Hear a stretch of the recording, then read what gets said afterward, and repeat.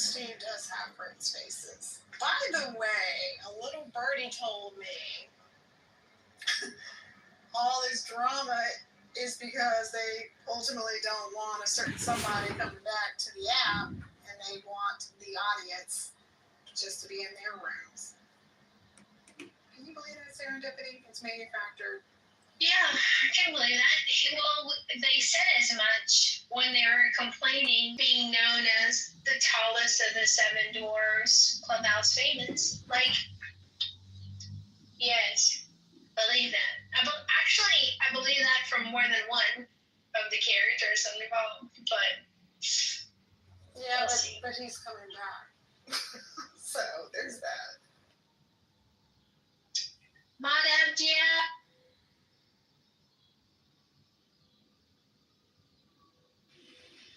Are we talking about Cardano? Oh, no.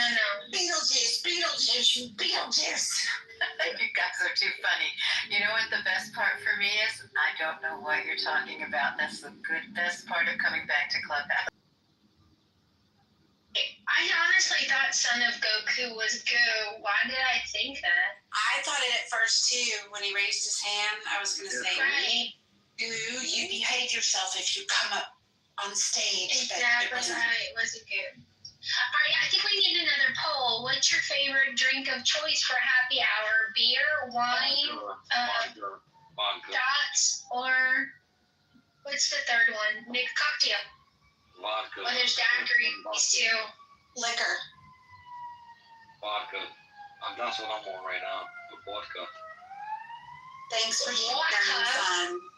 Thanks for sharing, son. We all notice you, okay? Everybody give son a little. Is that German? No, that was Labyrinth. Sorry. I knew that was Labyrinth. Labyrinth, the children's movie from the 80s. Sorry.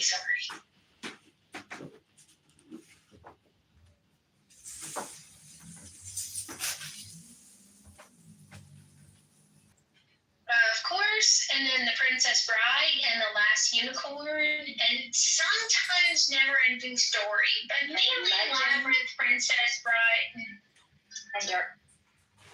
Guys are dating us. Stop it. Dark Crystals was nightmarish. Yes. Princess Bride with, what's her name? Inconceivable. No. There's Princess Bride from the 2000s? there's so many quotes from The Princess Bride that I don't even think people realize that. By the way, come on, Robin Gibbons, stop. It's not Robin Gibbons either. It's Robin someone.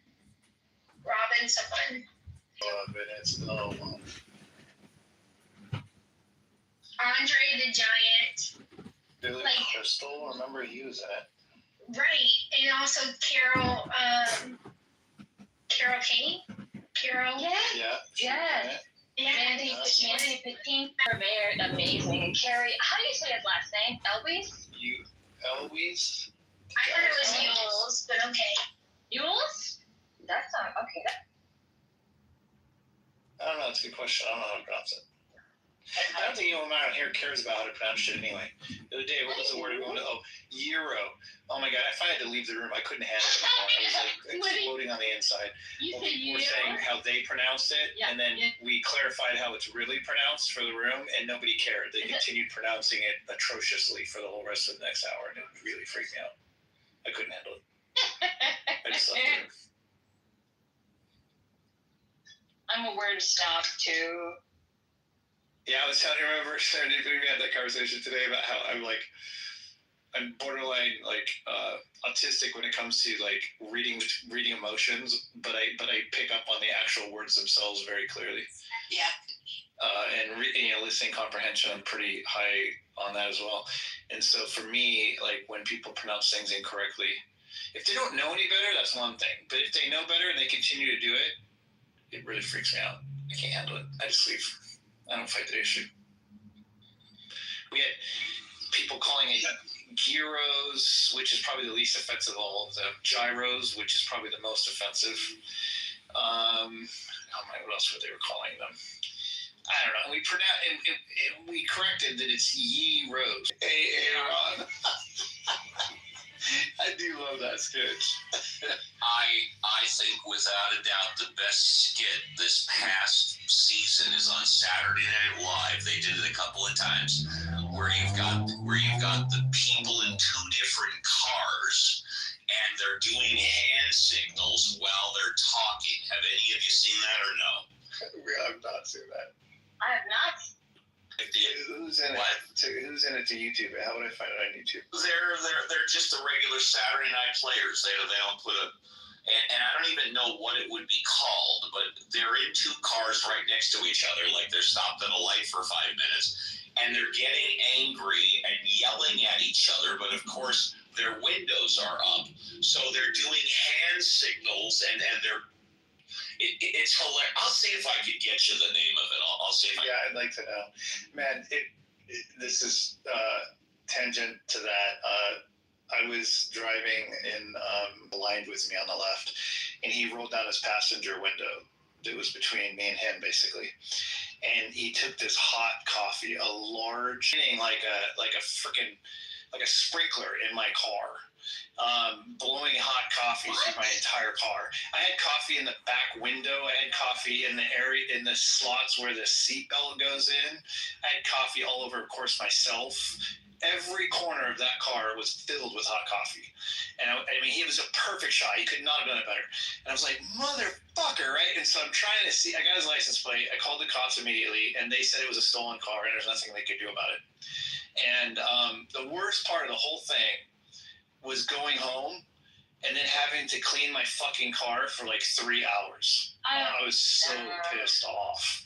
It was the worst, dude. It's hard getting rid of that smell too. You know it seeped in through It was the door. milk. Yeah, it was milk. It was milk coffee. And it was a full cup. And when he hugged that thing, he held it upright and pushed. It's almost like he pushed it through his car at me, upright, and it went, through his car, out his window, between our cars, and the bottom of it hit like the back of my side window that I rolled down. Like it basically just tapped the back and then spun through my car as it freaking came in. And like he could not have done it better. It was so pissed off. Well, Mike, you might be able to appreciate this road rage story if I can, and letting karma take its course. Essentially, we were just coming up on a lane, too busy traffic lane, and there's a point where all the cutters are trying to get on the freeway lane.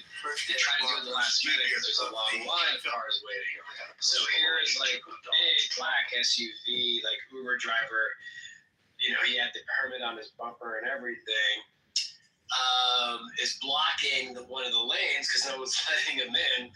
So guy in front of me honks at him. I honk at him. Not like anything egregious, just a simple honk, like you're being a douche. And the guy just goes red, like he just sees rage. And so a couple of cars move, kind of get between us, and then I pull up next to him while and I don't give him the bird. I don't even say a word. I don't even roll down my window. Nothing in aggression. I literally just looked over at him and smiled. And he is like, I couldn't hear what he was saying. He looked like he was probably speaking in tongues. He was so mad. So what does he do? He doesn't pay attention that the traffic in front of him has come to a complete stop because my lane is moving. So he tries to move with me in the next lane, right next to me. But unbeknownst to him, he's not paying attention, and the traffic has come to a complete stop. So not only does he hit the car in front of him, he hit it so hard, the car he hit the car in front of him. So he just caused a 2-car accident because he's yelling at some stranger who didn't even provoke him. Like, and that he was in the wrong lane. Right? I was on cloud nine the rest of the month. Yeah. Okay, you guys, I've got the info that you wanted. One is called Taking Road Rage to a Whole Other Level, SNL. The other one is Traffic Altercation, SNL. And then the other one's third one is parking lot altercation, SNL. Normally I would play like a 60-second clip, but I'm not going to do it because the hand signals and the way they play it out are just so fun. I don't know why. So a quick poll: how many people here take pleasure then in seeing the Just Stop Oil protesters get run over? The who protesters? The people who block the freeway. Just Stop Oil. Oh, If they get on the freeway. Yeah. And they get run over. Gotcha. And they get run over? I've never seen anything. Is there a video or something? There are a few times, yeah, where ICE agents running people over, where it's literally the person is trying to push through and the protester is in front, and eventually the person in the car has had enough and they keep going fast, a little bit faster and faster, and then the person falls to the side. A couple of people have been completely run over. So That's kind of maybe you not. would not. No. Yeah, here's the deal. Like I am routinely the guy that drives up to the last minute before I merge. Now here's the deal. If you're gonna do it, you can't be a pussy about it. You have to fucking own it, which means two things. One, you find a space and get it in real time. You don't stop and expect them to let you in because they're not gonna do it, right? That's number one. You find a space as you're proceeding to that last endpoint. If you fail to do that, and it's very rare when I fail to do it on my own, that means you gotta be quick, you gotta look for it, and you gotta hop in. I don't care what people think, right?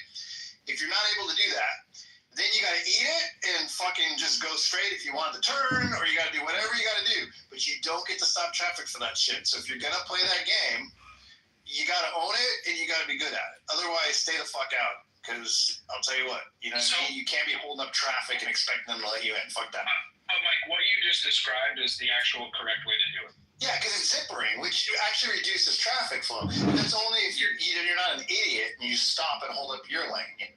You're supposed to use both lanes to the merge point. And everybody's argument is like, well, we all know it's going to one lane, so why don't we all get in that lane sooner?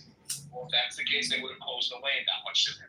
Exactly. They're supposed to get in line 5 miles ago. They would have closed it 5 miles ago. And that's because Americans are obsessed with queuing, is what it's called, right? So there's actually I think it was Malcolm Gladwell. I think it was on Revisionist History. I'm not sure. It wasn't his podcast. And he did an episode on queuing and how Brits are. They don't necessarily do that. They don't swear by lines quite as much. So they just kind of mob and get in quick or whatever. And so he did a test and he found that most people, just a pure numbers game, is that every new person who arrives gets the first dibs at the drinking fountain and the line waits whenever somebody new arrives. So instead of going to the end, you go to the very front and you get to drink. In the end of it, if you do that for an hour where random people are walking up and they're getting first dibs when they do, ultimately more people get a drink than if everybody stands in line one at a time.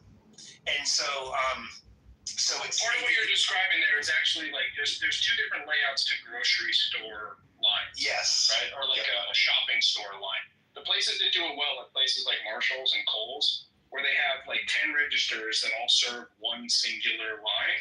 Because if there's a holdup at one register, the line keeps moving. And this is the way like truncated phone systems operate as well. The ones at the grocery store that is one cashier, one line, is literally to keep you standing in line. So you look at all the dumb tchotchkes that you don't need. Oh, I need a lighter. Oh, I need AA batteries. Oh, I need a fucking People magazine. And maybe you make extra purchases. It's literally designed to be pissed off. Nobody would let that happen, right? Where like the dude walks up randomly after you've been in line for 10 minutes and walks up to the front, takes a drink. Everybody get mad. That's exactly why this different merge doesn't work, because people's animal brain convinces them that someone is getting away with something that they shouldn't be, and they're getting more than they. It's insane. Right, and as soon as I read this, zippering saves reduces traffic by 30%. I feel like even if someone's mad at me, I'm doing them a fucking favor so they can just eat it. That's what I feel like. It's the same thing with lane filtering on motorcycles too. People lose their mind because they think it's unsafe and unfair, but it's actually categorically safer and more efficient for everybody when it's done correctly. Oh, Stoker, I was going to ask you a question. You left the room before we were talking about motorcycles. My one question was this. You know how there's big chunks of rubber tire on the highway, sometimes? Yeah. If you hit one of those on a motorcycle, will it fuck you up, or do you just bounce over and keep going? Heavy steel bands in them. And what happens when you run over a U-shaped object that wants to be round? It tries to go round again. It will actually leap up and kind of bite around your tire. That's why they call them alligators. So in that circumstance, you're pretty fucked. And if you want to try to go around something, you can.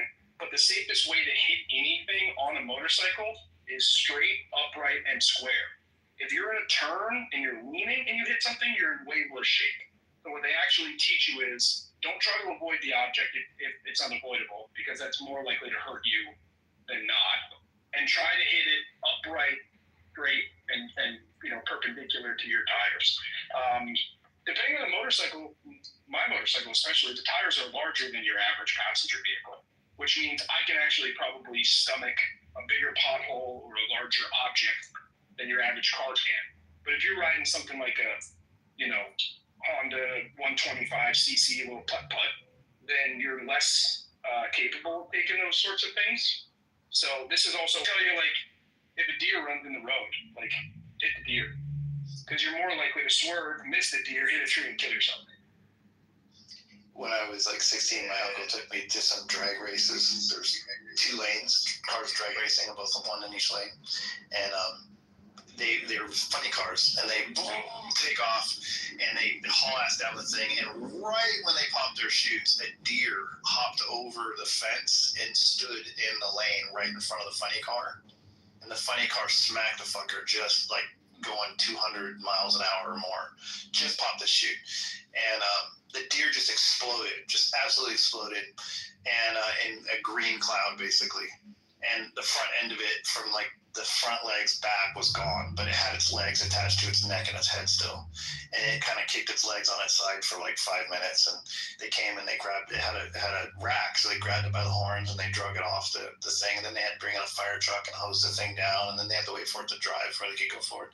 But I just remember it was in slow motion, this funny car, and you just see this deer hop over and just barely turned its head to look at him and fucking hit that deer 200 miles an hour. It was crazy. Did the splatter pattern resemble anything of a coffee cup being thrown through 2 car windows? Some people that look like a butterfly. And other people thought it looked like a demon. It all depends on what you see in it, I guess.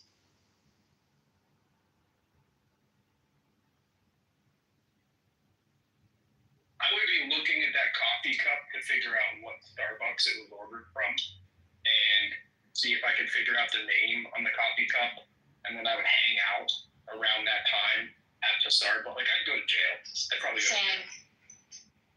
Oh, so fucking I mad. mean, except I was for even the jail. madder when the cop. I was even madder. It was a lady cop when she arrived, and she said, "We already looked it up. It's a stolen car. There's really nothing we can do. We won't be able to find him." That pissed me off. Yeah, but wasn't a stolen cop? I know. That's true. I didn't even think of it. I don't know. Maybe he did. I was so pissed off. I didn't even think about looking at the cop. I've had a few fucked up things. In Seattle, I had a guy punch the window. I was right out of the Marine Corps, right out of boot camp, thinking I could just take on the world. I'm like, I got all this combat training. I can kill anybody. I'm good to go.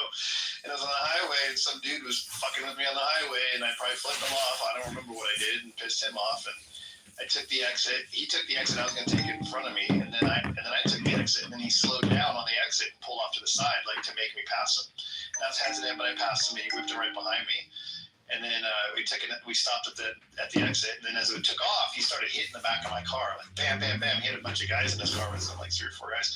Started hitting my car as I was taking off, and I was like, oh, this is fucking serious. And so I tried to just kind of ignore him at that point. A car in front of me, a car behind me, and then on the lane on my left, he was 1 car back, so he was kind of my back, kitty corner to me. And I didn't even look at him. I was sitting there. I'm like, fuck. I'm not even going to look back. It's pretty aggressive when you're literally bumping your car into somebody. And all I saw was this movement out of the corner of my eye, and I kind of looked up to the left, and this fist punched through my window, my driver window, and I had tinted windows, so it kind of like blew a hole in my window, and all the plastic still stuck all the broken glass together, but there was a hole in it. And he's looking through the hole at me, and he's like, "I'll fucking kill you, motherfucker. Do you understand that?" And he motions back to his car, and the passenger had a gun, and he was like tapping it on his window and laughing. And I was like, "Oh, I think I'm sorry" or something. I was like, "Fuck." I mean, I went from being like thinking I'm badass to like, "Oh my god, scared as fuck." And then all the cars, light turned green, all the cars left. The car in front of me left, the car behind me went around left. Nobody fucking turned the lane direction or whatever. And I was just sitting all by myself, and I was like, "Fuck, okay, well, that happened." And my brother to this day says like, "Man, as soon as he bumped my car, I would have pulled my pistol out of the fucking out of the glove box. I would have had it in my lap in case anything happened. And then when he punched the window, I would have shot him through the fucking hole." And I was like, "Yeah, but then you would have been fucking killed because the guy in the car, kitty corner to you, would have shot up your fucking car." And I'm like, so I'll never forget. I always think of that case as an example that if I'd had a gun, it would have escalated it. I wouldn't even known to look back at the other guy, and there'd be 2 dead people potentially. But because there was no gun, and because I just freaking ate it, even though my life was threatened, nobody died. So everybody says guns, prevent violence. They can also escalate violence. Like, it's a perfect example,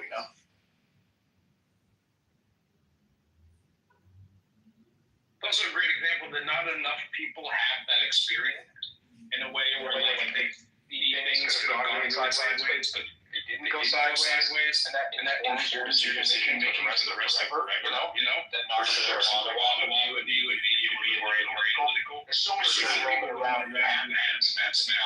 There's no window, and as a result, they still do that shit on a daily basis. Yeah, I really don't play off anymore. I really don't. I just think it's really fucking not worth it. I just can't put it into people.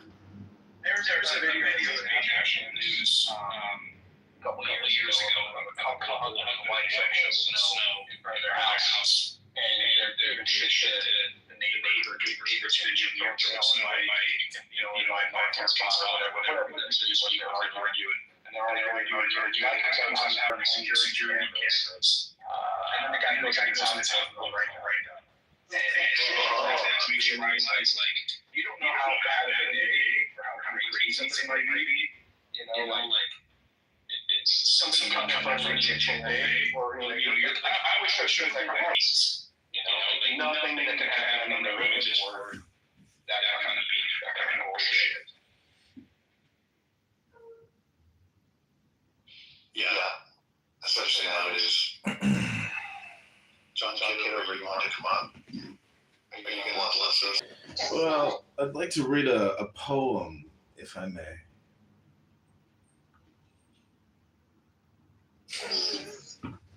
Can't wait. Can't believe this is so fun. Okay, this is called In the Muff by candidate Congressman John Kitover. Advice doesn't help lovers. They're not the kind of mountain stream you can build a dam across. An intellectual doesn't know what the drunk is feeling. Don't try to figure what those lost inside love will do next. Someone in charge would give up all his power if he caught one whiff of the wine musk from the room where the lovers are doing who knows what. One of them tries to dig a hole through a mountain. One flees from academic honors. One laughs at famous mustaches. Life freezes if it doesn't get a taste of this almond cake. The stars come up spinning every night, bewildered in luck. The reed flute whirled and blows. Each note is a need coming through one of us, a passion, a longing, pain. Remember the lips, where the wind breath originated, and let your note be clear. Don't try to end it. Be your note. I'll show you how it's enough. Go up on the roof at night in this city of the soul. Let everyone climb on their roofs and sing their notes. Sing loud! Because we get to say things like, our rooms have poetry. We read books. We do all the cultural things. You give us credibility. You give us intellectual credibility, John. Thanks for that. This is true. Yeah, try reading a book on here sometime. You might like it. Oh my goodness. Oh, God, you're doing good.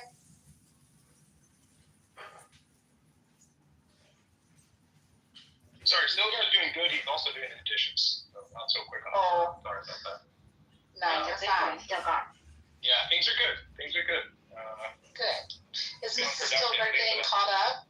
Mrs. Stilgar is in the living room reading a book. And I think I'm going to do some meal prep to try to behave myself and not order Chipotle for the third time this week. Yay!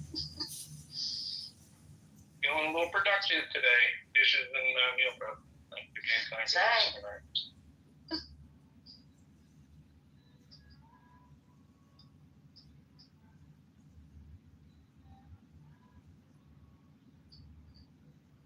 I still say they're the cutest couple on Clubhouse.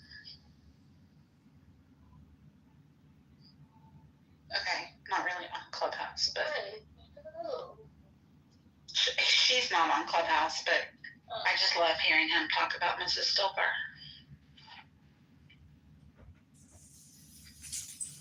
She's too normal and well adjusted. If you were to offer, like, hey, you want to get on the internet and talk to strangers? You go, absolutely. Oh yeah, my wife would never in a million fucking years be interested in this. It's definitely true for me too.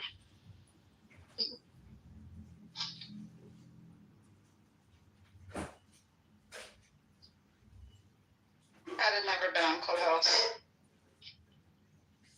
when I was married, for sure.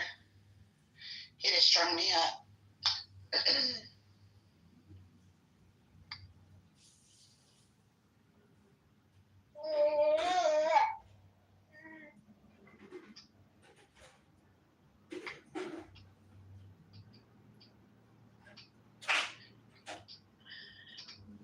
mean, well, for me, I was a stay-at-home mom. What about you? Yeah, Me too. that's right. But now,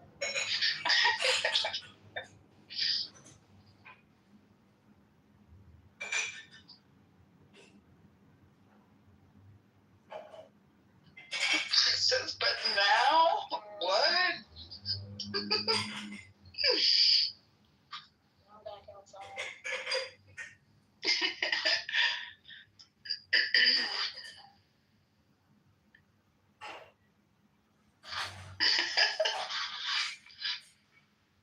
We need Sun back in here.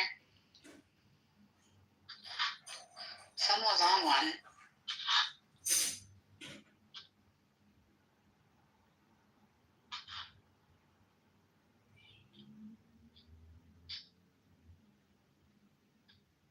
Oh, I can't ask you any questions because John's in here recording. I don't know what you're gonna say. It's like I'm smashing hurt. You can wave at me when you. Give me 30 minutes.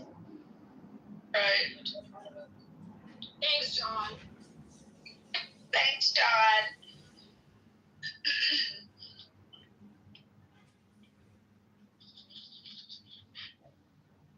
Oh. But in fairness, if it wasn't for John's recording, how would we ever memorialize this, anthropological oddity in time?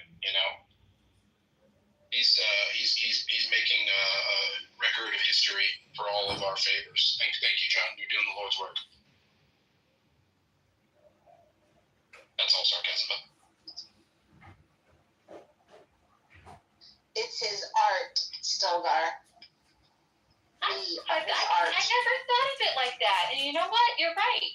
Even though you may be being silly, I mean, you never know it's going to be valuable coming up,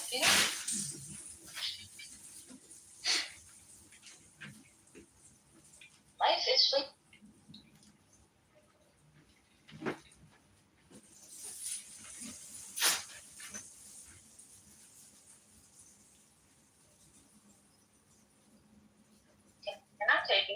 shower with.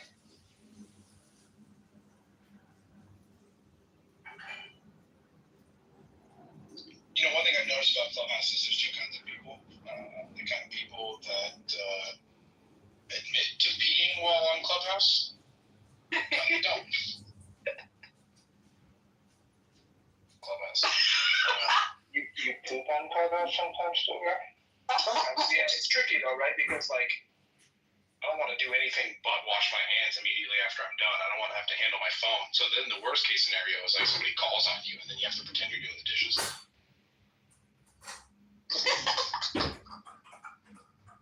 Yeah, that's tragic.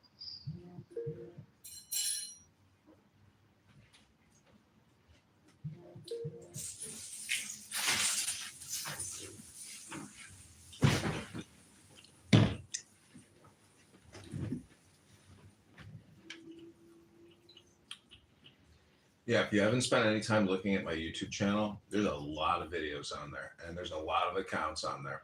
But, you know, you are probably in one of those shorts. This is probably true. Hey, Serendipity, I need to talk to you for like 1 minute. We'll be Okay. All right.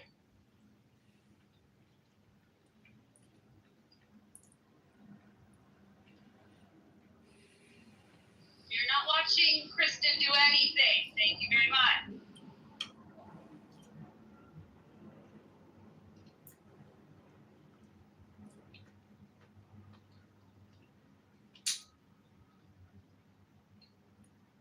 How many videos from Clubhouse do you have on YouTube, John? I'm not sure, but I've got over 20,000 videos up on YouTube and over 20,000 on Instagram.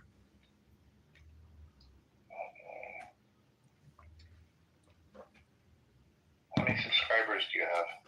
Across all of YouTube, it's like 5,000. And then Instagram is like a couple thousand. Nothing isn't really that interesting, but you know what is cool is on Google now is if you take a photo, it'll give you that option to turn it into a video, and it'll give you like 10 options on what you want the video to be. It's pretty cool. Oh, that's crazy. I did not try that. I've not tried that. That sounds bizarre though. So it'll take your photo and then make a video out of your photo? Yeah. Like if it's say it's like a photo of a bride kissing the groom at a wedding ceremony. Yeah, it'll like, make them. You could say like, yeah. I want the movie to be them walking down the aisle. You can't say what you want. It gives you like 10 suggestions. Oh, interesting. Yeah, there's a lot of Grok on X does that. There's a lot of AI that do that now. But what I did is the mayor of Chicago and Pritzker, the governor, had a big meeting with like 100 people by the river, and I took that photo and it turned all of them into dancers, and then I played the Blues Brothers sound, and it got a lot of views.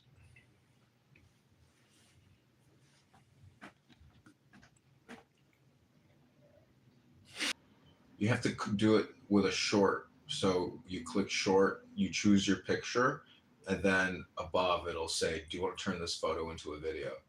And then yes, select your option. And that's on Google? That's on Google? YouTube.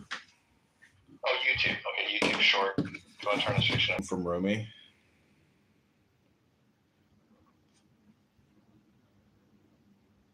Eddie, Kristen, Mike, you want to hear another poem? Going away. The sun sets and the moon sets, but they're not gone. Death is a coming together. The tomb looks like a prison, but it's really release into union. The human seed goes down in the ground like a bucket into the well where Joseph is. It grows and comes up full of some unimagined beauty. Your mouth closes here and immediately opens with a shout of joy there. When I see your face, the stones start spinning. You appear, all studying wonders. I lose my place. Water turns pearly. Fire dies down and doesn't destroy. In your presence, I don't want what I thought I wanted. those three little hanging lamps inside your face. The ancient manuscripts seem like rusty mirrors. You breathe, new shapes appear, and the music of a desire is widespread as spring begins to move like a great wagon. Drive slowly. Some of us walking alongside are lame.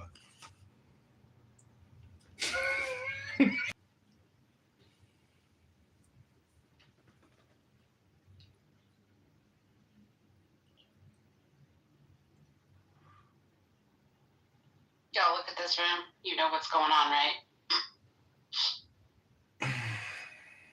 It's a happy hour in the muff. It's a train wreck hour. We're all going to watch it. Where's the train wreck? Right now? In the hall. Which room? Oh shit. Let's Next see. door to the left, John. You should get right over there. Oh, is there some shit going down in the hall? Yep. No, Oh, there's I'm gonna go not. look. I created a room yesterday called All the Drama Has Been Crushed. If you can say it, it is not true. But I'd have to get on my burner account to see if maybe I'm blocked. Probably. Let's see. Oh, wait a second. What do I see? I see nothing. Nothing. Let's nothing, air out nothing. some dirty laundry.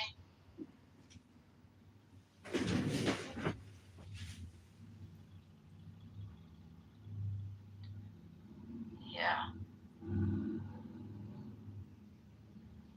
I haven't seen JB.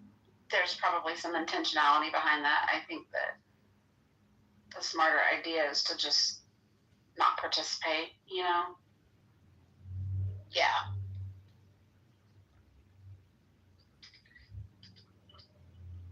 There's a spectacular canceling effort going on too, apparently.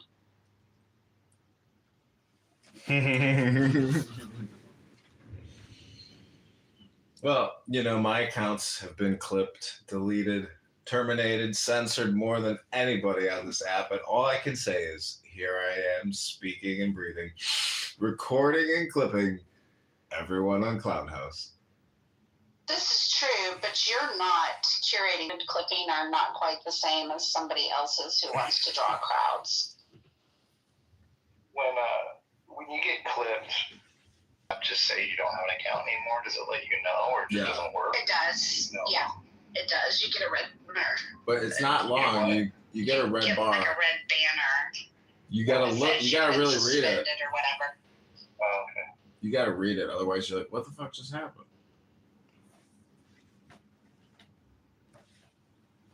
John, you just own a bunch of iPhones?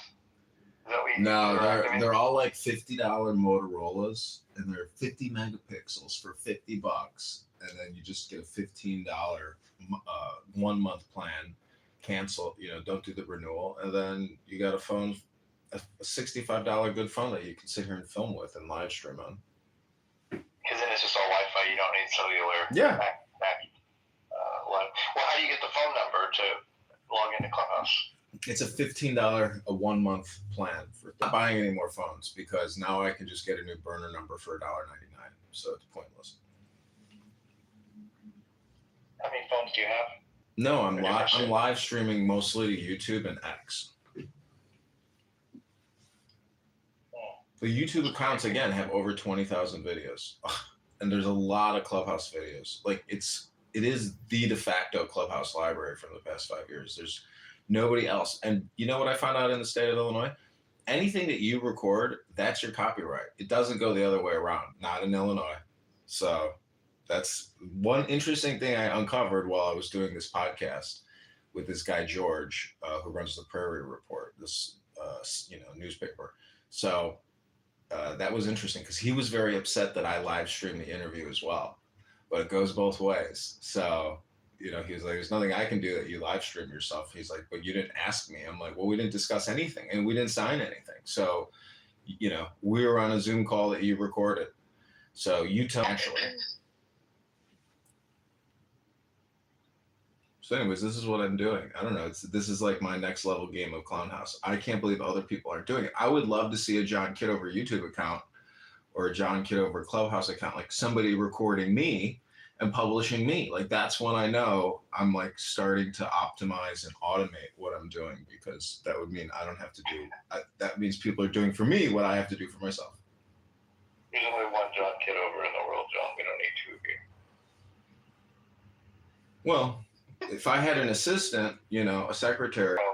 Clips of all the recordings that you have, the best of the best or something, to make little like animations. The product is the campaign. The ridiculousness of a fight in here or something like that. The product is the campaign. That's the one big leap that's connected with my profiles, with my identity, because all of these record nothing that I have not heard, which would be new, you know, in the stupid book. So that's all I'm saying.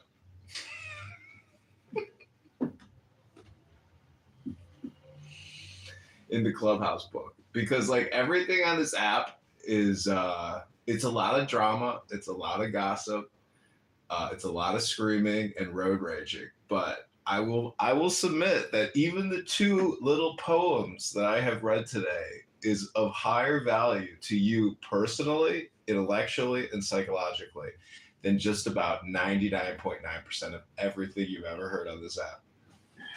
John, I still think you need to take like 15, 20-second clips of really crazy moments on here, and then somehow get AI to animate those with characters, like character-driven cartoons. Yeah, I tried that. Moments. I tried that.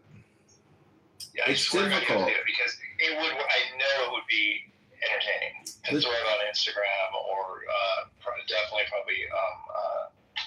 what you call TikTok. There's ways to manipulate the algorithm on YouTube.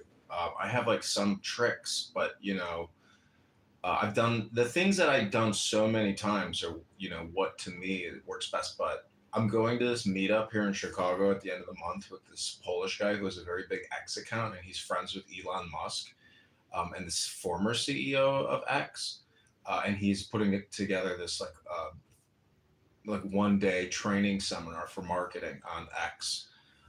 So we'll see what he says. I'm sure he's going to have a lot of interesting things to say. He takes great photos with him holding signs at like key basically, you know, venues, cool places. He takes great photos. So, but I don't know. He works in politics. He goes to he works for campaigns, and, you know, it's all about money for some people. But I guess, you know, eventually when you have influence or art power or star power, like, you get compensated for what you're doing, but I don't have any money to do this yet. You call it Clubhouse Clips, and you start off with a logo that says Clubhouse Clips, and then whoosh, with like a next one's like Clubhouse Clips, whoosh, again, that's a new one. Listen, people view videos, you get views only based off of keywords. Like if there's not keywords attached to it, there's multiple variables that go into creating a video that will go viral in the algorithm. You know, like easily. Well, those are your keywords right there. Yeah, but Crazy Jews fighting with Hebrews are like that may or may not get rewarded. I mean, you'd have to go through no views, you know. So that's one way to look at it.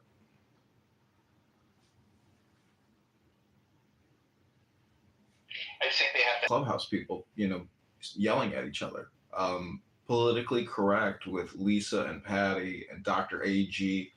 Those rooms are so toxic and so crazy because there's so much profanity that, you know, to me, they're my new gold standard in terms of, you know, profanity and derogatory remarks and insanity. I don't know, you know, you could spend some time on my YouTube and watch Politically Correct here on Clown House, and you can see the madness that is politically correct.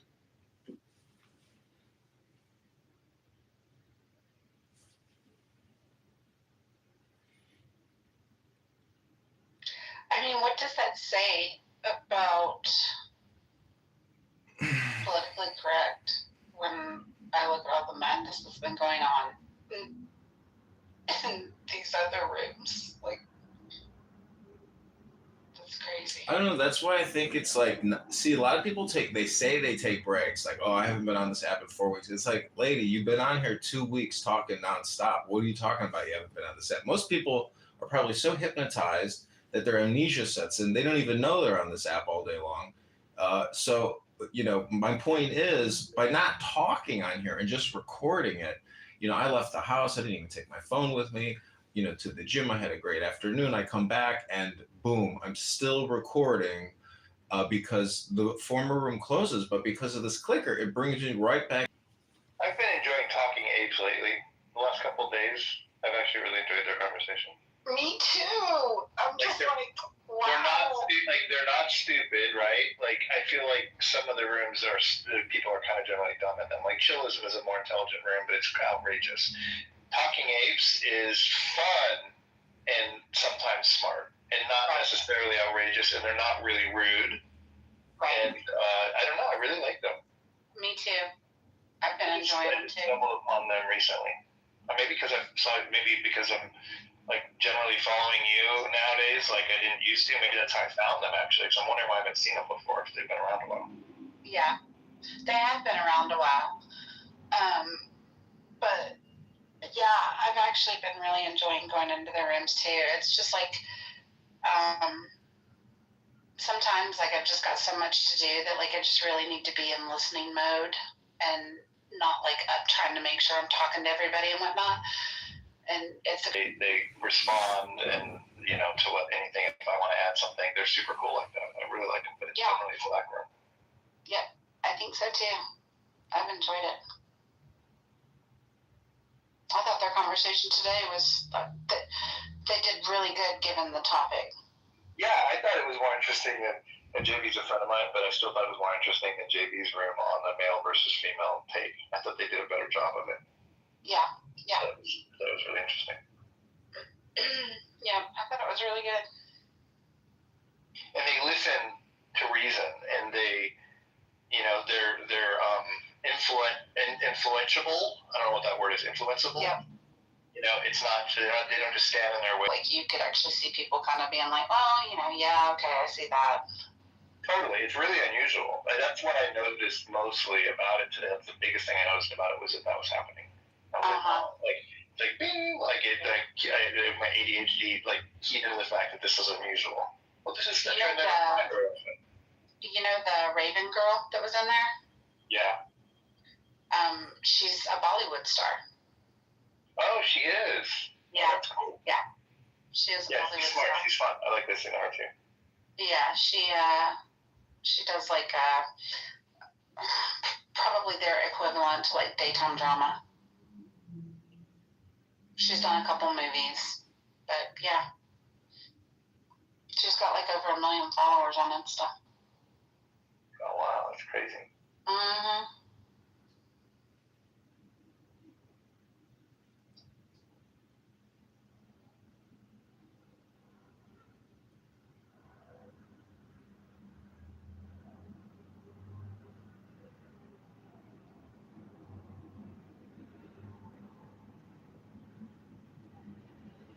John, what's your thought process behind why you copy house names and people's names?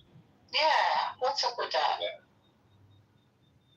Because I'm trying to point out the conditioning of Mojo or Roger Mayhem, because that's not a real person. So I'm trying to break and dehypnotize and decondition people by having some alternative spaces for people to reflect on why they're here, giving so much of themselves in conversation and communication. Why people are here, like as in this house? Clown House, yeah. Well, this house too. Because he's duped in the month before. See, the thing is, somebody asked me, are you the parasite or the host? And I said, that's a good question for you. That's a real good.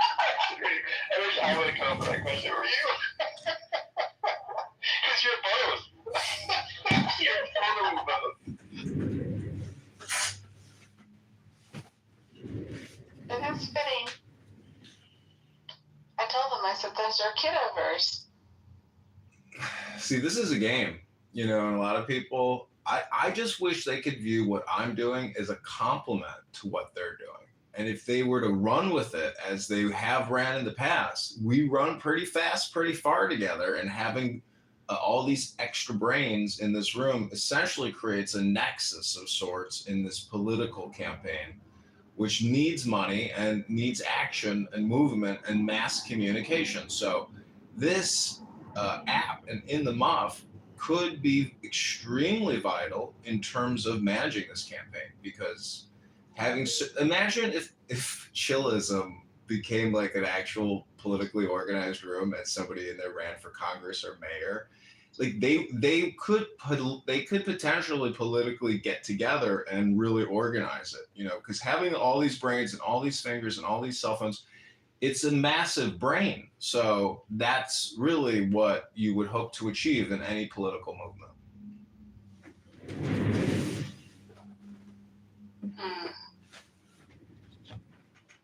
Interesting.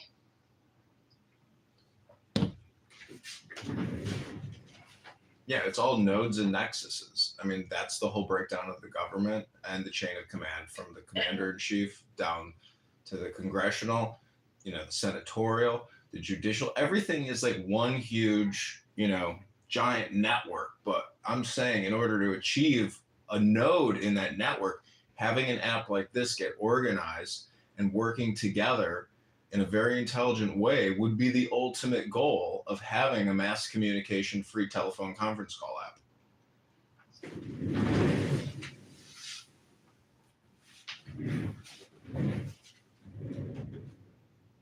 If that ever happened, it would also bring awareness to Clubhouse in a good way.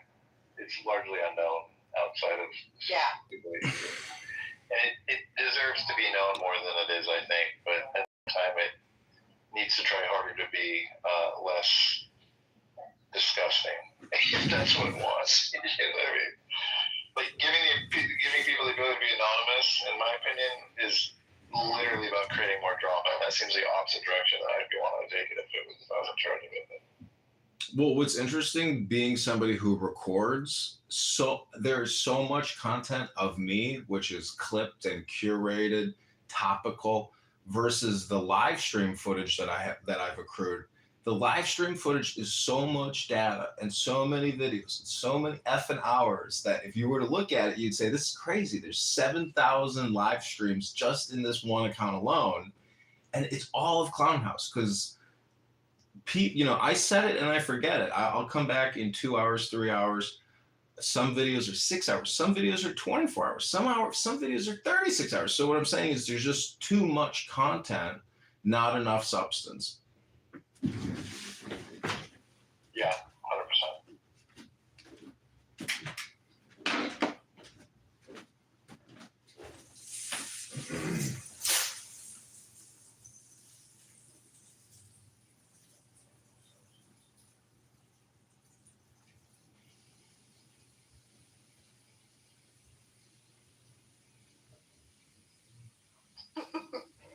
That is true, Ron. That's very true. Somebody from Clubhouse digging for something. Yep. Unless they're trying to find ammo. Yeah. I need some receipts. Fucking receipts.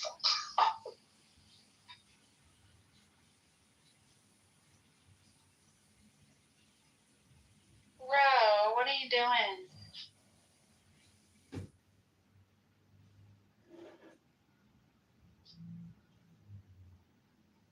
They're slippers.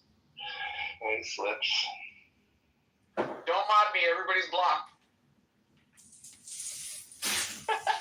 Don't mod me, everybody's blocked. We won't get anyone in the room ever again if we want you. I've had a big fight with Adams over the past couple of weeks, really past couple of years. But Adams, at one point we had a truce. I'm just wondering, in the name of peace, stillness, and joy, can we form a peace and a truce today, right now? Can I apologize? Look at my profile, John. Out of anybody, it's probably the most surprising that John didn't make the block list.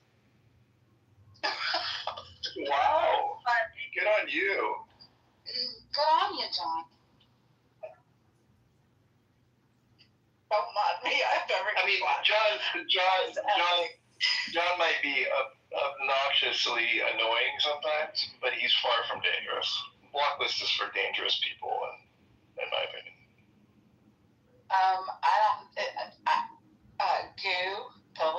troll that runs around here sometimes. Yeah. Do you remember when he literally went through and blocked every conservative clubhouse, and every time any of them tried to open the room, he immediately went out on stage so nobody could get in. That's such a good idea. So fucking obnoxious. It's hysterical. And for the longest time, people couldn't figure out what the heck was going on. Like, nobody was going to the rooms.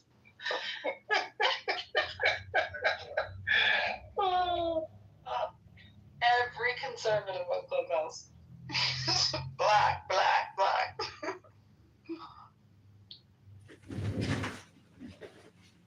People silly. How you doing, Ro? Oh, he's playing Monica right now. I'm glad you came up. Yeah, sometimes I want to be out here on the stage, but I don't really want to talk or anything, so I feel like that's a good way to do it. Just thumbs up. Yep. Yeah.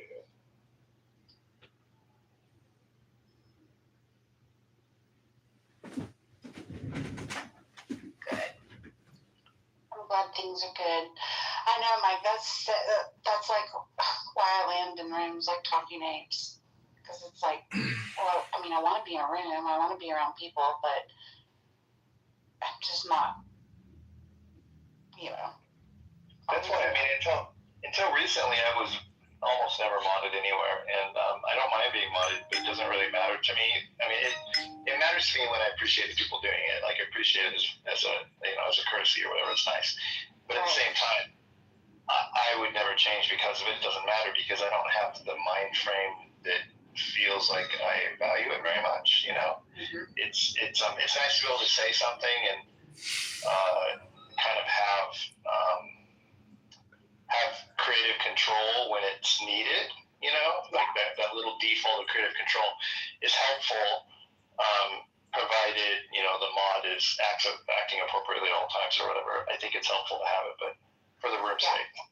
But at the same time, like we were talking, I think it was in the room yesterday when everyone was talking about how some people change when they have it, some people change when they don't. Like, I mean, if anything, I probably talk more when I have it, but I don't change it, and I don't change. But if I don't have it, I usually just sit in the audience and don't talk at all, or I say in the comments. Yeah. No, I totally get it. Like, Rohan gets a lot of her because he is an active mod. You know what I mean? Like, I don't consider myself an active mod who generates good conversations for content purposes. Like, he's like kind of a leader in that sense. There's so much responsibility. I have no problem leading in a lot of spaces, but it's, and especially with our group of people that we roll with on this app, they like to have these marathon rooms. Like, to me, 2 or 3 hours, get me through my afternoon commute or my morning commute, and then shut down the room. That's why I don't know if you guys have ever heard of Punch Bowl on Twitter.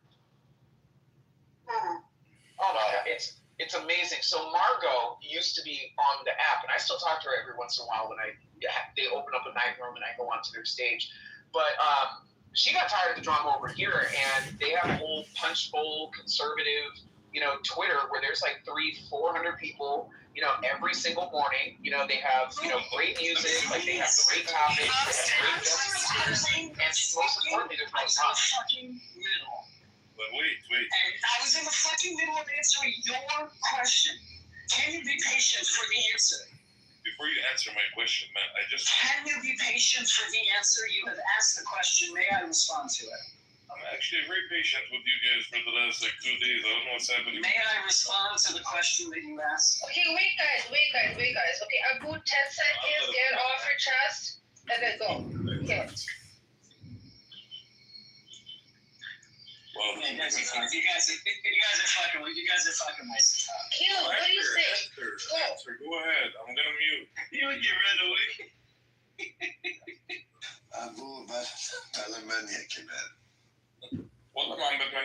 I was actually. These people make me sick, guys. Wallahi, listen, these people make me so fucking sick. Yeah. Even like it. Wait, listen. Wait, bro. Like, Okay, brother. You're talking more than me. Okay. on. Guys, hold on, man. I could barely hear Abu finish off. Yeah, Shape, I know. Actually, for once, I was like literally engaging with them. Yeah, as General before you guys joined, I was actually having a conversation. I'm very skeptical. I can hear them, many I can't hear noise. So because like you actually cannot have a conversation with them because they always beat around the bush and they don't give you a straight answer, and it's never a good one. You know what I mean? Go ahead, Rondo. Yes, go ahead. Give us your. I'm gonna say what. Not gonna go off. I was thinking, bro. What I wanted to say was, bro, these people designers, bro, they make me sick. I met Israeli, bro. I literally met an Israeli guy, bro. Literally, I met so many Israeli people I worked at Detroit. Bam. Each time I meet one of them, the first thing that comes to my mind is Gaza and seeing those kids. And I go, should I call this guy and say, fuck you, piece of shit, Israeli, be Palestine, or just like, you know, be professional because I don't want to like lose my job, right? Because this is how I make my bread. In order for me to make my bread, I gotta work. You know? Like I see Caleb, bro. What's he called? That other guy named Nathan, the Canadian and whatever. You know, they wouldn't even call it the genocide, bro, but they will bring up something that happened 80 years ago, like over and over again, and try to force you to like accept it. And if you don't accept it, they'll go crazy on you, bro. No. I think Sheep, like the actual question that was asked, where like as a kind of cooked him, is that like who's the reason behind the increase in anti-Semitism and Jewish hate on the outside? And Israel, bro, of course. He'll give you a whole bunch of answers, but he wouldn't say the actual answer. That he wouldn't say it. Yeah, but can I just say something to your point? As in, this is a conversation I've had, and I've actually looked up the stats. So yeah, there has been an increase in anti-Semitism, but it's nothing compared to the levels of anti-Black hate crimes that are like significantly higher in the States, and then it's Islamophobia, which has skyrocketed, and then I believe there's South Asian hate, and the anti-Semitism is somewhere in the 4th or 5th. But yet they like to make it about themselves. That this is what's happening to us. It's the highest level. It's never been this high. And I agree. When you conflate and you bring together Judaism and ethnicity together, you're literally now saying Jewish people are this when you can't separate it. It is the state of Israel who's doing what it's doing in the name of Jewish people. Anti-Semitism, blame it on fucking Israel and all the heinous things that it's doing. But you heard him, no, that's not gonna happen. He wouldn't say that. Like he would say anything, but he wouldn't blame state of Israel for all this. He's a freak. And that's to deny the stats. They deny everything, bro. It's unbelievable. Ace, I don't see any Islamophobia. I see Islamahate. Islamahate. The phobia is a really bad term. It should be phobia means fear. I think it's a stupid term. It should be Islamahate. Severe hate. I really was hoping I would see like a Torah showdown. Would there be a Torah showdown? Hold on. Listen, Chief. This is a so-called rabbi who is questioning someone else's Jewishness. Because he got cooked in an argument by Eze. So now he's questioning how Jewish she is, and he's a rabbi? Disgusting. Yeah. Hamid died when he was like another girl. He never lived in the shoes of a Jew. I blame Abu for the whole situation. It has to come out from you for that one. You didn't want to ask him. I'm not saying it was negative. It's not anything negative, but it's a lot of weird motherfuckers on it. No, there definitely are. There definitely are. It's, I don't know. Shitty people just gonna be shitty, I suppose.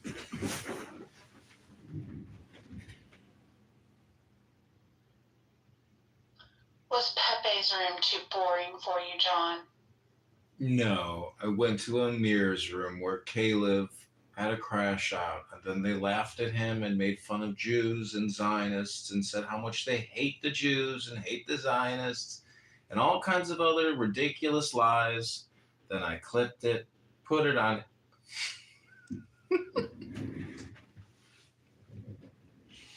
Oh, he has a room? That's interesting. I'll put the link in the chat.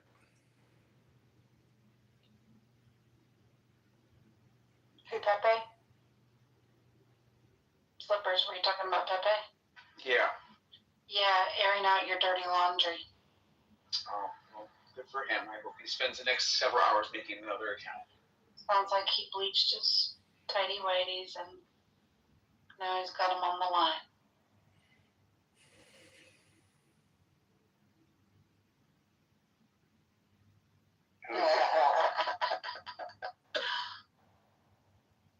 I sometimes like to play with my food too, Ro, believe it or not.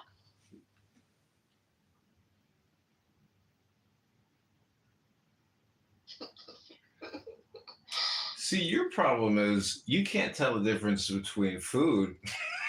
Did the Clubhouse audio glitch get you? Such a shame. What was he saying? I don't know. The Clubhouse audio glitch got him. See, He can't say anything now. this is what happens when you're censored. Uh-oh. You can't have the thought. You can't have the thought because they stop you before you can have the full thought. What full thought? Only you, John. Only you.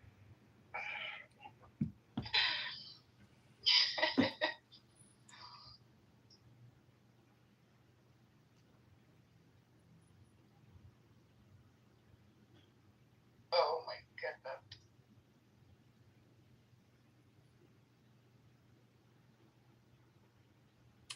Well, my dear moderators, since no one's saying anything, I'd be happy to read another poem. No worries. Are you doing that? Not doing it. That's so mean. Don't do It is that. a Clubhouse. I swear, it is a Clubhouse glitch. That's hilarious. No, I know. John, you're doing it to himself. They're making it look like someone's doing it to him. Maybe he is. Maybe he is. Because usually it's much faster than that. Like you get one or two words out and boop, you're gone. He was going to tell me the secrets of the world too. What is Pepe's room?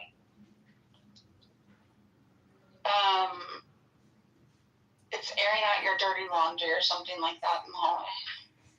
2 doors down to the left. you'll like it. Sounds like you're kind of crash and burning, son. Right. You were so, you were like so peppy and drunk earlier. And like, you sound like you're going to fall asleep now. I'm not gonna fall asleep. I hate. I'm sober now. Okay. I no longer want to eat your mother. Thank you. Thank you. I apologize for saying that to you. You are forgiven. Psych. Oh my God. It just went from Go to bed. Go to fucking bed.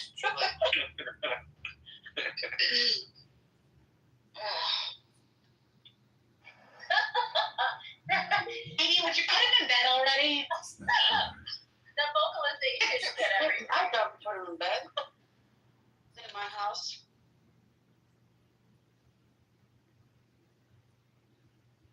He's like 12. Did you hear him say psych to me? Like, I haven't heard that since my boys were 12. Psych. How old are you? Old enough to have 7 grandbabies. For real? Oh, real? You look really young. I'm 50. Have you socialized with him? Yes. Yes. Have you ever socialized? They can say no, and then what? You don't gain or lose anything. You're same place. I remember At the age of 50. Right? You had your kids when you were, what, 20, maybe? Yeah. We started young. That one was not taken in 1971. Like 3? Yeah, straight out, 5. straight out of the Sudanese Liberation Army. Surrender. I had 5. And yeah, we started right away. I got married at 19. That's one thing I wish I did. I started when I was 30.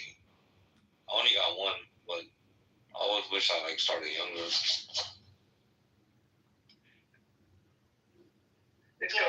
Yeah, I kind of do too. It's good both ways, but we had it when we were 33. Yeah. I mean, we had this wild plan that let's just go ahead and start having our kids now while we're broke and struggle with the kids and all grow up together. And then by the time we get them out of the house, we'll be in a position to go and enjoy the world and enjoy each other and, yada, yada, yada, yada. And then he goes and dies. What? When did he pass away? When did he pass away from? He passed away 4 years ago, an asthma attack in the middle of the night. How random is that? Oh my God. Yeah. Yeah, I found him on the nebulizer the next morning. So, yeah. It was just very random and unexpected. Was it because of COVID 4 years ago? No. Oh. Yeah, no. It was just, he did not have COVID. The medical examiner, at that point in time, they were checking everybody for COVID anyway, but no, he didn't have COVID. He just, he had always occasionally randomly struggled with asthma. I don't know. Well, take the deepest breath of the day. Hold it for 10 seconds. That's right.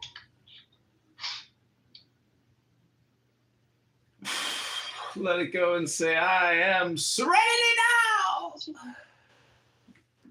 ought to be quiet though, I don't want Jarl coming in here talking about me trying to play the white woman victim.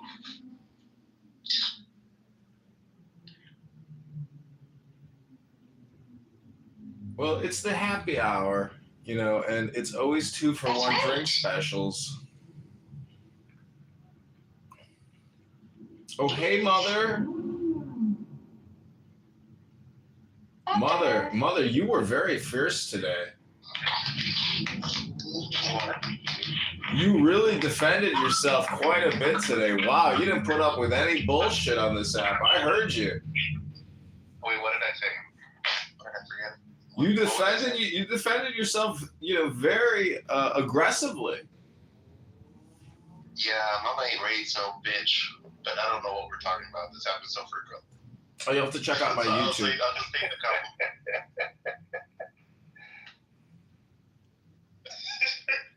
I mean, it does. So your mama did raise a bitch. She raised a bad bitch. Yeah, but what argument in particular are we referencing? Because I can't. I don't even know. John, what argument are you referencing? Yeah, you were in Anson's room and you were fighting back. You're like, we don't need no fucking military officers telling us what we need to know. We already know what we need to know. And you were really pushing back against the military-industrial complex and all those white officer soldiers, Mother. No, that wasn't me. I wasn't in that room. You have me. Yeah, I got you on recording. You were vigorously defending your position. So but I said that I was fine with the military being out in most cities because of my personal experience. Like most countries that I've lived in outside of the U.S. have had military supporting their local officers. It's not really a big deal to me. So that's why I'm like, you're probably confused because that's always been my position. So it sounds like counter to my position. So you'd have to hear the clip. You want to hear the clip, Mother? Have you ever argued with Anson? Hey, John. Anson? Oh, you mean yesterday? Oh, yeah, yesterday. Anson's an 80-year-old former submarine captain. So you're talking about what I said about the most U.S. recruits to the military being idiots? That's what we were arguing about. Yeah. Yeah, that wasn't about the military. Yeah, that was about him saying they were all like low IQ. You misrepresented the entire argument, John. I had no idea what you were talking about. But no, I didn't either, Mother. I was like, well, that wasn't the argument we had the other day, so I didn't even assume he was talking about that. Exactly. I was like, let's see what he talked about. John looks like a magician. He has like a magician mustache. He is. I'm also a hypnotist. I'm not just a magician. I'm a powerful hypnotist. He looks like a magician with that mustache. Son, I am He'd make a a. good magician. John would be a very good magician because he's completely full of shit. I'm a powerful hypnotist, son. Damn, that was vicious, Mike.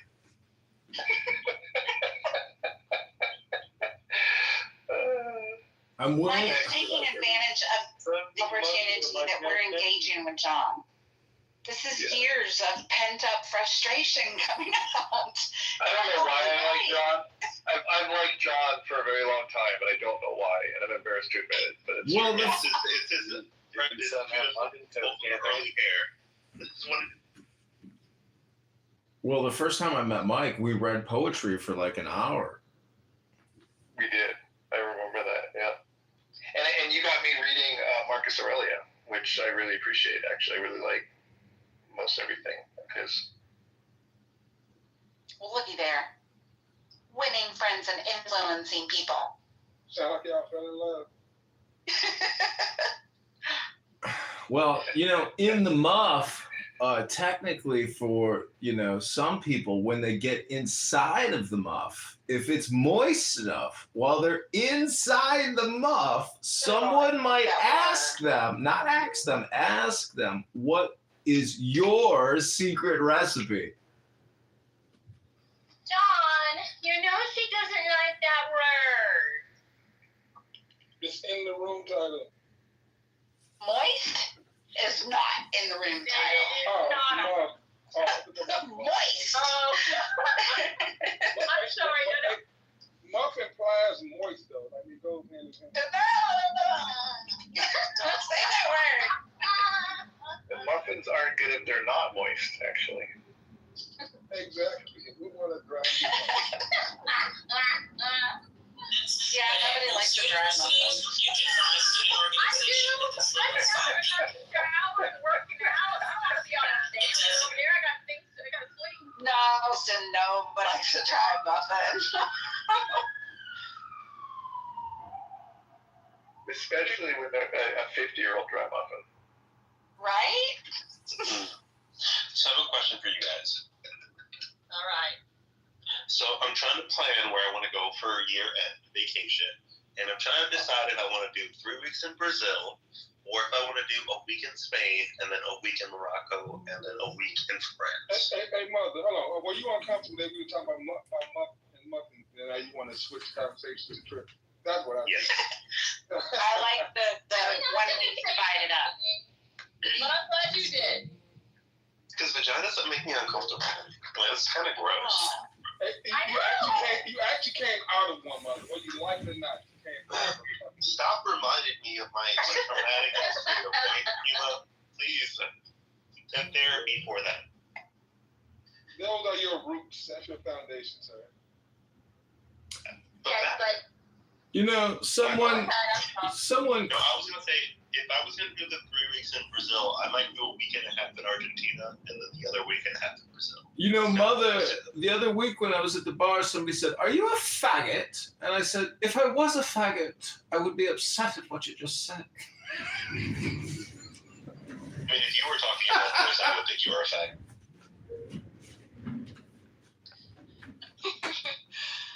So Sean just put in the chat that Android users cannot speak right now. Yeah. Well, look at God. Finally, fuck, it took 4 years. Flash is at its best. It's just, I think, the version of your phone or something. But this Android that I'm using, this is a Motorola that works. But you're right, my Android Mojo doesn't work.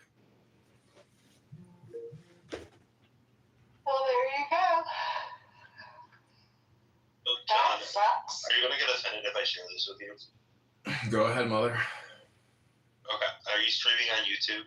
Yeah, we're live. Oh, shit. Okay. I'll do this when you're not streaming. No, now would be the best time. You'll never do it because he's always streaming. Yeah, the now is all Okay, important. so one day you came in here with your John Kitover PTR with all the hat, and I was like, oh man, that old guy's kind of cute. Who is that? And then when I found out it was Edmund, I almost physically threw up in my mouth. Is it like a monthly thing where some guy makes you like almost throw up in your throat to make you gag? Like, does that happen to you monthly, weekly, yearly? How often? No, like every couple days. Well, I've heard amongst gay men on this app that they've got like jaw injuries from being gay. Okay, you're sucking way too much dick if you have a jaw injury, or you're doing something that is like enormous, which most people know. Like, I don't know. Some guys have a thing for that. Your dick is plus after a certain size. That's not going anywhere. I don't want it to be more than 6-7 inches near me. Like, goodbye. We're gonna go back to talking about moist muffins. No, I want to talk about that.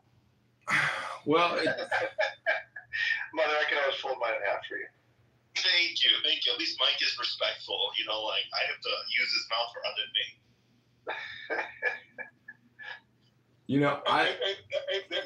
That tie down there is my Android account. It's working. It's actually working. Well, if anybody wants to try some moist Irish soda bread, link is in the chat.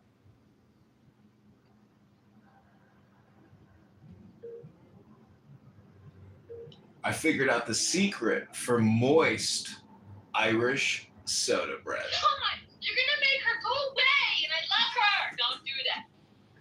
I'm just saying, link is in the chat to the most delicious recipe you've ever seen for Irish soda bread. John, go shave. He said his Android was working. I'm on Motorola, but whatever. Who cares? You know what? When I couldn't speak, I was like, you know what? This is the best thing that could have ever happened. Clubhouse needs to get rid of those hall previews. It's screwing everything up. Well, you know what is screwing everything up for a lot of people is their big fat mouths. And you see that fish on that wall there? You know how it got there? It opened its mouth. Oh my goodness.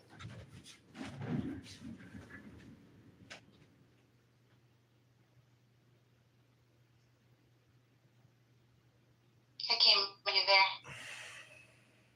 Thanks. Okay. Could you speak with your Android? Did you actually talk through the Android phone? I think I did. Okay. I'm not sure if you guys heard me though. I was speaking to this one, then I switched to that one. I said something. Yes, I don't. Okay. Because I heard you say at one point, my Android is working, but I thought you were. Yeah, no, I was sitting on this account. So okay. I got time. I'm not as good as John as using my phone.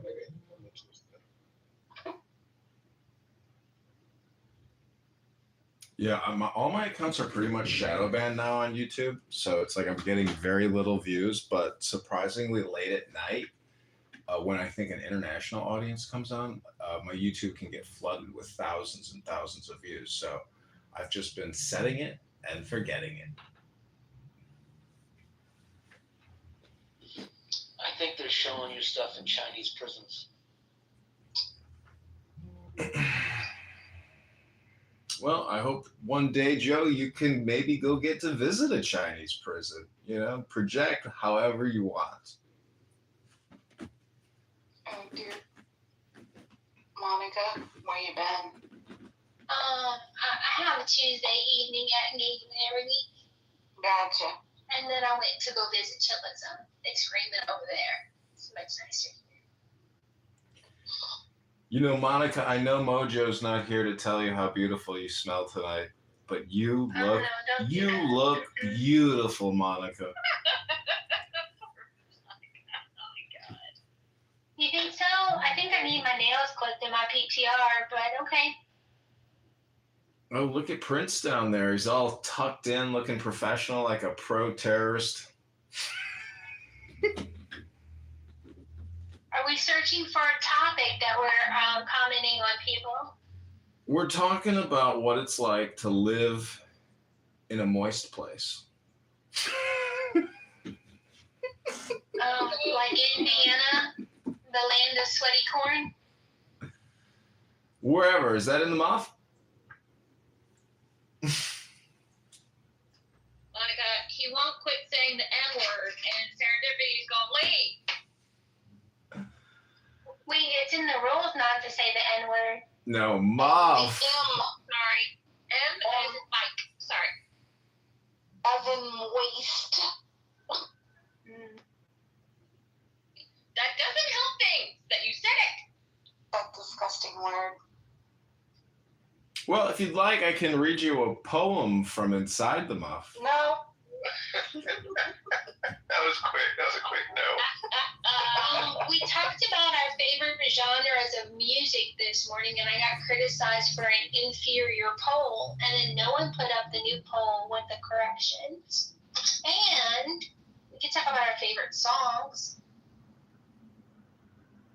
Yeah, Monica, what is your go-to karaoke song? I said Build Me a Buttercup, but I like Moody Moni, and I like Brown Eyed Girl.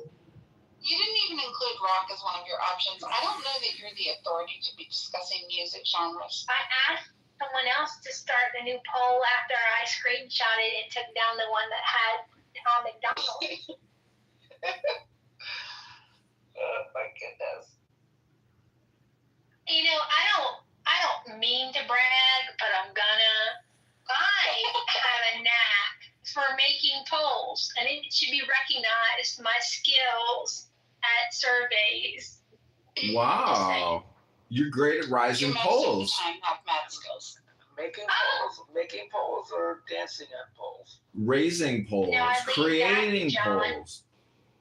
She's a poll creator. John's the pole dancer. Listen, in the muff, a poll and the muff are perfectly created for one another. Oh my gosh. Oh, is this late night in the muff and I got the time wrong? Because I thought we were still on happy hour, but this is late night in the muff. I'm going to say goodnight and y'all have a good time. No, remember, this is the quiet chill room. Y'all happy that way. Grow up a little bit. It's okay. No one's gonna touch you. No, that's not true.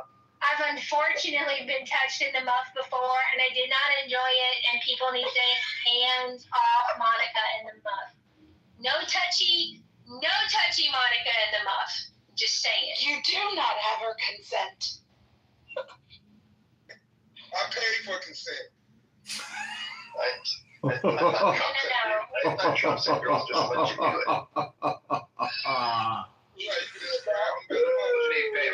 No, it was they'll let you. When you're rich and famous, they'll let you. Some women will. Some Yeah, women will. the problem is none of us are rich and famous. That's right. No, don't you know? Thanks for confirming if you are rich, you can just grab another one. Well, if the candidate It's congressman, funny because even if I was rich and I was sort of perverted, I don't know what it would mean to grab a girl at her vagina. Like, that's a really weird place to just grab somebody. Like, it's so bizarre. It's just, that was weird. If you listen to the quote, it starts with kissing. well, sometimes, the muff gets grabbed, and it's all just about a question of how you grab the muff. I don't know how you do it. Like, facing front and awkwardly reaching, or like reaching around from back. Like, I don't even get how that would happen. Pretty much ever. Seems odd. Well, you should have some experience. Can come from describing how to do this. Well, especially someone you don't know. Well, you need, first of all, in public, like, what is the point of grabbing a woman like that? It is weird as fuck. It is weird. It really, if you really think of it happening in public to somebody you don't know, it's very fucking weird. Yeah, Rich or not, it's weird. That's unacceptable. well, I have seen muffs get grabbed on the train, in the nightclub, even in the church. I've seen muffs get grabbed just about everywhere. You gotta watch the people you hang around. I've seen muffs just get grabbed just about everywhere. Well, it seems he has a lot of direct experience. Well, Why are you always catching these people? Like, Joe, do you? What are you watching to catch all this muskrat? Joe, do you like ranch on your pizza? Never tried it. And you call yourself a pizza professional? Actually, I don't. Other people do, but I don't. Well, you gotta try dipping your cheese pizza in some ranch one night. It's really delicious. It's very moist. A lot of fat. It's the fat that satisfies in the muff. No, I do like it. That might be a Chicago thing, John, the ranch on the pizza. That might be. If nobody else said nothing, that might be a Chicago. It's definitely a Midwest thing. I do like hot honey on pizza. That is very good. Oh, yeah. Chicken, hot honey, jardinera. Oh, that's how you get to the muff.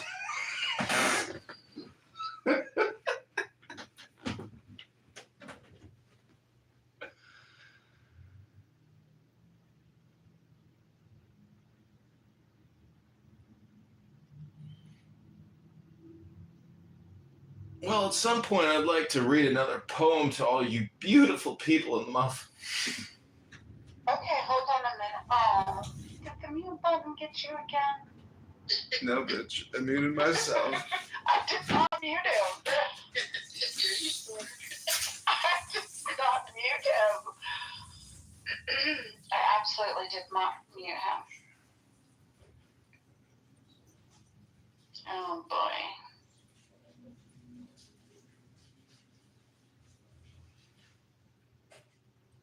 Damn, Pepe.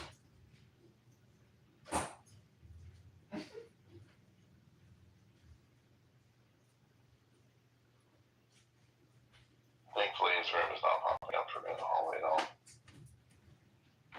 I guess he's in there trashing every conservative clubhouse woman known to mankind. Oh no.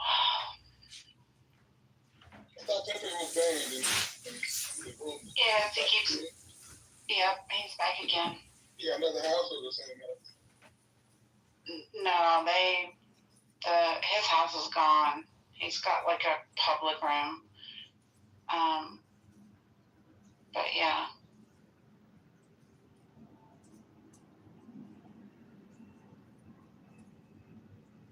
So you went from a house to a trailer? Uh-huh. A mobile trailer. Yeah, I think he went from his mobile trailer to a car or a van down by the river. Maybe. But, like, don't you have anything better to do? Women get razzled by that shit. Like, just cut it out.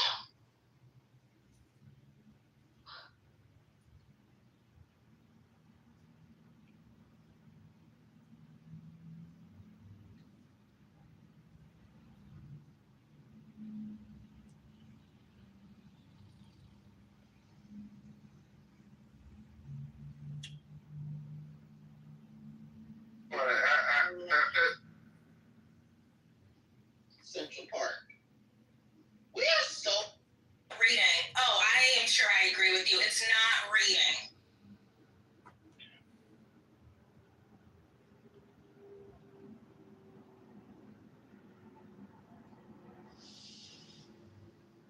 Edie, there you wait for your phones.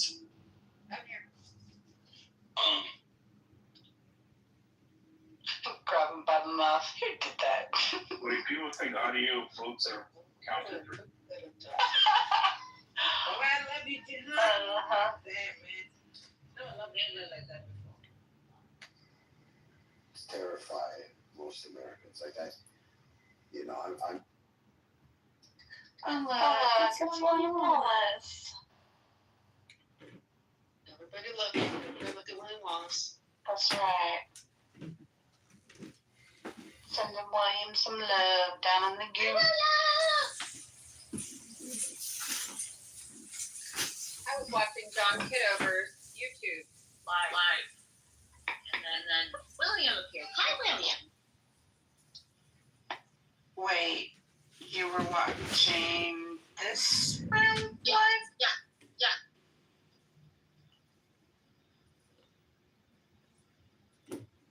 Yeah, it's in the chat. If you go to Oh, thank you, Dad.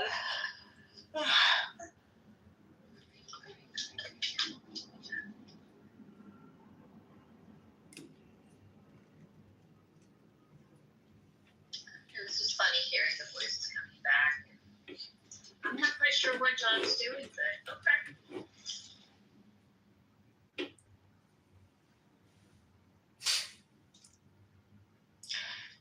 Joseph.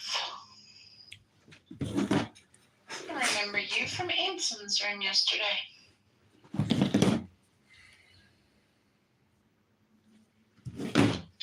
Oh no, Joseph, are you on an Android? We can't hear you. Sometimes it's just a Clubhouse glitch and you can leave and come back and then it will work. But I heard that Android users are having this issue right now.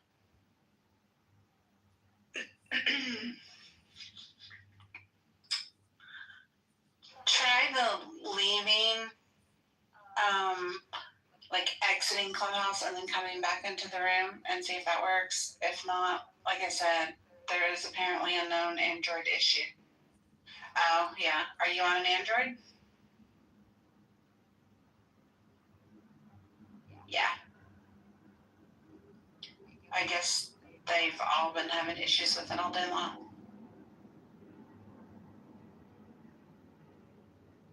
We actually had somebody else. Sean. Sean's chat warrioring up right now, too, because he can't talk either.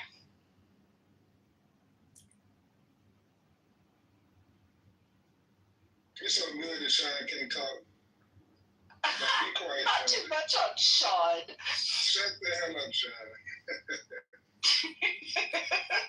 You see what he's doing there, Sean? He can't do shit about it, but talk shit in the chat. You know, you could sit here and just say whatever you wanted to, and he couldn't say a word. Let's face it. I know if Kitover got stuck in that situation, I know exactly what I'd say to him to get him all kinds of triggered. I would just be like, John, if I asked you not to stream, would you accommodate me? And he'd lose his mind.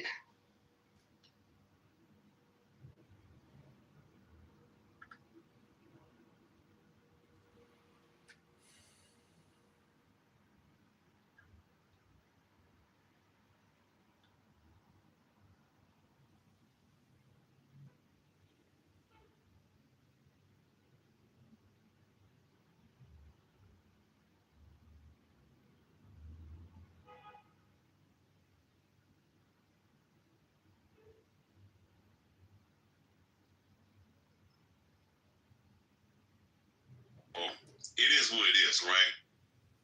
People have their, like what you do. You give everybody the same kind of energy. You can sit up here and you talk crazy to everybody, right?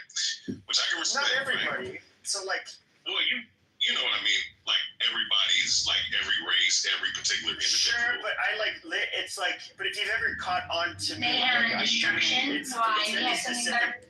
If I really go out of my way to love like it. really make fun of people like I did tonight, it's usually not Here, personally. They did something that I don't like them. But when it comes to even how I will purposely like avoid cussing even in the presence of certain people, just because I know most people don't, that really bothers them. So I will troll and give shit to specific people, but I have to find like where that line is for different people.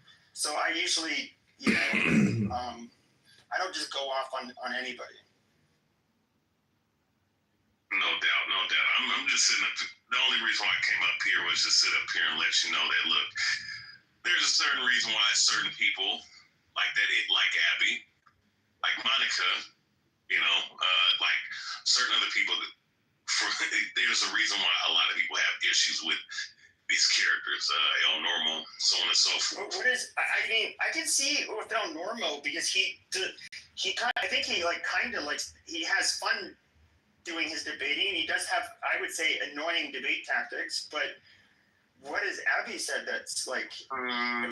She stands up for Israel. I get that, but most of the conversations I've had with her have been more like her. And she, like, she's basically trying to, and more like, I don't want to say too much, trying to look out for the safety of Jewish Americans, which I don't think there's anything wrong with that. No, there's nothing wrong with that specifically. That's not the issue. It's just the issue is, I just don't understand how someone can play victim when they try to, and I'll just, I'll keep it short and sweet. I'm not going to sit up here and go on a diatribe, but I just don't like how someone can sit up here and play victim while they themselves is actively taking advantage of certain people, and I'll just put it that way, especially when, I'm related to a specific group of people you're taking advantage of. So that's all I'm saying. So with that being said, do you have anything to say about, let's say, somebody like Monica? Any negative things to say about that? Well, she's not here to defend herself. But I mean, I know I'm saying things about, because it's my room and I'm deliberately doing it. But I would say with Monica, I think she knows how to walk a line in order for there to be like enough plausible deniability that she's not being, I don't know, racist, I guess you can say. I think she knows what she's doing. And it irritates a lot of people. A lot of people will say, well, either just come around the fence with it and say what you really mean, or, I don't know, why would she constantly bring up, like, the topics she would bring up? But you understand why she's despised by a lot of people on this app too, right? Yeah, I mean, for that reason. She hits on a lot of... especially like with black people, she kind of, like with a lot of those topics, she would say she walked the line, whether or not she was just like masking being racist or not. And I think, and I understand, because even I still get those that impression of her. I mean, it's cool to be a racist to me, as long as you own it. That's another piece of shit, morbidly obese, 350-pound, scumbag that'll sit up here and throw rocks and then hide her hands, you know what I mean? So I'm just saying, like, Well, she's taken some time at me recently, so let's not talk about her anymore. Yeah, not a problem.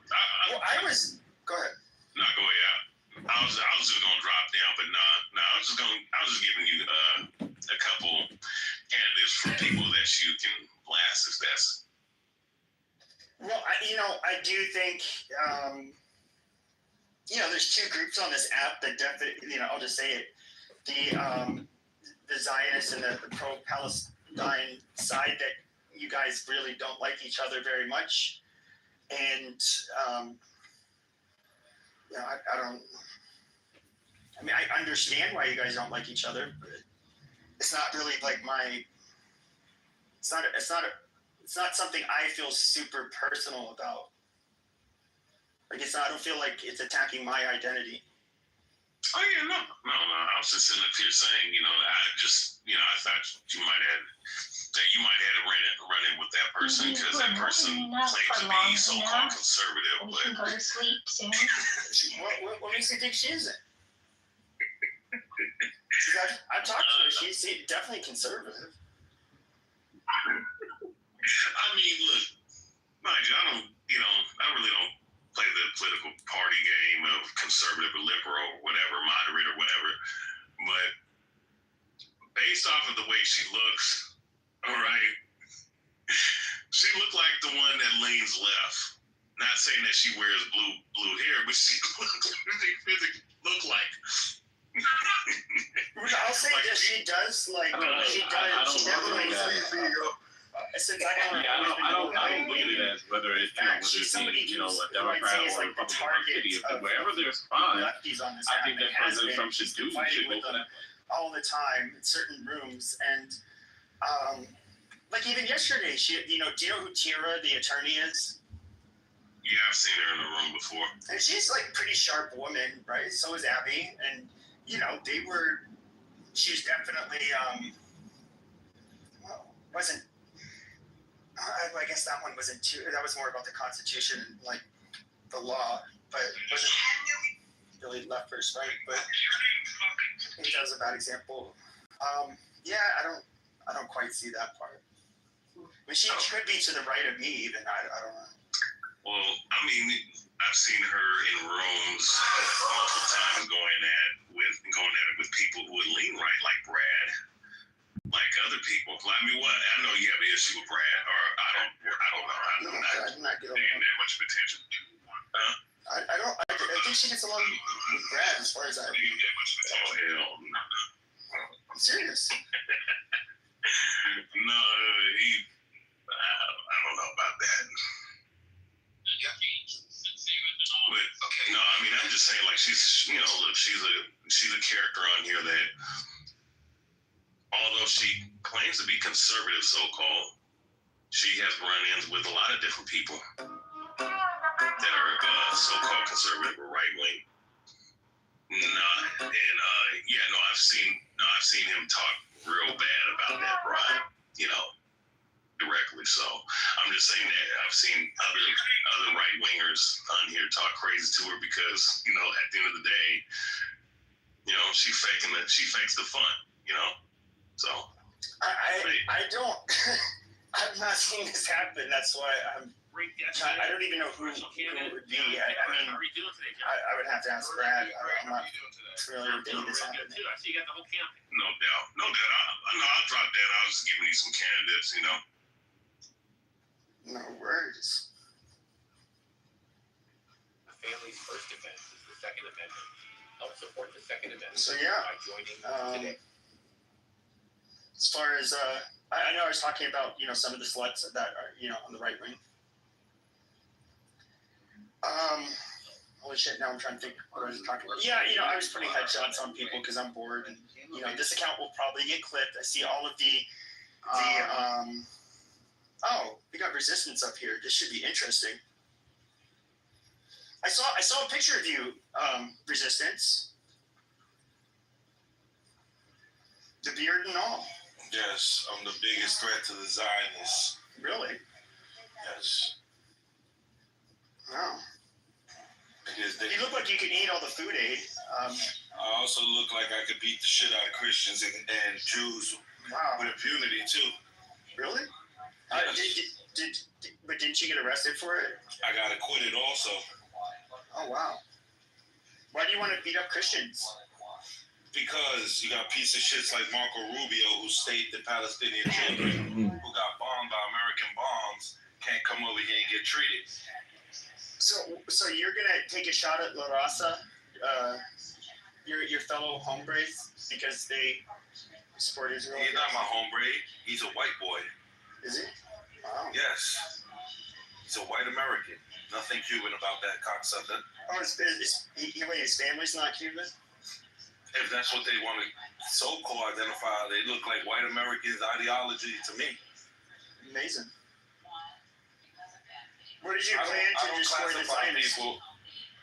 Well, our plan to destroy the Zionists is that once Bibi Netanyahu gets thrown in the Hague or gets killed, either or, preferably, hopefully he gets assassinated. But after that, we have to dismantle the Israeli government, the far right.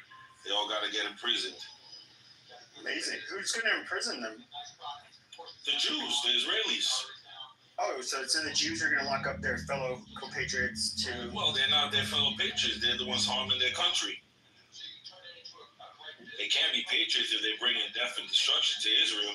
So on October 7th, should they have just said, oh no, this is like, yeah, guys, just keep on doing what you're doing. Yep, go ahead, just kill people. They let them kill people. Oh. Why did it take them 6 hours to get to the border? Amazing. Israeli literally allowed Hamas to go in there and kill innocent people just so they could try to steal land. So, on a scale from 1 to 10, how much did Israel deserve what happened on October 7th? 1,000. Amazing. 10 times over the top. Yeah. They deserved it. They deserved the attack. You're not talking about the guerrilla tactics, though, right? You're talking about just the attack itself. Yeah, just everything they did, just like in totality. Well, no, see, that now you're asking a different question now. No. See, the attack itself is feasible, it's respected. But some of the tactics that we use are not. Just like, when certain countries go to war, it could be a just war, but you have idiots within the army or within the government that do terrorist or they do inhumane acts.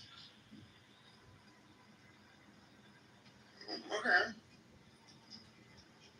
What do you think about synagogues? Should those be allowed to exist? Are you cool with the Jews, or you just don't like Zionists? Yeah, no, the Jews. No, I don't. I hate the Zionists. Okay. The Jews are fine. I hate the Israelis and the Jews and the Zionist Jews. Okay. You do know there was thousands of Jewish people living in with the Palestinians prior to the colonial settlement of 1948. So the Jews were fine with the Palestinians. They weren't always fine. They were fine. They were there fine for hundreds of years. Interesting. Nothing was happening to them prior to 48. Nothing at all. It was those Europeans that came. There was a few massacres, I mean, there's some fighting from both sides. I mean, I remember reading about that a little bit. Yeah, because of European mass migration into the land and them trying to settle and take land. That's how the fighting started. Prior to that, everything was fine. So if there was like an invading army going into Israel, would you join the fight against the evil Zios?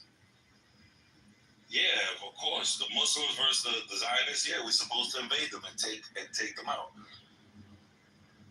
They brought corruption to the Holy Land. They brought corruption to Jerusalem and Bethlehem and all these, historical beautiful places.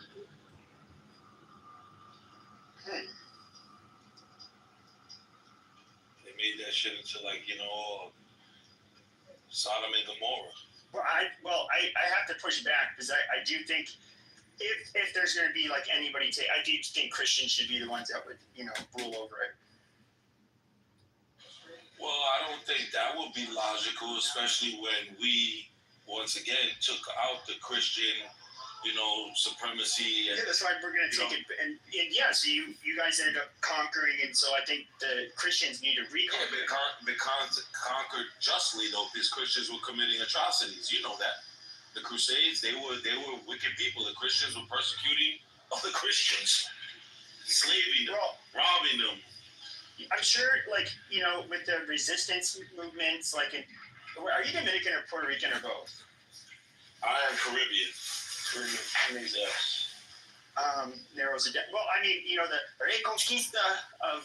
Nah, I'm not. No, we're not from the white part though. We're the indigenous. We're not the Portuguese. I saw your picture. You actually could pass as like a Pakistani. I saw your picture. I was like, oh, you have a big full beard too. Yeah, I'm a Muslim. Amazing. So when you take on the culture, you resemble the people. But what are we gonna do about the white supremacists in Israel, though? How are we gonna stop? Yeah, you don't see how they raise their children? I mean, more people are brown in Israel than white. I don't know. Well, it doesn't matter what color your skin starts turning after a while because you're in the sun. Their ideology is... Sierra's in a personal relationship with Donald Trump. I don't really care about the skin too much because you do know they are white. Pre-socialized Africans and white supremacists. Well, I guess my question would be, when it comes to the white supremacists, that like exist in Europe and America, like a lot of them, they don't allow Jews to become members, and they'll like have things like Israeli flag. You probably like these people a lot, actually, and they'll like use like an Israeli flag as a doormat, and you know they don't consider themselves like when you say the word white supremacist, it's kind of like conflating it to who the term was originally applied to, which you know are not really. Yeah, but it's different. Really with the white supremacist elite do deal with the Jews because they make a lot of money with them. You're talking about the redneck white supremacists, like the KKK, all the barnyard. They hate Jews. We know that, but they ain't got no power. They ain't got no say so. Well, the elites in America, for the most part, they were not very welcoming, especially in the past, of Jews. They wouldn't even let them live in even if they had money, they wouldn't let them live in the country. That's changed. The evangelical Christians are aligned with them now, giving them billions of dollars and, shielding them from prosecution of sex crimes and terrorism. So I didn't know you were part of that Palestinian news network. Yeah, man, those are my brothers. I mean, I do see the little guy that goes around and he like gets in people's faces, but I haven't seen you in any of those videos. So are you guys always ready?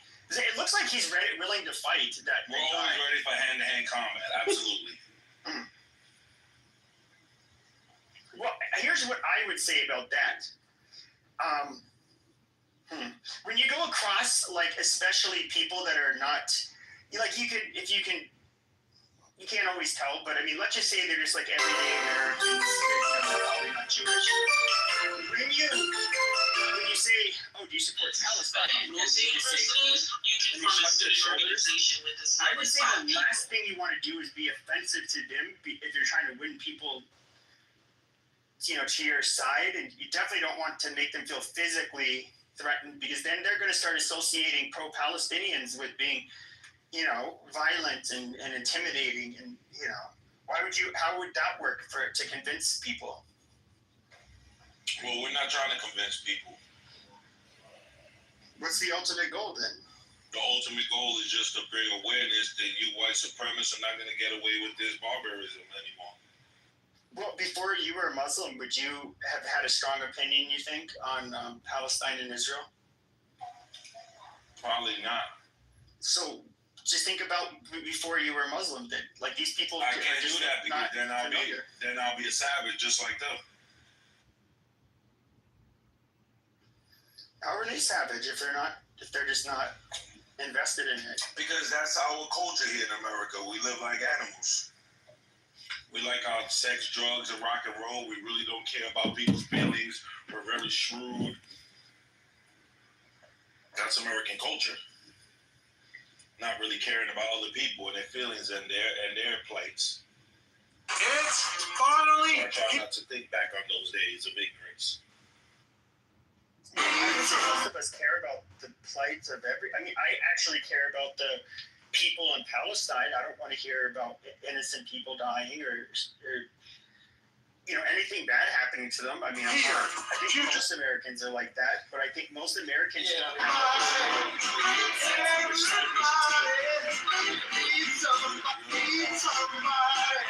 Your awareness of the situation over there is not really even because of the Muslim, it's because of the Christian Palestinians, because they're also being persecuted, and you have a connection to Christianity. So that's why you're also aware of it. Doesn't rise. Videos, Ty's recommend. Well, I would say, yeah, I do have gripes with how it's affected the Christian population. I would say it's obviously a lot different than what you see regarding the situation in Gaza. Absolutely. But what I'm saying is that's what's brought your awareness probably more to the Palestinian issue, because you're like, wow, hold up, they're doing our people like this. On top of that, it's more horrendous. So that's why I said it's probably that reason why you put a little more attention to it. Like you said, besides your humanity, that you don't obviously want to just see people being treated like animals. Well, I'll just be frank about this part. I think the one difference between Christians is that at least if they're practicing Christians, like what happened, like on October 7th, we could not do that. Like our religion would, at least today, our religion today, that would be just so against our religion that. Yeah, but you do have Christian senators here in America and other high representation of states and legality that say some of the most heinous and disgusting things, as such as starve them to death. Who said that? Yeah. The Republican Senator Randy Fine. Yeah, there you go, Randy. He's a congressman. But Randy Fine's a Jew. Yeah, but it's the whole point. He's still American, and you got people in our country to say these things that are part of the government. He's not the only one. There's tons of others, Christians, some Jews. They say these things openly.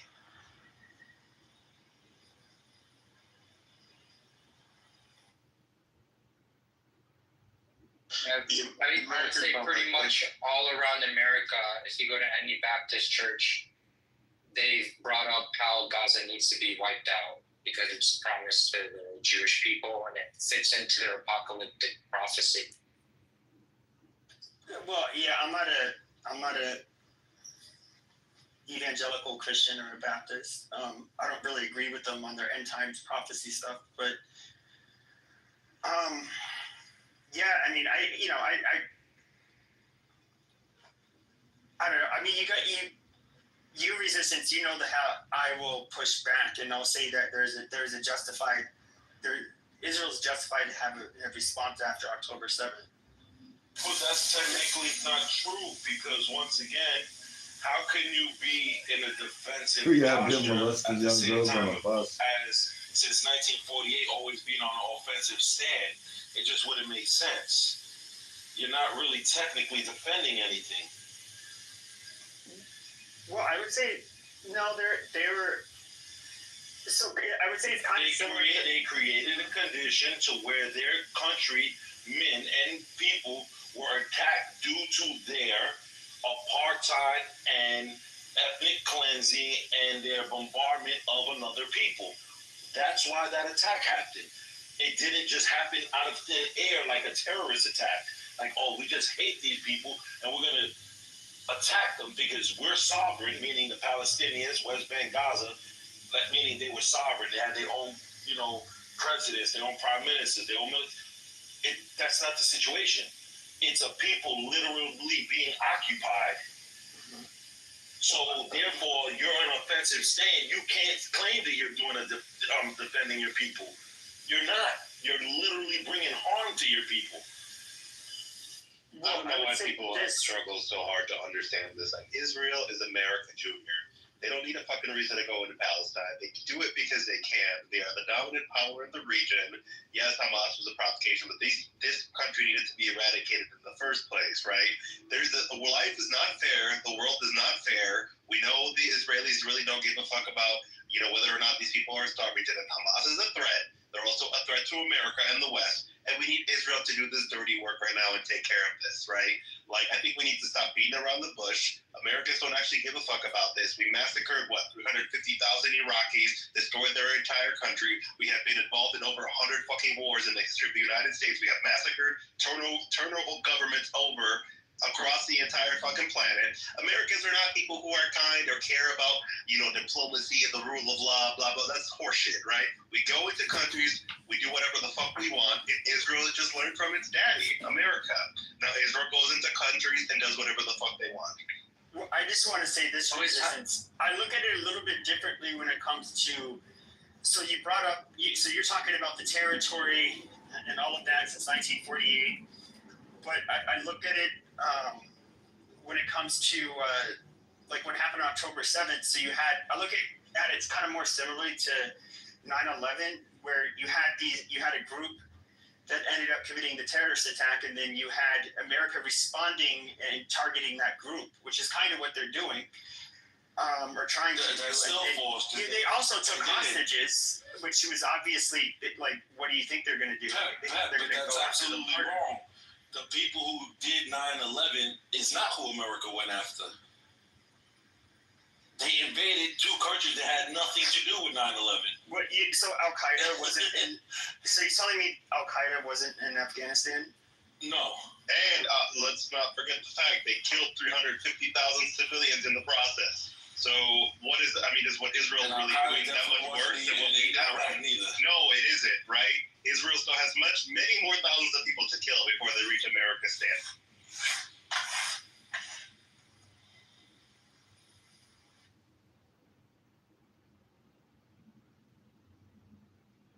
Yeah, I don't know. I mean, I can't think of any country that where if the attack was committed like on October 7th, where they wouldn't send their military after the group that did it. But Israel did send their military.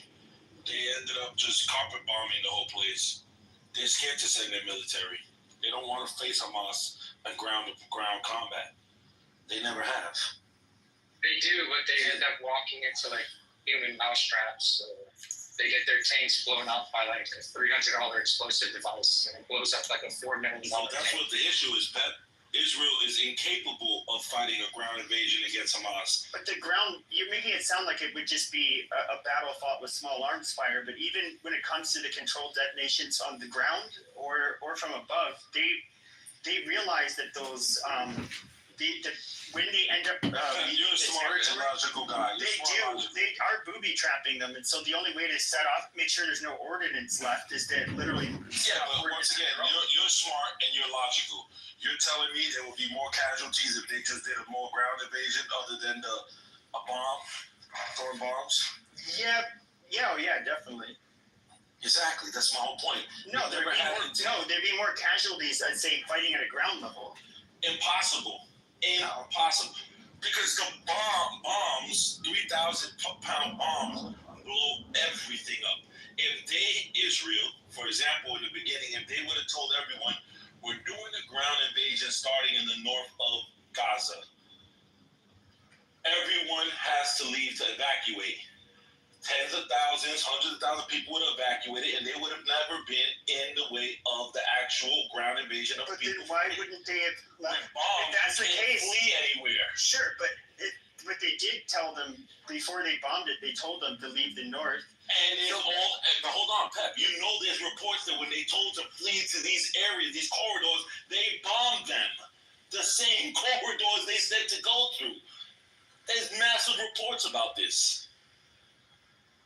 I'm not too familiar with which. I'll put them in the link if you need to see them. Absolutely, they did. There's massive reports of when Israel told people to go to these safe zones, they would bomb them. They double tapped a hospital yesterday morning. Do you think that they're trying to clear explosives? No. Are they trying to clear explosives in hospitals? I'm going to be honest. I don't quite know what happened there. I only saw like one tweet. I never even read it, but it's something about an open window. I don't know I can't even comment on it because I don't know. It was you do know that there was something bad that happened because why did the Prime Minister come out and apologize? What is he apologizing about? Yeah, I mean, could it be that they fucked up? Yeah. They fucked up since the day the fucking the invasion happened. They fucked up. If you had an employee that fucked up this much, wouldn't you like fire him, stop paying him? Have they fucked up more than another like first world military would have? We're not. I mean, are we comparing it to other atrocities? Were we that much like even compared to let's say the United States, where we didn't like level fucking cities and towns and there weren't like civilian casualties? I mean, I don't. That's because the fighting ain't happened here in America, but they did level towns and kill a lot of people in Iraq and Afghanistan. That's what I'm saying. We're comparing, like, I want to compare a first world military to another first world military where they've been in a. Well, for some reason, America just never fights other first class armies. They haven't in a long time since World War II. Yeah, and Israel's not fighting one either, so. This is my point. All they do is terrorist acts against countries that they know can't fight them. Well, I don't quite look at it. If somebody commits a terrorist attack, it's the responsibility of the military and the government to to protect the citizens and to go after those that have caused harm and seek to cause harm to their citizens. So I don't see in any world where, I mean, basically what it sounds like you're asking for is that the just and right thing to have done after October 7th, because they ended up colonizing, however you would put it, the land, they should have just, lick their wounds and just, I don't know, allow them to be invaded and take it over and leave.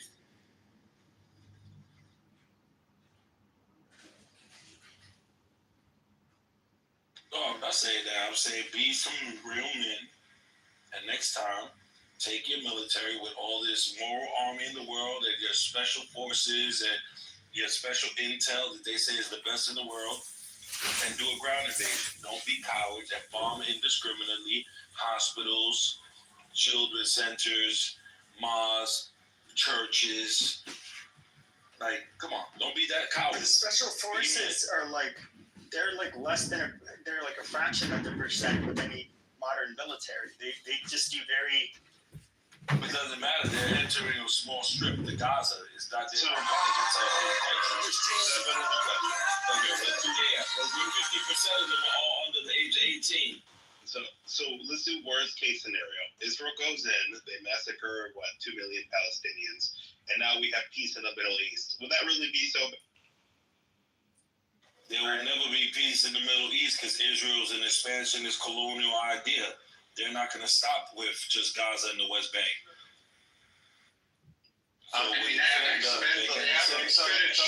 Resistance. Something to consider. Yeah, exactly, because the resistance is too strong, but they've been trying for decades. Israel is also gave back territory. They gave back territory resistance. They didn't give it. They left illegal occupation. Are you talking about the '67 war, like the Sinai? Oh, glasses. Yeah. Plastics. Oh, so they gave back land to for a peace deal, which America pressured them to. Blue block. So I mean, tons of territory. Like, why? Territory that don't belong to them, so they ain't giving nothing back. It's not there. It's a gift. Then why are they expanding? What are they expanding? They openly talk about annexing the West Bank. They want to take parts of Lebanon and Syria. They currently occupy a part of Syria called the Golan Heights. How about the Shiva Farms and all of those places? Yeah, they took but wait. The Golan Heights they took because in the 1967 war, there were rockets rained down upon them from Golan Heights, and it's a strategic, bad place for terrorists to rain rockets down on neighborhoods. So they took that over. Well, they gave most of that region back too. Well, to them, the terrorists are the people who occupy those lands, which are the Israelis. So here's another thing, right? So Israeli, they're genetically mostly white, right? Like, what if it's just part of their It depends on which majority of them are. Silence peasant when I'm speaking, okay? So the majority, they're not. Right? They're not mostly white. It is part of their genetics to massacre people. They're not. No. Right? They are going to continue. You finish your point. You're wrong. Mother. This is mother. Hello. Mother. Go on mute.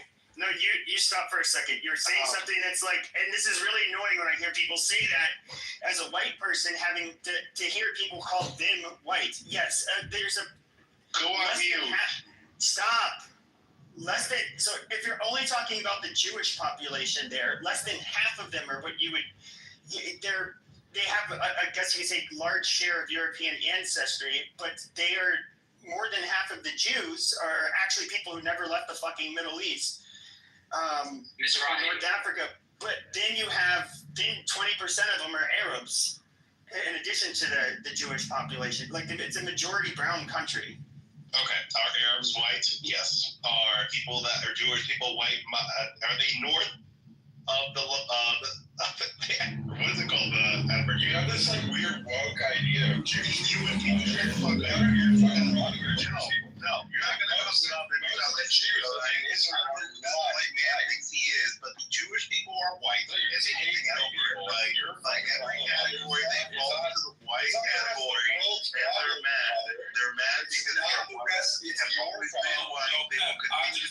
research has got ChatGPT, and technically the largest majority of people in Israel definitely are European descent. It says it right here. They are majority. Largest majority of what? The largest majority within Israel since its founding of 40 is European descent. It says it right here. Sure. Yes, but they're a minority. Then you have the Mizrahis. Then you have the Sephardi Jews. Yes, which are the Middle Eastern, the Africans, and the Asians. I get what you're saying, but you're not. I'm correct. Hold on. And then you have the 20% Arabs. Oh my God! These are not the. All right, amazing. So they may be the largest ethnic group in Israel. However, when it comes to the Mizrahi and Sephardi Jews, and then you have the Arabs, they outnumber the quote unquote European Jews. So they're yeah, but you can't equate that to 20% of the Arab. They're not Jewish, so you can't do that. But you're so broader that it is fucking European resistance. Like I don't know what you're talking. Like when I see most of these fucking Israelis like on TV or anywhere, I cannot tell them apart from a fucking Arab. This is so silly. Some of them you can't. You ain't lying about that. And that's because they adapted the culture. Remember, they stole the look, the food. You know what I mean? So they start. When you're which one stole the culture? The European Jews. Okay, but when they end up mixing, but wouldn't the majority of Jews are non-white?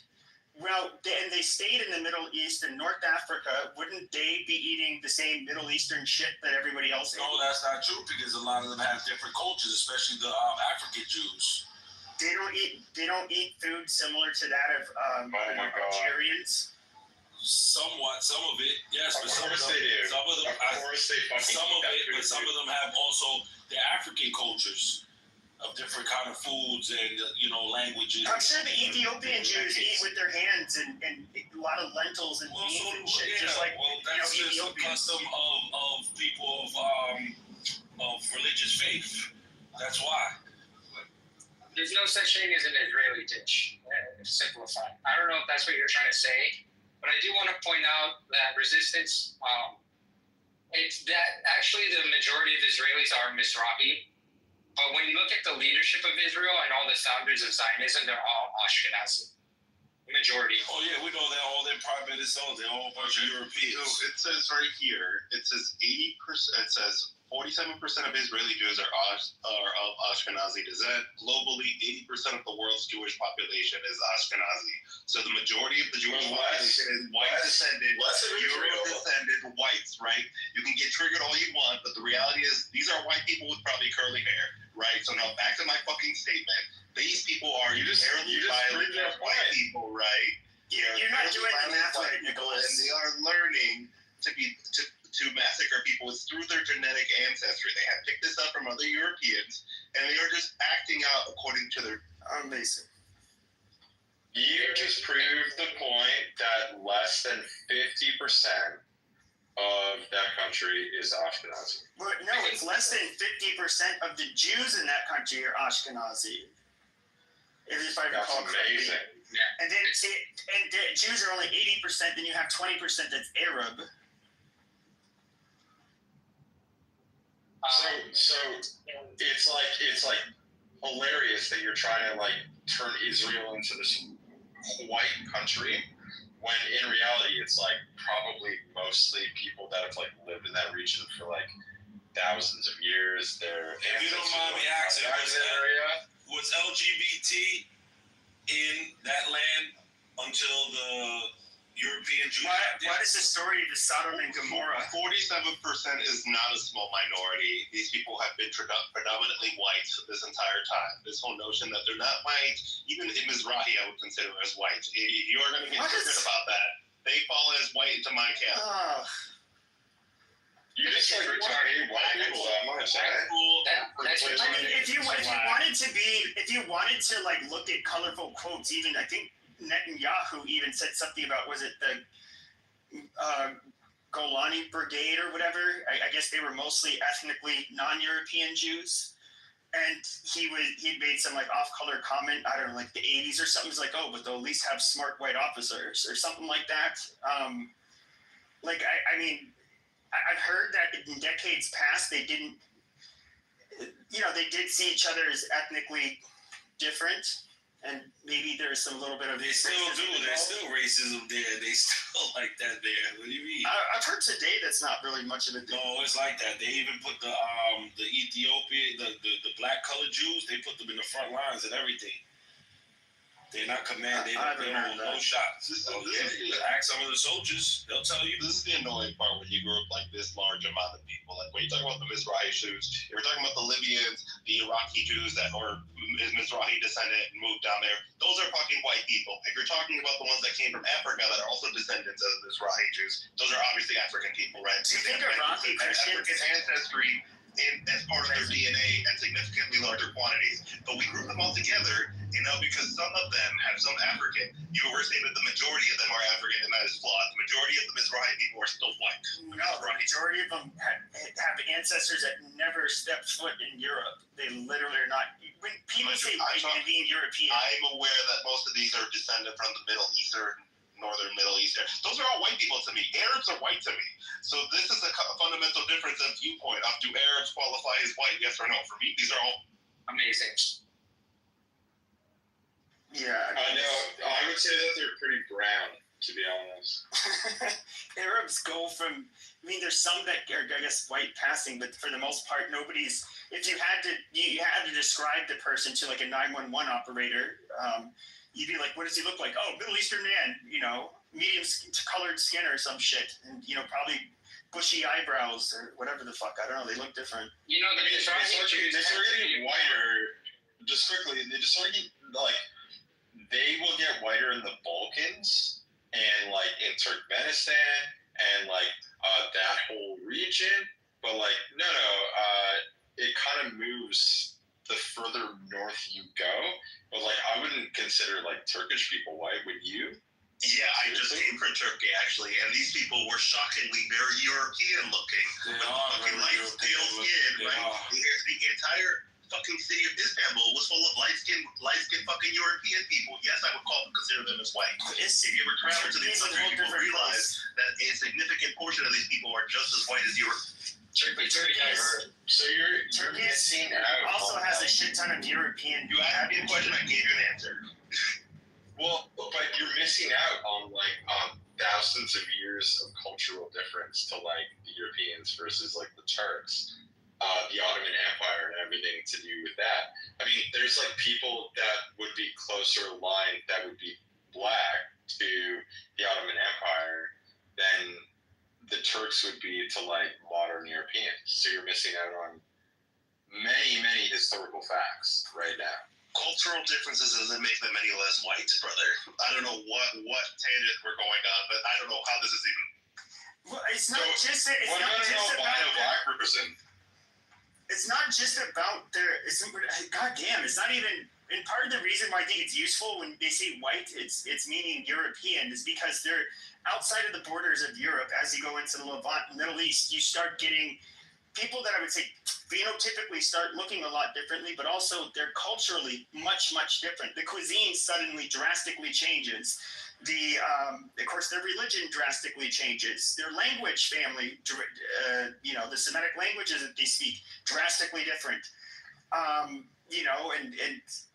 I guess when you used terms like, oh, they're just these white people. No, these are people that have been in the Middle East for centuries or thousands of years actually, and they haven't left. And they literally, that's why they were not eating bagels and like what the fuck, mothball soup or whatever. They were. Obviously a lot more similar to the other Middle Easterners. Well, Pepe, like you could look at the Syrians, for example, and I would say the Syrians are like closer ethnically tied to Jerusalem versus Europe, because that's just the fact. That's their ethnic background. So it's like crazy that this person is like trying to make this point that it's what their skin color matters more than their ethnic background. It's like mind blowing to me. You get offended at the concept that maybe Jewish people are white. And I think that's. Well, you can say some Jewish people are white. I just think, but saying they're all white, that's not accurate. Obviously, I'm not talking about white means European. I know it's not Jews accurate. exist. I know Ethiopian Jews exist. They are not the majority. I'm not talking about that. I'm talking about the majority of the Jewish people. Well, this conversation is getting kind of retarded. We're sorry. It is. Pepe, do you think what happened at Waco was okay? I'm not a fucking expert, but do I think that burning a bunch of men and women and children alive? No, that's obviously. I think there should have been a much better outcome. Especially when they had surveillance on this guy when he left to work, when he came back, like it wasn't necessary, right? Yeah, I would say that Ruby Ridge was unnecessary. I do think that, this guy, David Koresh guy, was one real sick piece of shit. I mean, he was a kid diddler too, by the way. Oh yeah, so diddling all the kids. He was fucked up. So very disgusting person. So it would be justified to go after that one guy, right? Especially when you have surveillance and the technology to track him and stuff. So how is that different from what's happening in Gaza? Oh yeah, that's a lot different. Well, first of all, like in Waco, Texas, they could control the environment.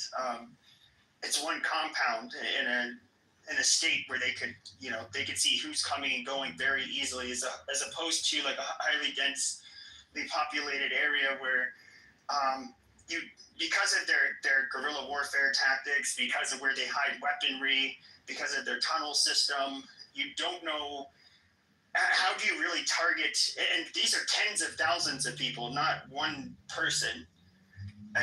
It becomes a whole different. It basically becomes a war, as opposed to, I don't know, just trying to bust one guy. Well, are you aware of how Israel procures its targets? I've listened in. There was a couple people that had experience with this from the U.S. military as well. I know it involves intelligence, and then depending on who it is, I believe they also have what would be a ratio of how many people can you put at risk when dropping a bomb, for example.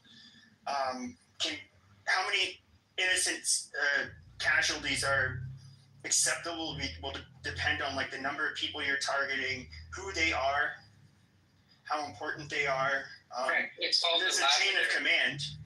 Yeah, it's an AI program. It's called Lavender, but they nicknamed it "Where's Daddy" because instead of targeting the militants when they're in combat, they wait for them to go home to their families and then they bomb the entire house.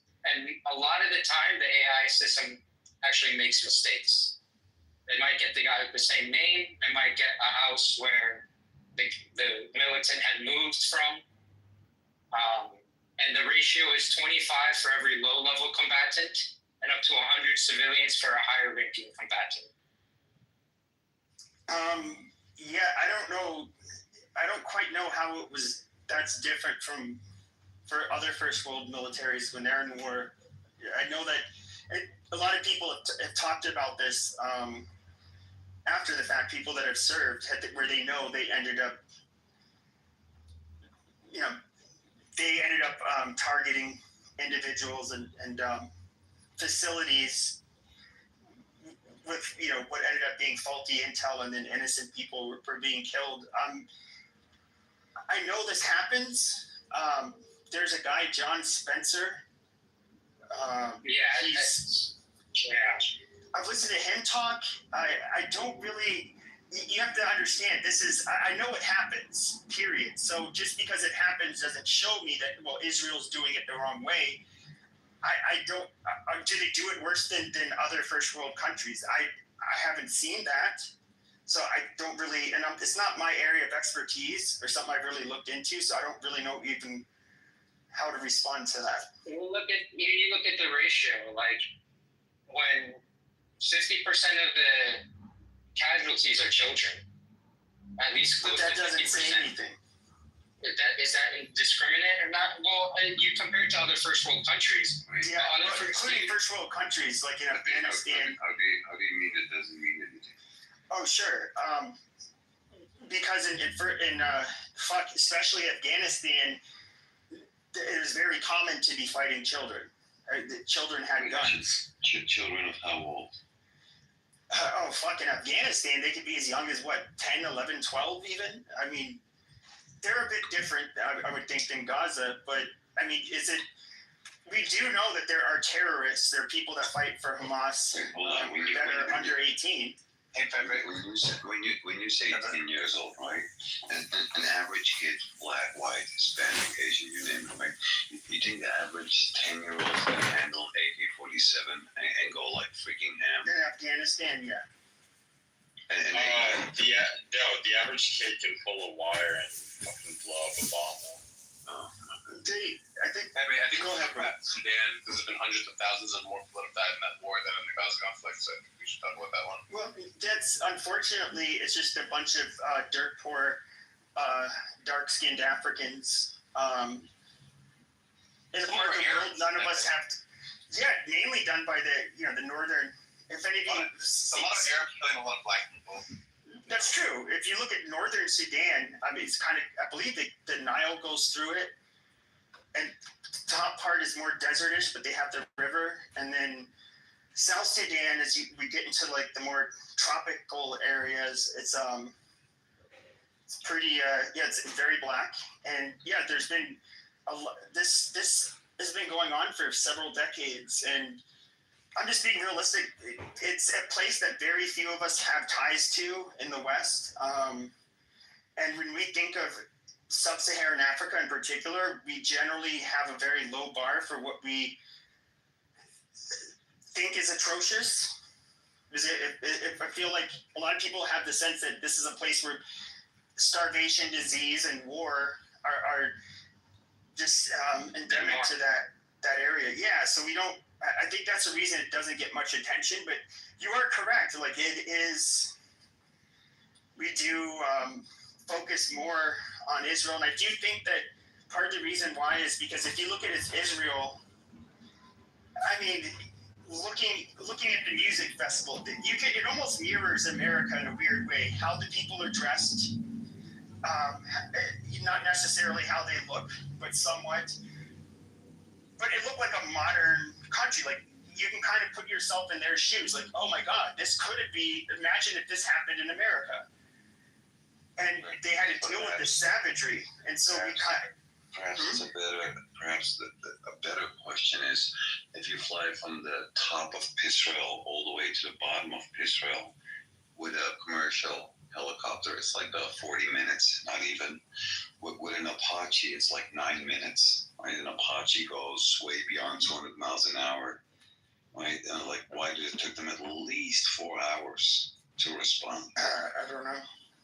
That is a very important question, don't you think? Like this tiny little leap of land that takes you 4 hours, but every 30 I guess feet, I would ask this. But there is normally every 30 feet there is an 18-year-old that stands there with a machine gun to blast an innocent Palestinian. Now like nobody noticed for like 4 hours. Like 4 hours. I think that was kind of easy. I think that one's kind of a lot easier.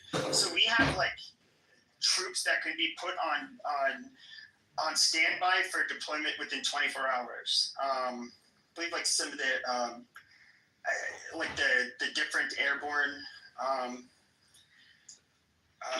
brigades. You know which two? You believe that this retarded is an inside job? This conflict. Yeah, I'm going to disagree. Pepe, you know which two big events have like, hold on now, Sam Rosen. What a name. It's not an inside job. Okay, Gingerbread, calm your titties. All right. You start lactating. Do you know which two Not an inside events? job, you dumb fucking moron, retard.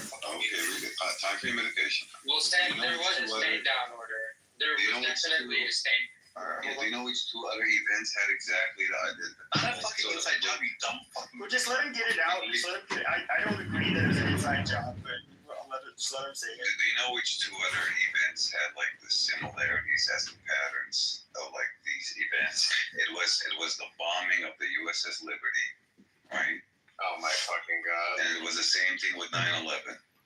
It was identical. All right. Well, I don't want to go into I'm sorry, this is so cringe, but I don't want to go into it, but I do want to. I want to finish what I was saying. So, like, you do Yeah, have. really quick, Pepe. When you talk about fringe, have you seen your profile picture? Okay, guys, let's not.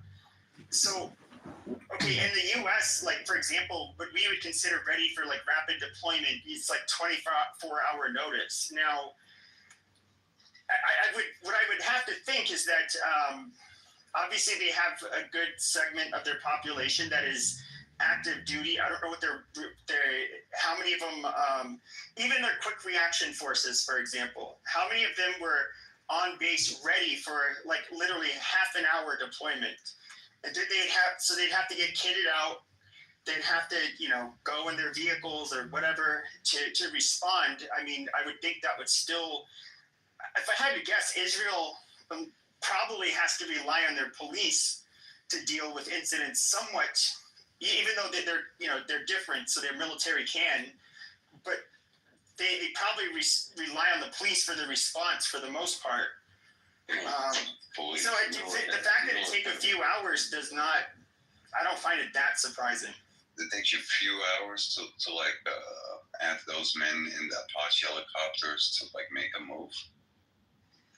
Versus a couple of men with like rusty, dusty AK-47s on their flip-flops and motorcycles from like the mid-90s. That's what you're competing. I mean, that's not what happened in certain areas. Like the response was almost instant. But the response was actually almost instant in certain areas. And then certain areas that were more remote, it took longer. No, that's what happened. That's like not what happened. It's not what happened. I literally know a girl who her boyfriend, he like was spending time texting. You don't know no girls. People about like, hey, here's where they are. Come here. You need to save us. Like this kind of shit. And then him doing that caused him to die, but also caused the responders to come and like fucking save them. So this whole fucking thing was like, oh, there's no fucking responders. They were so slow. It's because you're just a fucking retard. Dude, Sam, during the Nova Festival shit going down, I was like in contact with a dude that was there. Of course. Your boyfriend? Was he cheating on you when you went to Israel? Can I just like fucking dummy? Yeah, no, he literally owed me money because I like mixed and mastered the track. He owed you money. He like sent me money for the mix and master. I was like, dude, you didn't have to send me money for it. You're in a fucking shootout right now. So he decided to call you. Don't like he was in a fucking shootout. He's like, let me call my boyfriend for my last words. I asked him on the phone once. Alright, did you know that Muhammad raped a child? Did you know that Muhammad raped a child? Where you were? Yeah, did you know that child had hair as well? Muhammad raped children. That's kind of weird that he did that. You came out as the strongest sperm cell. Anyways, child rapist. That's kind of weird. Hold on, Sam, because I get. All right, guys, I'm getting really sick of this. Hold on, guys. I'm getting really, guys. I'm getting really sick of this. The jabs back and forth because we were like at least having conversation before. You guys know I can talk shit. I just I'm trying not to do that. Go ahead. I'd love to have the conversation, but like, Ludwig would love to. No. Dude, Ludwig, he can't do that anymore. No, so nobody. Go ahead. Sam, were you trying to? Sam was talking about Sudan, so I want to rewind back to that. And this really annoys me because, especially from the pro-Israeli side, and Sam, I love you, by the way. Thank you for giving money to that little black baby in Sudan because I answered your questions. But they don't care about Sudan. They just use this as a tactic to like divert from the conversation being on Israel. And if you want to talk about Sudan, we can talk about who gives the RSF weapons, which is the UAE, which is a partner with Israel and the Abraham Accords. And the UAE also receives weapons from Israel. So Israel is directly complicit in the genocide in Sudan. And we can talk about that if you want. Well, I'll have to look that up. I'm not familiar. Israel backing up any of that. so I will have to do my research. Yeah, just move. But I don't know that are they doing it necessarily to deflect, or I do think there is a level of hypocrisy where I do think people they do have a problem with Israel to begin with, whether it's because they're just, because they happen to be Muslim and have a very strong opinion about Israel, or maybe there's white people that just hate Jews, for example. There's some of those people. Then you have like leftists who kind of hate them because the same reason they bitch about our country. But I do think there's some hypocrisy there, don't you think? Like, is America was America any better for what we did in Iraq? Pepe, are you a right-wing populist or you're like right-wing imperialist? I wouldn't really identify as either. You don't identify with the populist movement where the new right wing is like anti-war, we don't want to get dragged into more wars. That is a repercussion of looking back on the things we did and recognizing that it's wrong. But that was like a paleo-conservative view, and as well as like a libertarian right view. And I don't really care for the wars for other reasons, because I think they're a waste of money and they don't really do anything. Why do we keep comparing it to what we did in Iraq when we know that it's money? For the taxpayer, yeah. Yeah, but you think they actually give a flying S about the average American citizen and the taxes that they have to pay? Do you know how? The government. You think they truly care? It's like, let's not go to war because, like the inflation, it might affect the cereals in the morning. Like, no, they don't give to. Well, people have to be re-elected, so that they have to kind of care about that. They don't care, bro. In the 200, almost 50 years of the existence of the United Snakes of Gay, you guys have been at war for I think it's 30 years off or something, like 220 years, whatever it is.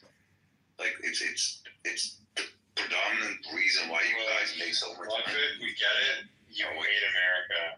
You hate America. It's fine. Yeah, you do. You hate America. I don't fucking hate everything. You hate women. That's why you're gay. But what I was saying. This is how America makes money. I have a wife that you have a crush on, so that's the reality. Nobody has a wife. No.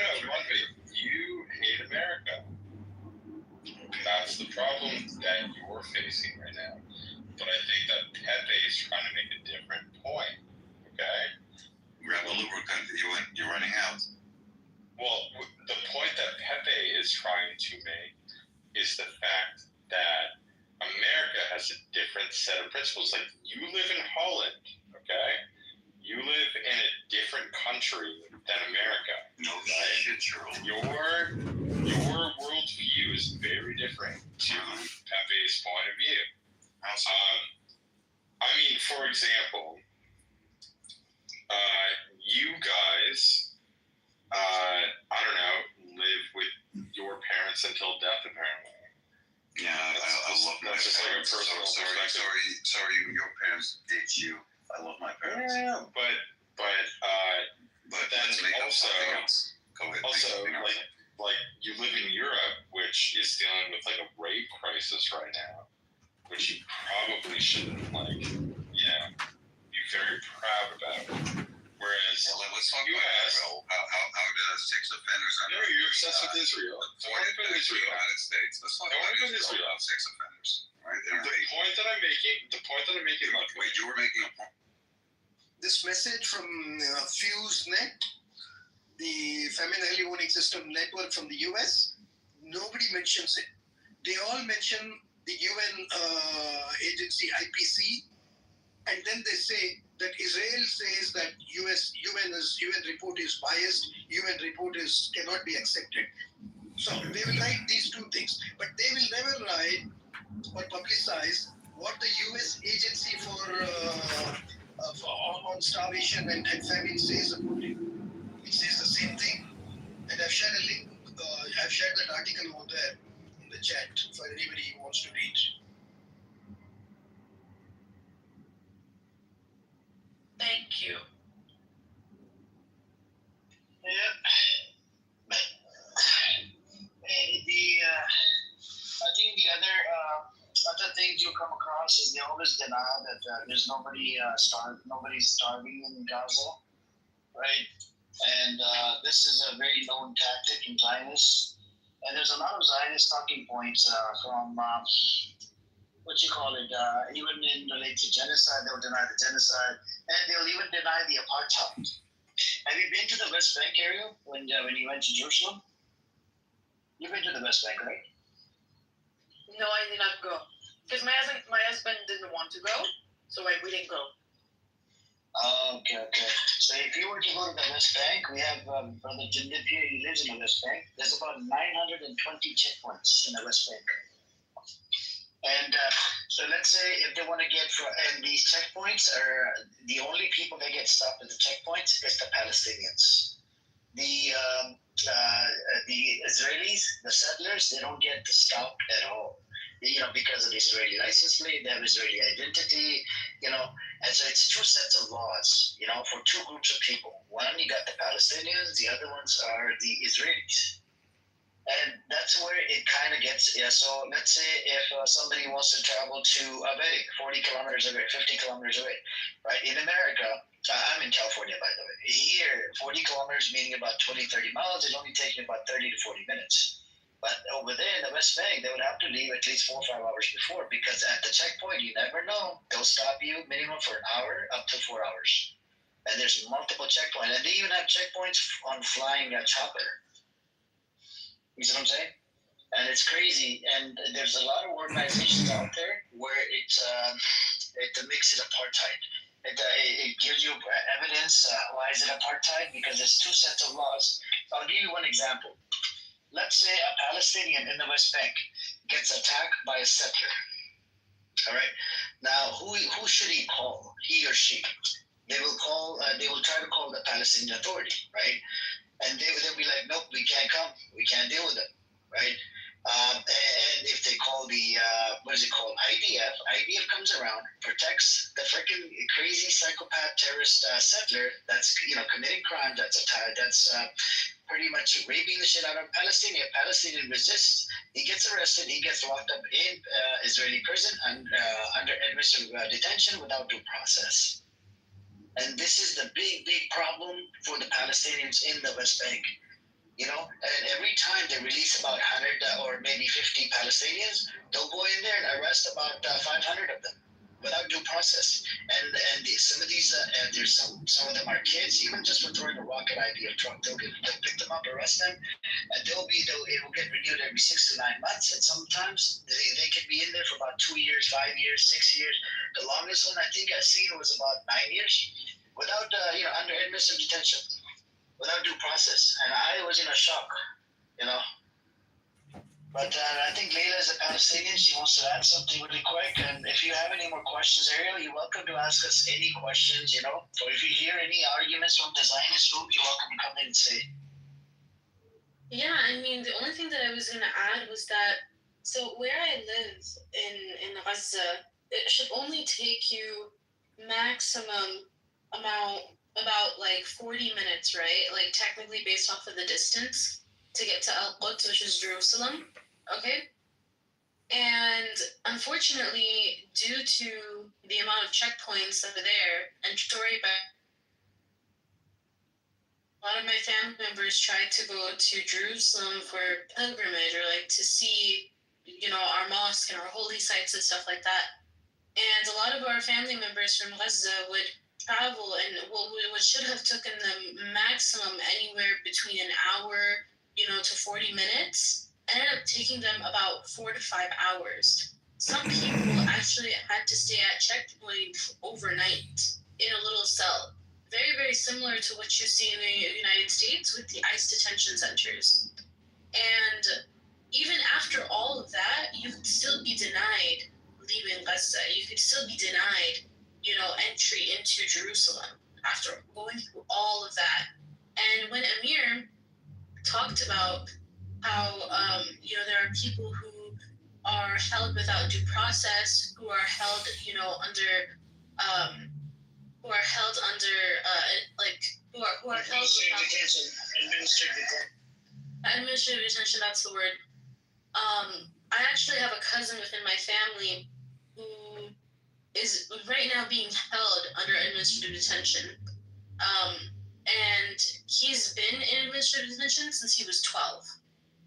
So the fact that children are getting detained, and you know what he did? He threw a rock at a tank, okay? That's why he's being held under administrative detention. And he's been there for about, I would say, 4 years now, and he hasn't come out. So, mashallah, he should have been graduating, college. He should have been applying to universities. He really liked playing soccer. He should have, been playing soccer, but he spent some of the best years of his youth under administrative detention, all for throwing a rock at a tank. Sorry to hear my sister. I'm so sorry. Sorry you did. 1 second, Rhonda. So I'm about to put the link in the chat. Hang on. So when you go into Zionist room next time, just ask them, why is Netanyahu funded Hamas? Right? Here's one. This is a Hamas one. I'm going to give you another article from their own source, and this is from Times of Israel. Ariel, this is a Jewish Israeli source that says the Hamas blew up in their face. I'll give you another article where Netanyahu is giving weapons to ISIS, Islamic State, that's stealing the aid for more than a year, and that sells it in black market, for triple the price or 5 times the price. And then they kept on blaming Hamas for stealing the aid, blah blah blah. They would do this all the freaking time, and then they'll go in there and try to go after. And all the stealing was happening under the IDF. Under the IDF supervision. I'll put another article. If you can bookmark it, save it. And this is Times of Israel. I'm going to provide another article from Times of Israel about the ISIS thing. Go on. I just wanted to say to the sister, I'm very sorry about your brother. He doesn't deserve it, and I hope he can come out soon. SubhanAllah. These people, bro. I was gonna ask Sister, by the way, how old was your brother when he got arrested? So, it's my cousin. My brother, I have 3 older brothers, and inshallah, they have their own experiences with the IDF. We're American, so we get a little bit of a leeway, if you could say. Of course, by face, by language. Of course, by face, by language. When we go to Palestine, we appear like we're Arab and whatnot. But so the IDF, when they interact with us, they see they're Arab, they're Palestinian. But then we whip out the American passport, and they're like, oh, they start apologizing and stuff. But the person that I was talking about is my cousin, and he was about, I think, 12 and a half, closer to 13. If I remember correctly, it was about a week before his 13th birthday. And the reason why I remember that is because, I remember talking to him, a day or two. He's I'm a little bit old. I'm his big sister, right? So I'm a little bit older than him. I remember talking about him oh, what do you want from America and stuff like that. And that's the last conversation that I had with him. I was one of the last people to talk to him, and I haven't been able to speak to him for the past 4 years. SubhanAllah, that's so evil, bro. It's a 15-year-old child. It's crazy. I have it's crazy. Wow. If Yarek is talking in the house in my brother's stage, it's crazy. SubhanAllah. And that's so evil, sister. Think about it, brother. I don't even think in America you can arrest a person at the age of 12. I hear you, Rhonda. So, Ariel, I put 2 links in the chat, ISIS and Hamas, and the third one I posted is for Rolo down in the audience. He says Muslims are the problem, Islamists is a problem. Apparently, I don't know if he's aware of it, from his Jewish scholars and rabbis, majority of them agree to this, that thanks to the Muslims in Jerusalem, they were brought back to Jerusalem. Otherwise, no offense to anybody that's from Christian faith, the Christians, they wanted to kick them out.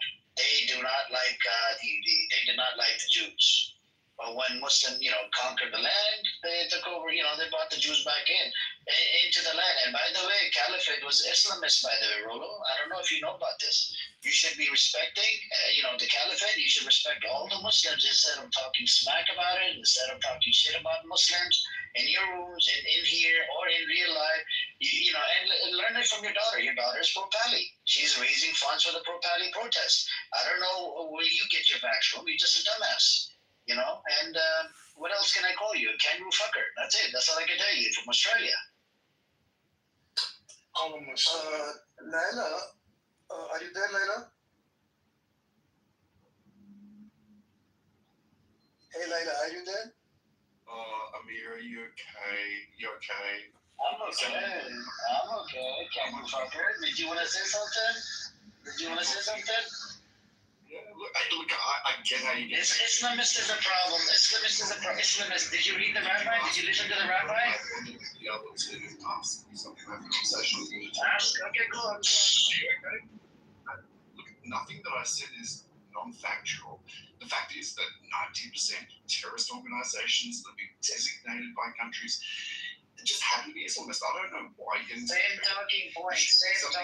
Bring me something new to the table. We debated last time. How's your daughter doing, bro? You never Still spoke pro about Palestine? Hamas. She's still supporting Hamas was funded by Netanyahu. ISIS is funded by Netanyahu. What do you want me to do? I gave it to you.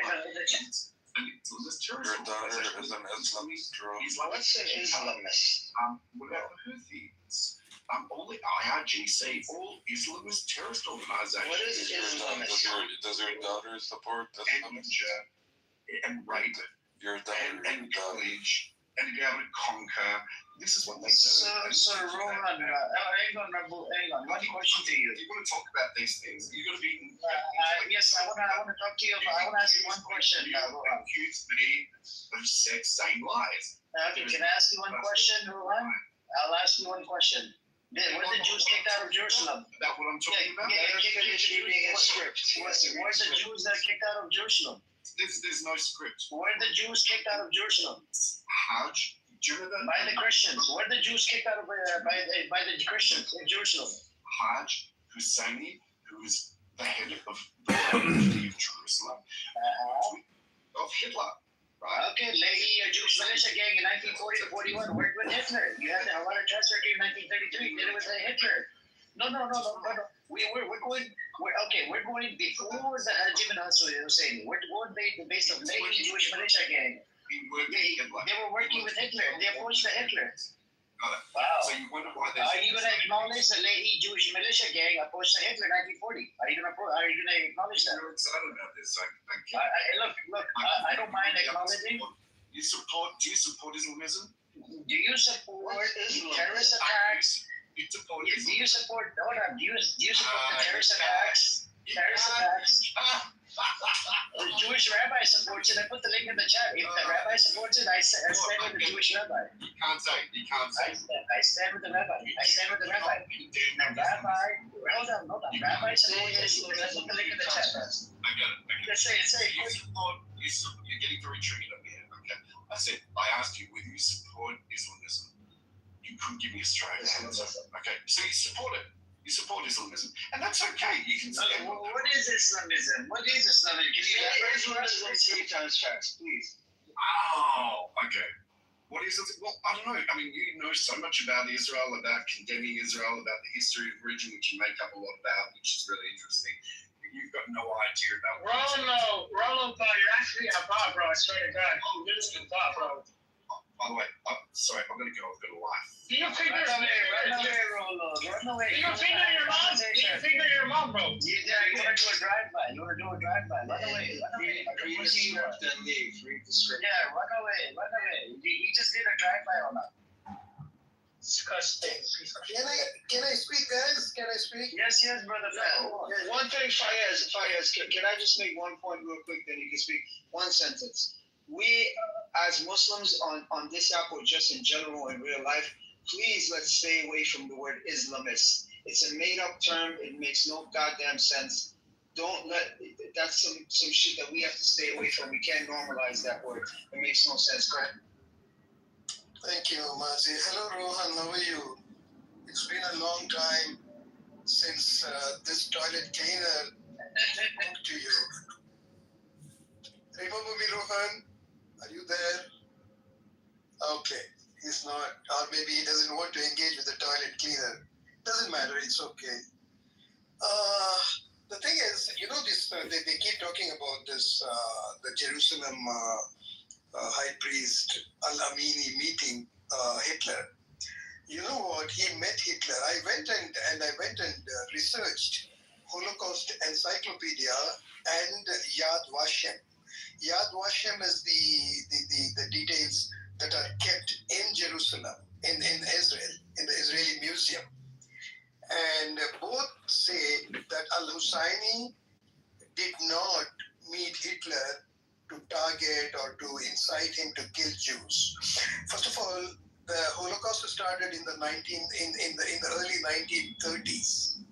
Al-Husseini met Hitler in 1941.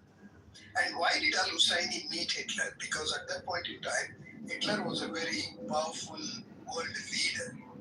Okay. And the Zionists were already making deals with Hitler because the Zionists were not getting from the British whatever they wanted. So what they would do is go to Hitler and get him to support their cause, and thereby, weaken the position, weaken the hold of the British on Palestine.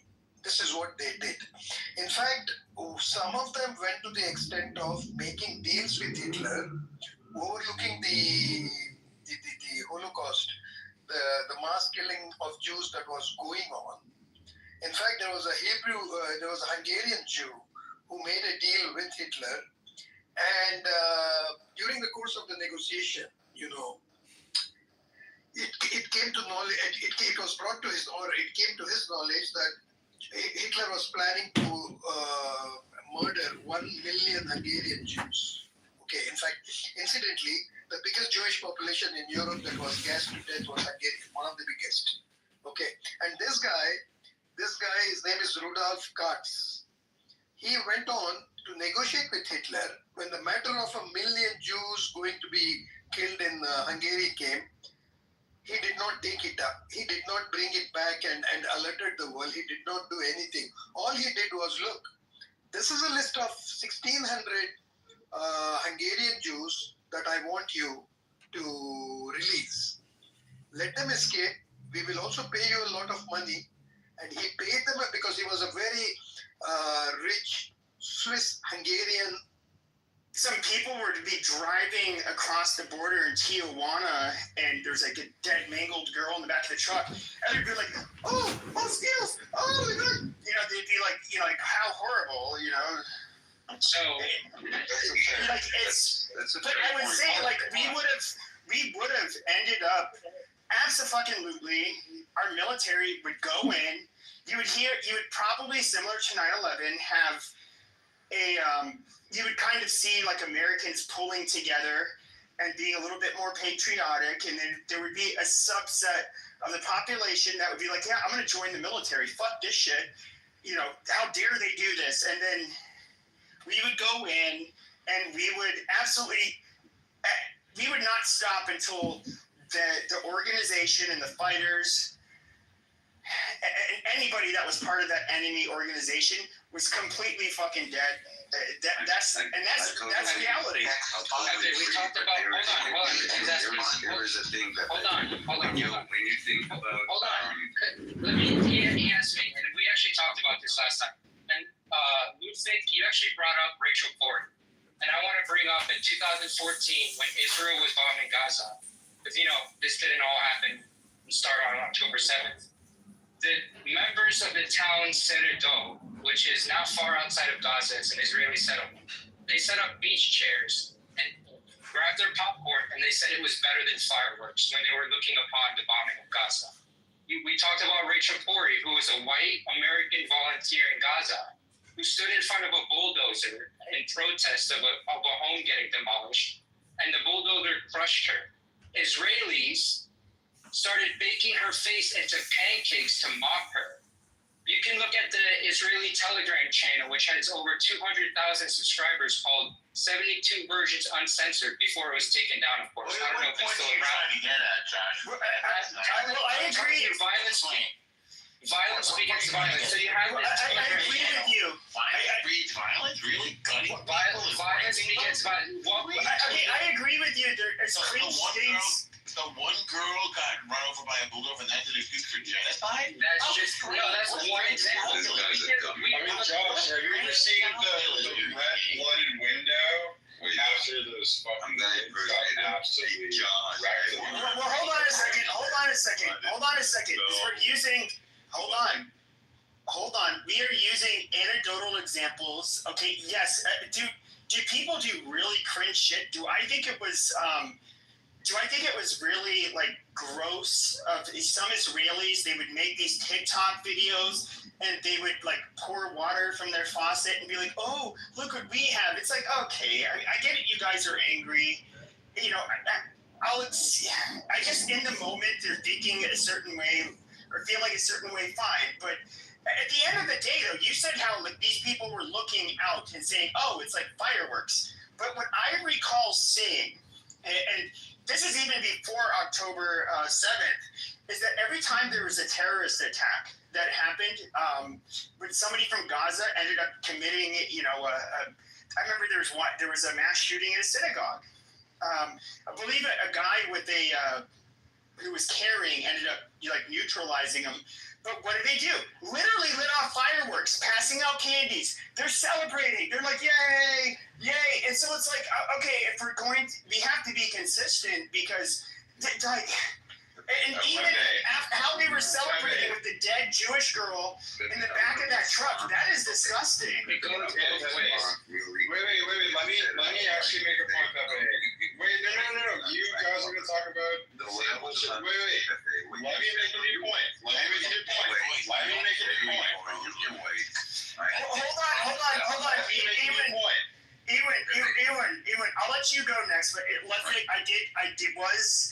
I was countering what Ludwig said. You can respond to him. Yeah, you can respond to him. Okay. Yeah, you can just wait for your turn. Press the button. Okay, don't taunt. Just say no. I was not taunting. It's like so what I would say is like you gave a perfect example with like why should I still speak? What I was saying about like the example you gave with Mexico, right? What you're forgetting is this did not start nowhere near October the 7th, 2020. Nobody says that it did. No, exactly my point. It started on the 14th of May, 1948. So if you started before that even. This war started on October. Just let him finish. Because I already have. I already have rebuttals that I'm not going to give. I said Owen can go next. Then normal, you can go after. You go all the way from the 14th of May, 1948, all the way to October the 6th, 2023. That's decades, my friend. Decades of innocent men, women, and children getting slaughtered. Women dying at the border that are delivering a baby that are not being allowed to cross the border. Right? And we have like an ungodly amount of these stories more. And then to be like upset about like October the 7th. And by the way, I don't approve it. I don't support the killing of nobody. Well, you're not upset. It's for the record, right? You're not upset. So just let him land. You guys get to go next. Just let him land. So if you're looking at this, and then it's sort of like, October the 7th, that's what was surprising. You've been slaughtering these people for like 75 years. What's really weird about that this eventually was going to happen, by the way, with the approval of, the state called Israel, because they waited with at least 4 hours to respond. So the blood is on their hands. It's your fault, El Normo. It's your Israel's fault. Oh, of course. All right. So Elon, hold on. Elon's going to go, and then El can go. Well, you know what? Gaza is your fault. Okay. Deal with it. Those dead people, your fault. El, save it. El, I will let you go for a few minutes uninterrupted. You can say whatever you want, and I will not allow them to interrupt you. But please let Elon go, and then El Normo, the floor will be yours. All right, Pepe. What I will say is that you should, and this is just for you. I don't care what the rest of the fucking room thinks, to be honest, but you should probably be looking at what Elon Musk is tweeting about, talking about England, for example, with the fact that you have girls pulling out knives and axes to defend themselves from like migrant people who are threatening them. This country. You don't get to interrupt, Ludwig. Let him say what he's going to say, and then I'll normally. So the country that I live in has become the rape capital of Europe. There are 73,000 rapes a year, and every woman that I talk to is fucking afraid in every town that I go to. I travel around. I know people. I know lots of people where I live. I speak with Polish women. Like I speak with all sorts of other women. I just had a recently a conversation with a Polish woman. But what I will come to the conclusion with is that women are fucking scared of what's going on in this country, and not only that, but there's a massive flag waving movement where people are putting flags up all over the country, and that is literally the beginning of it. And the UK is going to turn into the beginning of a major movement, probably across Europe. And Ludwig, I mean, it's sad because you live near like Holland, or if you live in Holland, where a woman who was 15, underage, just got raped by a migrant, was let out 2 times on bail for raping women within the past week. So, like, it's sad. He was the state of affairs. I'm not sure. Yeah, he was. He was let out. He was let out. It's disgusting. Get a link. It's all over Twitter, man. It's all over Twitter. And not only that, I've seen it. No, literally, like official news outlets are like reporting on it. Yeah, let me finish my point. Let me finish my point. Just mute him. Well, I can fucking finish my point. Okay, go ahead, bubblehead. Okay. So the number one issue right now that is becoming. Okay, faggot. So the number one issue in. Just trying to wrap it up. In the UK and the rest of Europe now is becoming something called a migrant crisis, and it's becoming major. And the US has to worry about it as well. It's going to happen to you guys. I know you guys shut the borders, but it's not in that way. And this is what Europe is trying to warn you. And this is why we literally have fucking Trump's people showing up to the UK right now, interviewing people. So we have a major issue on our hands. Okay? The UK is going to. I'm sorry. Let me. Okay, we're trying to wrap it up. You and I agree on this. Like, and we've talked about this a million times. Like, we do agree on it. I know. I'm like 2 seconds away from wrapping up. But the fact that like people like Ludwig, who lives in Holland, where this 15-year-old girl got raped. Ludwig, you can't interrupt. Just like I told them, you can't. I apologize. Where the police don't care, that's the problem. The people that don't care about these rapists getting arrested, the people that fight back against it, those people, in my opinion, are the fucking enemy. And I'll land there. They're the fucking enemy. If they don't care about that, that's fucked up. Underage girls, dude. That's it. I agree. That was it. Go ahead. El Normo, don't say anything about Ludwig. Just make your point. I know you can do that. And Ludwig, that means you interrupt. No, Ludwig, that means you cannot interrupt at all. You get to go next, but Ludwig, you cannot interrupt. Okay, I will not let him. Pinky promise. A pinky promise. You get to go uninterrupted after him, but you gotta let El Normo go uninterrupted. So I made no false promises. I'm gonna do my best. Okay. And if he interrupts, then he can go next. Is that fair? No, I'll just, I don't want to have to move people, but just, guys, please, Jesus, it's not that fucking hard. Go ahead. I'm delighted that this ignorant convert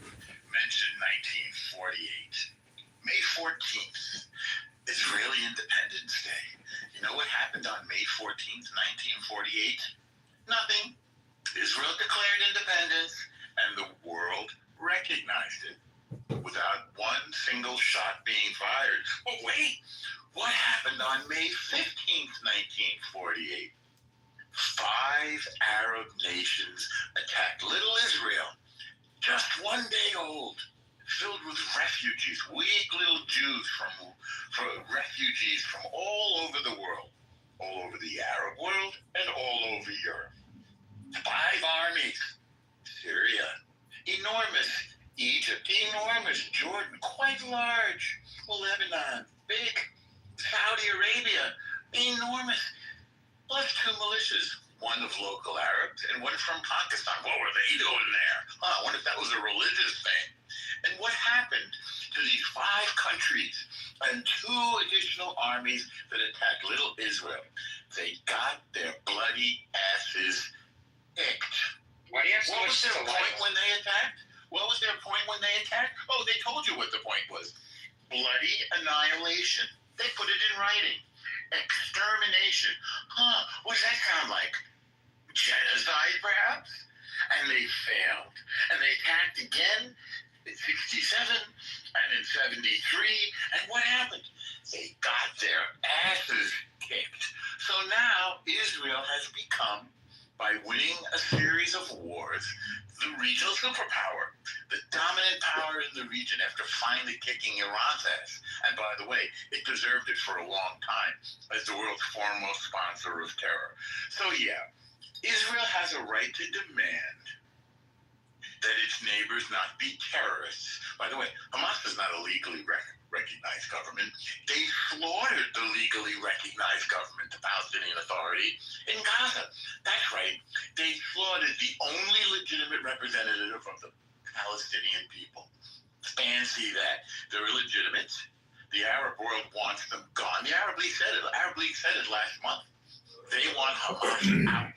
Surrender, put down your weapons, give the hostages back. This is the Arab League speaking, not me.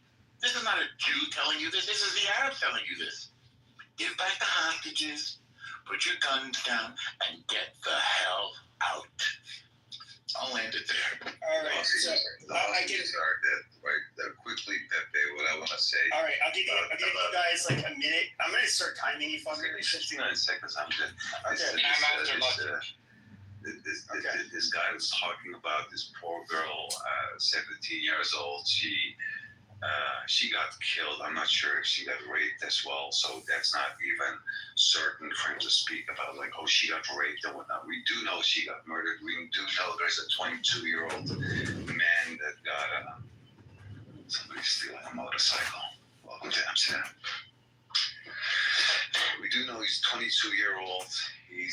Nobody really knows where he's from because they don't have no documentation.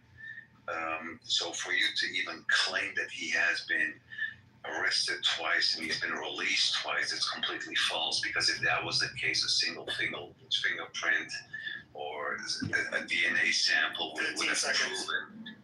So a fingerprint or like a DNA, something would have already proven that he's been arrested before, which was not the case. So nice try, you and bubblehead. Oh, I slipped. Okay, go ahead. I'll give you a minute, 30 seconds, because you are. Hold on, let me. God damn it, fucking piece of shit. All right, let the timer go out. Amazing.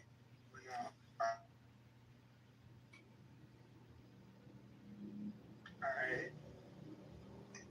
Go ahead. Josh. Pepe, say something for 30 seconds, and I'll be right back. I can say something.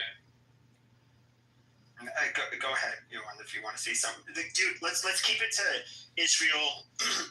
That's what we're talking about. We can talk about the migrant crisis, but in all honestly, the migrants are coming from all over, and it's not. I don't think it really has much to do with the conflict in Israel. Okay. So, in response to Norma in 1948, there were things that preceded this. By the way, the UN didn't recognize Israel as a proposition, not a declaration. So the Arabs had every right to reject it.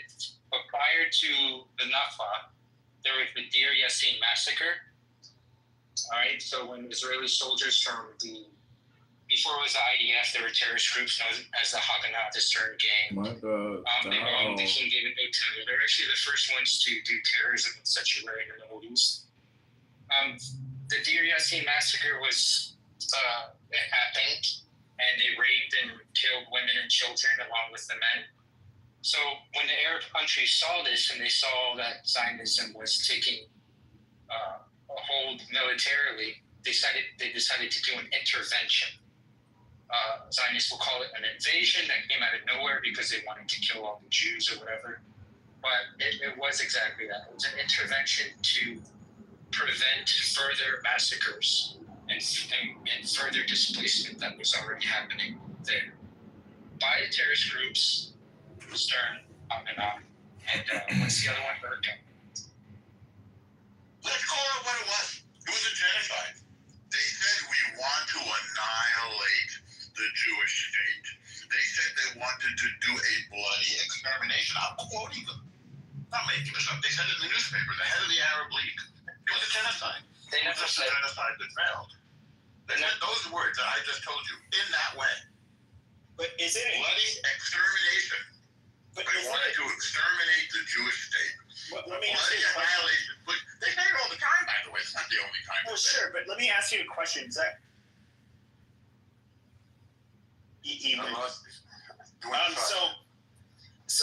okay, and I'll let you answer, and then Alan's on stage. I'll let him say what he wants to say. And so when it comes to holy shit, I do think that when it comes to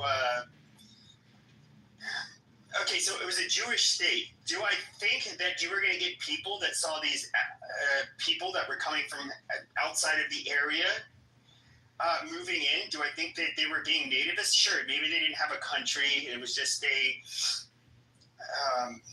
it was a colonized piece of land before, but they didn't want them there. And yeah, maybe them being Jewish was a big deal.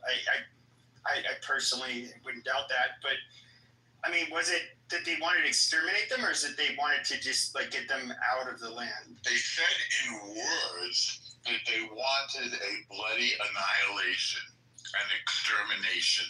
And they say all the time they want to push all of us into the sea. What do you think from the river to the sea is in Arabic? I'll tell you.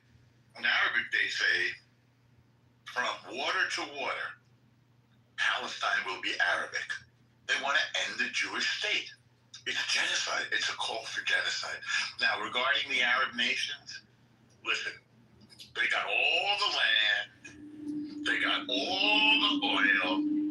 Jews never said, oh, we want some. If we were looking for money, we would ask for some of the oil. By the way, go take a look at the map of Israel, which is tiny. It's the size of New Jersey, as everybody knows by now. It's like the fourth tiniest nation in the region, except we don't have any oil. So they got all the land. They gave us one tiny little plot, and it was if they had said yes to the UN plan, then the Arabs, who are now calling themselves Palestinian, they didn't call themselves that at the time. These Arabs, they'd have a little land just like Israel, and we could have them side by side, the same way you have North Korea and South Korea side by side, right? North Korea is a dystopian nightmare where there's frequently famine and starvation, and South Korea is like a model nation. In this equation, Israel is South Korea, a modern, technologically advanced, prosperous nation with a higher per capita GDP than most countries in Europe. And you have these Palestinian Arab guys who have no economy. They live on aid. We sunk more money into so-called Palestine than we used to rebuild Europe after World War II, than the Marshall Plan. Except at the end of the Marshall Plan, we had Europe. It was all fixed up. They had economies, tourism, products, peace. They had peace. These guys, we sunk all this money into them. And what we got... Stop. Man, Alan is waiting. And what we got... Hang on, Lucas. And what we got from it was October 7th. terrorism. 500 miles of tunnels, 500 kilometers of tunnels under Gaza. This is their great achievement. Beautiful engineering. Beautiful. But here's the problem. They didn't let any of their own people into the tunnels because they want them to die, because they wanted them to be killed by bombs, because they want their people to be shaheeds. They say it all the time. Just listen to them in Arabic. I've heard it, and I will pass it on to Alan, but I will say this. That is absolutely fucking atrocious that we had to send them. No, that we had to send those fuckers foreign aid, and the amount of engineering and money that went into getting their weapons and the tunnels. I mean, come on. Nobody wanted to help the Palestinians to be a bunch of savages. No, we were not supporting them to be resistance fighters. The international community was supporting them to basically try to help them prosper. So that is bullshit. But you have to agree with that. Prosper, being stuck in between three walls and a beach. How do you prosper? All right. Well, go ahead, Alan. A thriving society. The blockade decimated They had a hospital. They didn't start with Hamas. They didn't start with Hamas. The blockade came because they're violent. Well, okay, well, let Alan. Alan, I said another fellow Armenian. Go ahead. When I say fellow, They go to Israel, become doctors, then go back. Okay, all of you. Okay, shut the fuck up already, Johnny. Inferior non-Armenians. There, I have now declared supremacy of all of you. So you cannot refute anything I say. There you go. Except for you, Ludwig. Thank you. I was waiting. Wait, I didn't hear what he said. Did you say Armenians are superior? Yeah, I did. I declared. Armenians actually used to design battle to be on Clubhouse. Yeah. So all right. So here I go. Country's dead, like everyone's in the Norm, the history you said was correct, and yeah, absolutely, they kicked the other nation's asses. Okay, that is irrefutable. Flash forward though to today, and then within the last, 10, 20 years, the way the world perceives Israel's actions as an underdog, and the way it perceives those actions as you put it, the regional superpower, are two different things.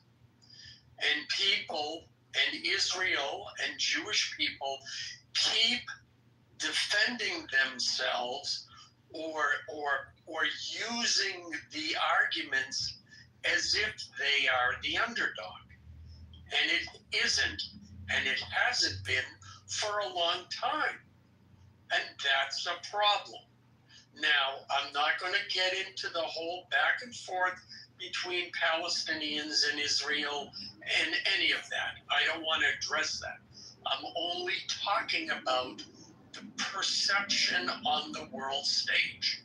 I don't think you can argue that if you are landing punch after punch when your back is on the ground and a bully is on top of you, it's very different than if you are on top and the bully is on the ground and you're landing punch after punch.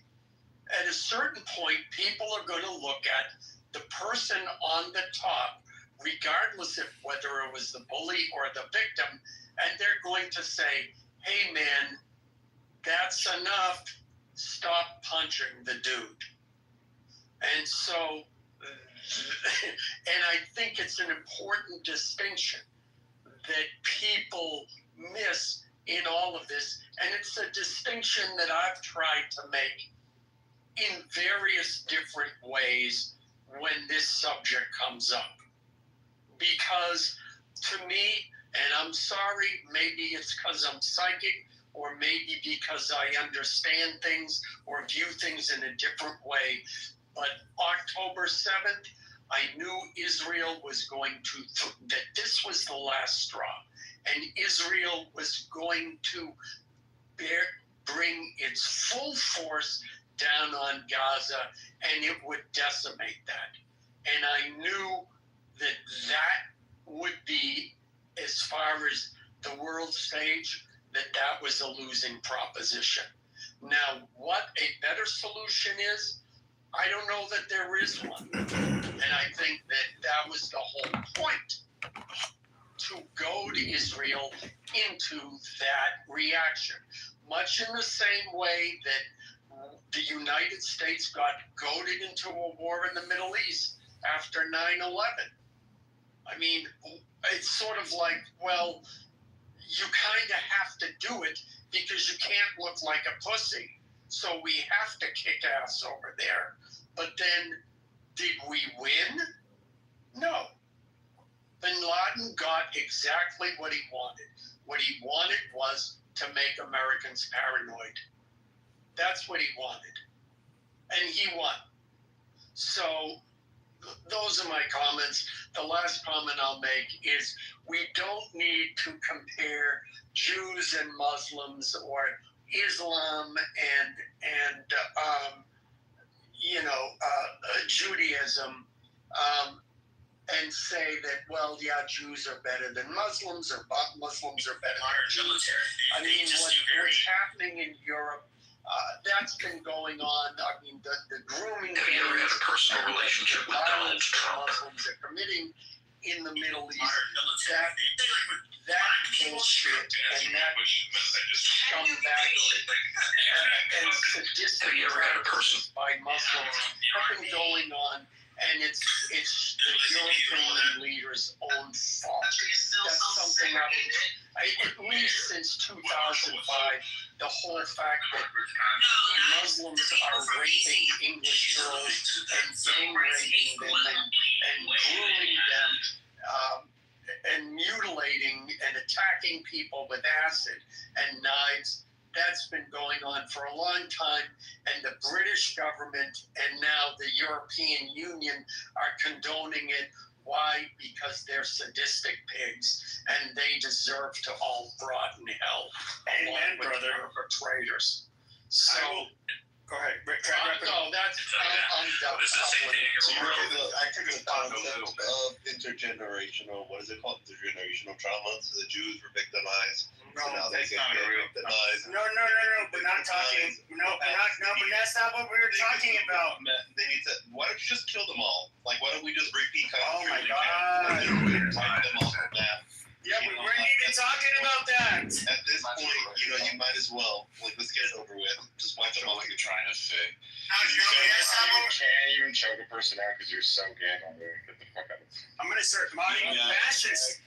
Sebastian's gone I stage. just want to say, Alan, I think you had a very eloquent way of saying that, and I agree with like 90% of what you said. And I'm going to agree with you, but also disagree on the subject of Israel. Is it the guy on the bottom or the guy on the top?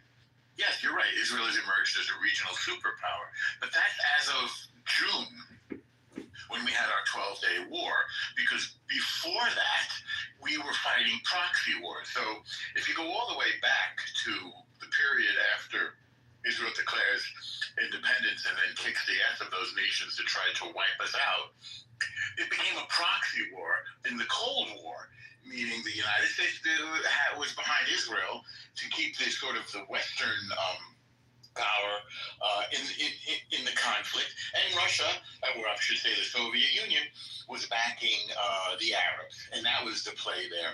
And then the Soviet Union imploded, and so the United States was the only remaining superpower. And Iran, shortly thereafter, stepped into the vacuum and became the greatest sponsor of terror in the region. So there was actually an existential threat, Alan, from Hezbollah to the north. They had a lot of missiles. It's just that Israel was counting them and knew where they all were and then exploded them before they could attack and overwhelm the missile defense system.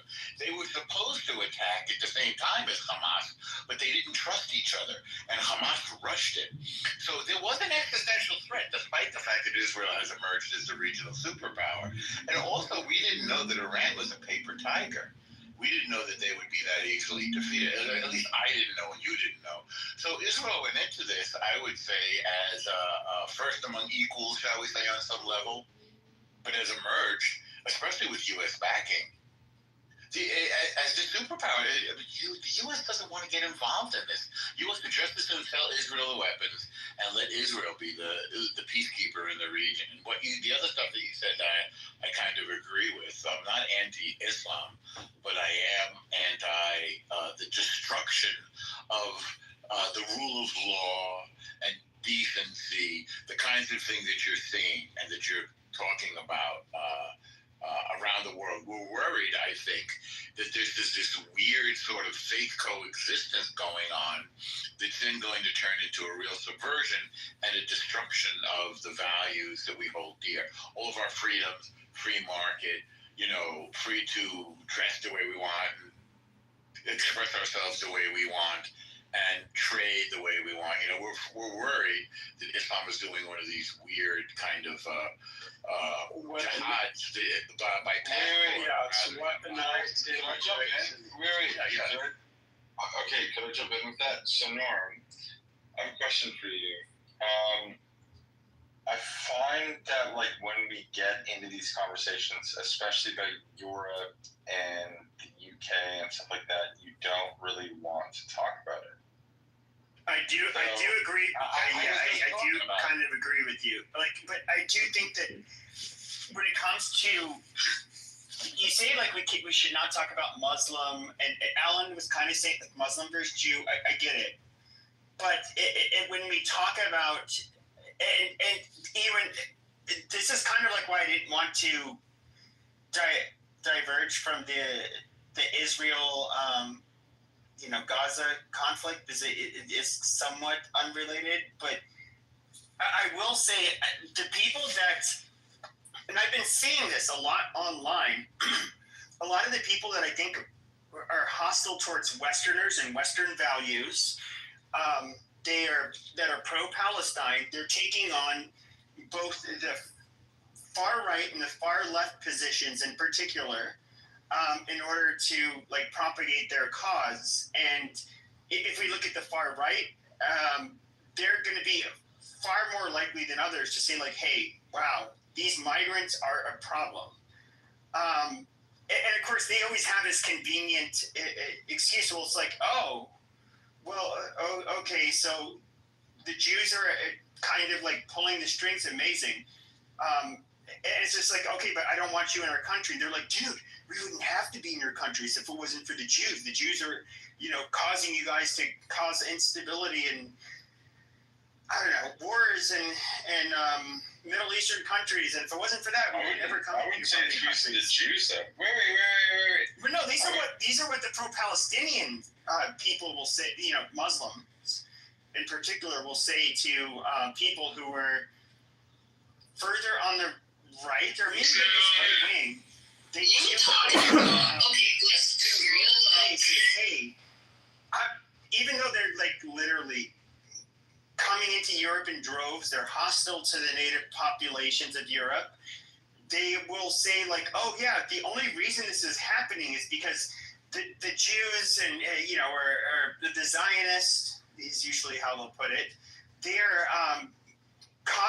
they're goading the United States into all of these Middle Eastern wars and destabilizing the place, and then they have to flee, and then we're coming to Europe, and we get it, bro. It's we don't want to have to come to your countries. We would love to come back to where we came from, and they it's kind of there's so much subversion that happens online, and I've seen so many people just eat this shit up. You have these cockroaches like Suleiman, Khaleesi.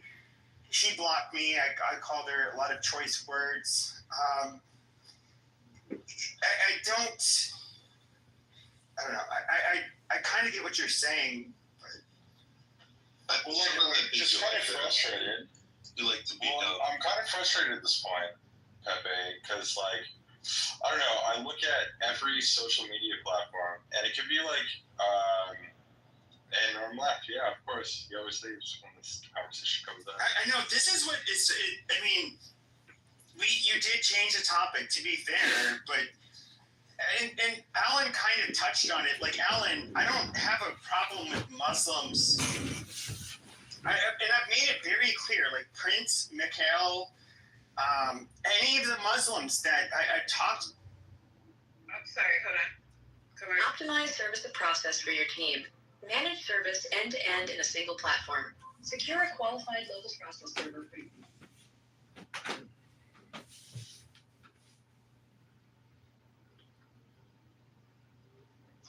Hi, good evening, everyone.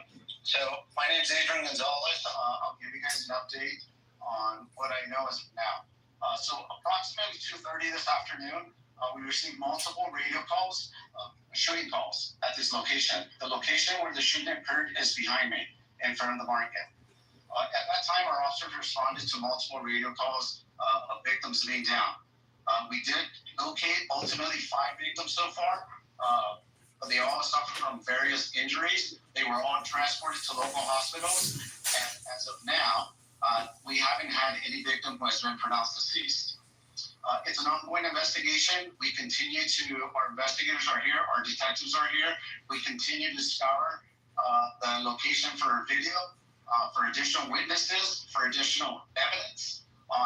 And so we will continue investigating this investigation with whatever resources that we need to. One thing I do want to mention is we don't know the cause yet of what happened here.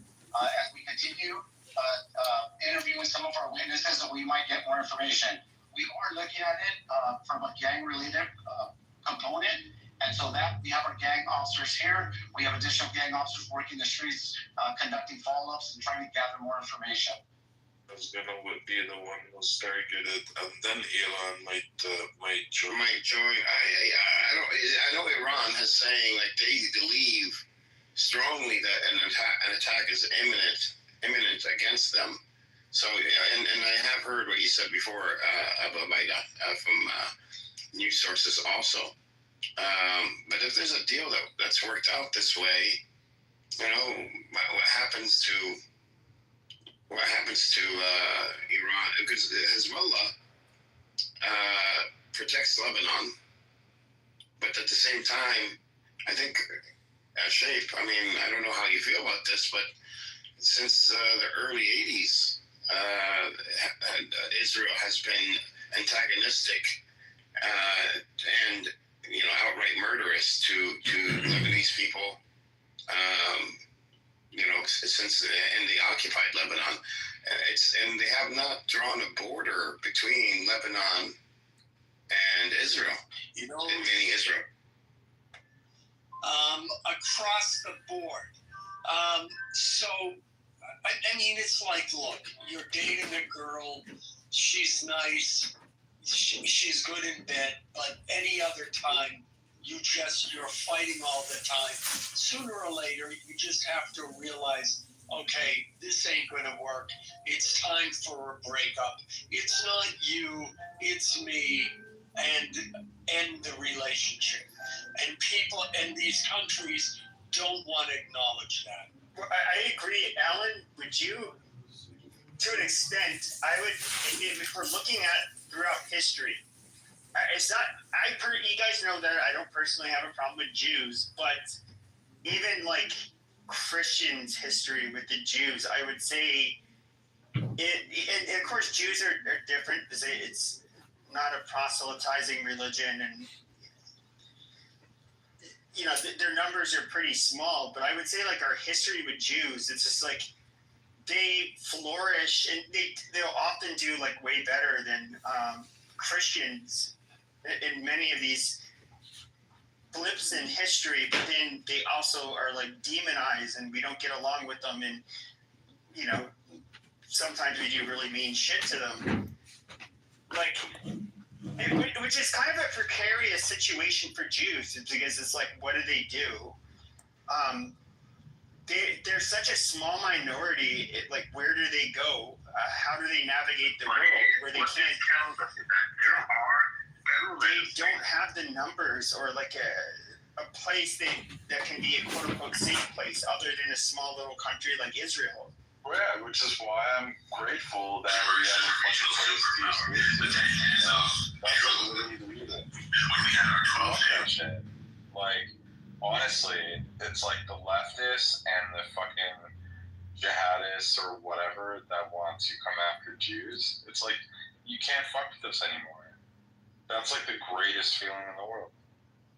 Do you think that Jews could feel that way in like fucking 1928? Well, I'd say this, the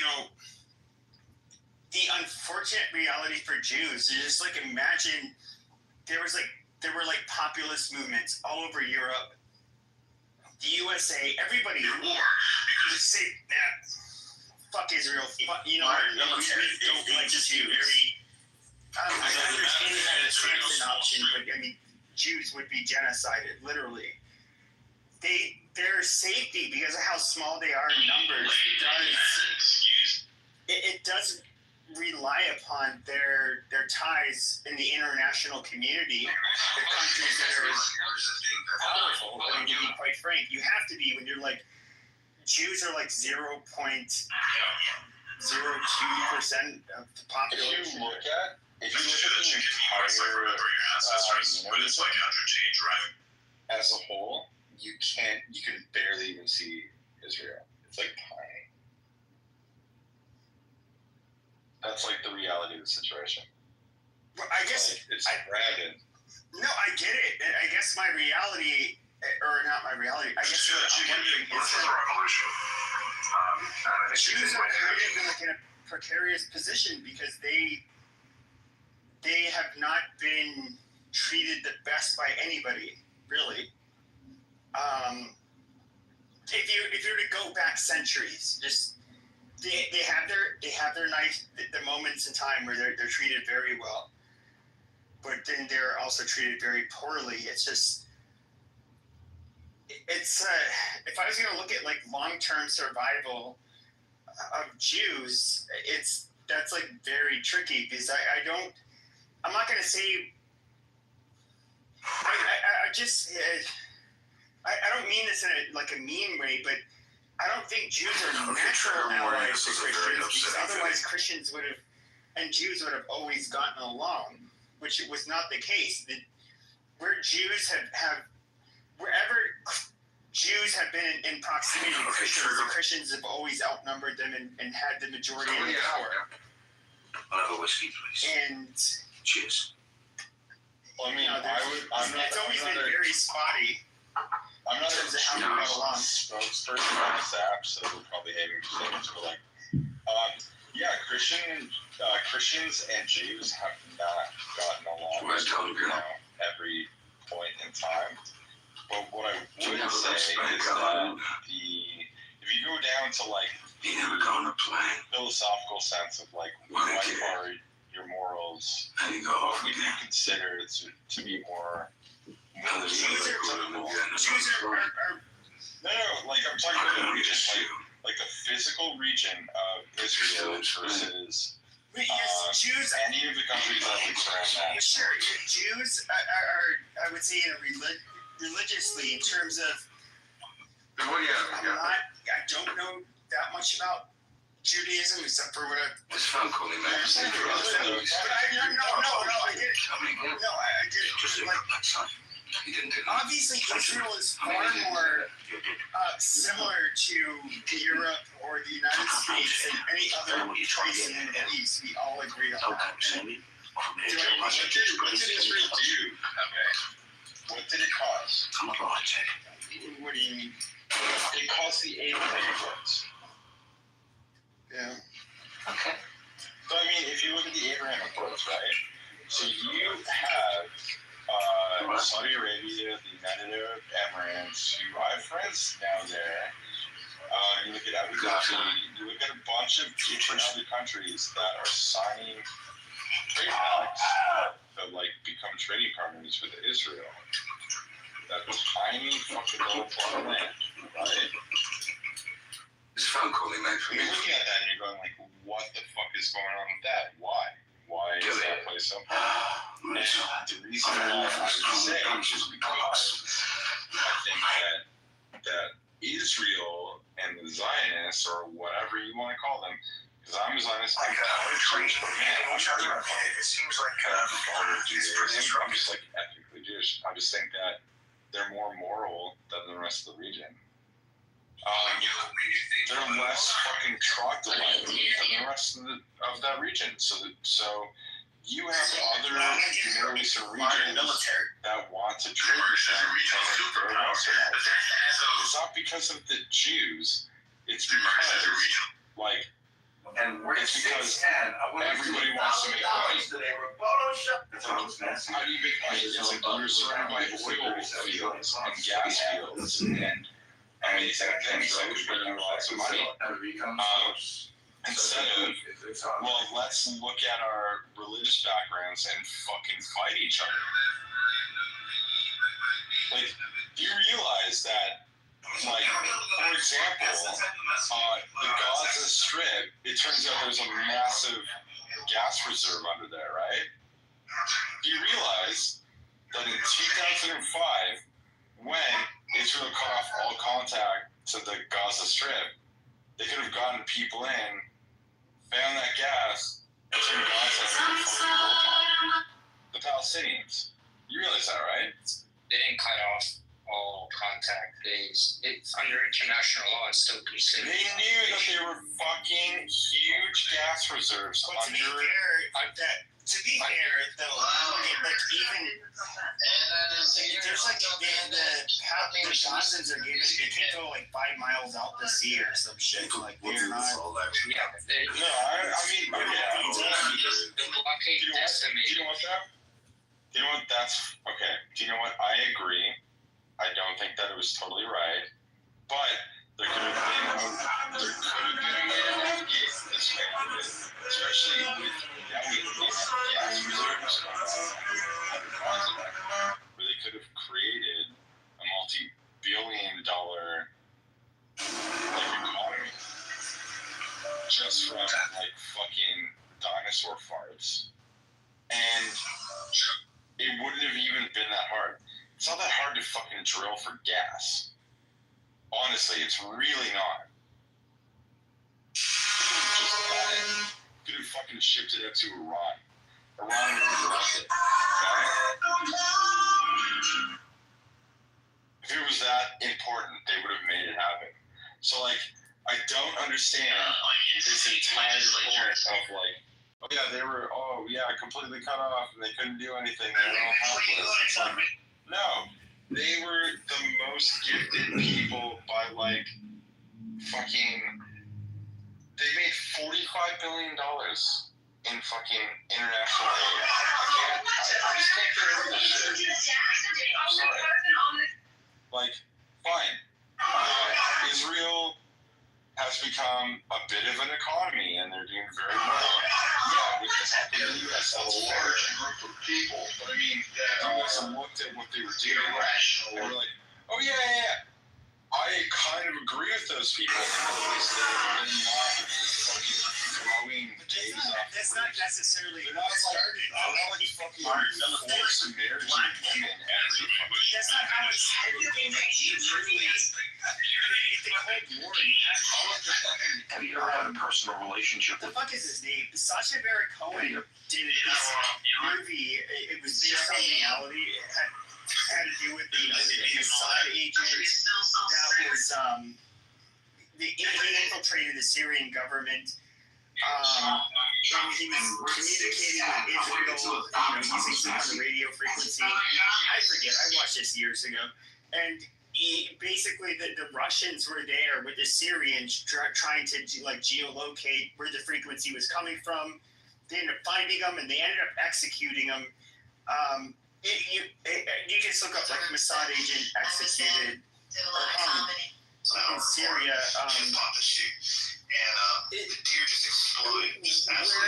Where Israel was like invaluable to us, up until like especially 35 years ago was they sided with us. They were not under Soviet influence like the like their surrounding neighbors, and so and of course, if you look at like the piece of land that they have, I mean, it's pretty. Emerged as a regional superpower, but as of June, when we had our 12-day war, because before that, we were fighting country wars. So if you go all the way back to the period after Israel declared independence and then kicked the ass of those nations and tried to wipe us out, it became a proxy war.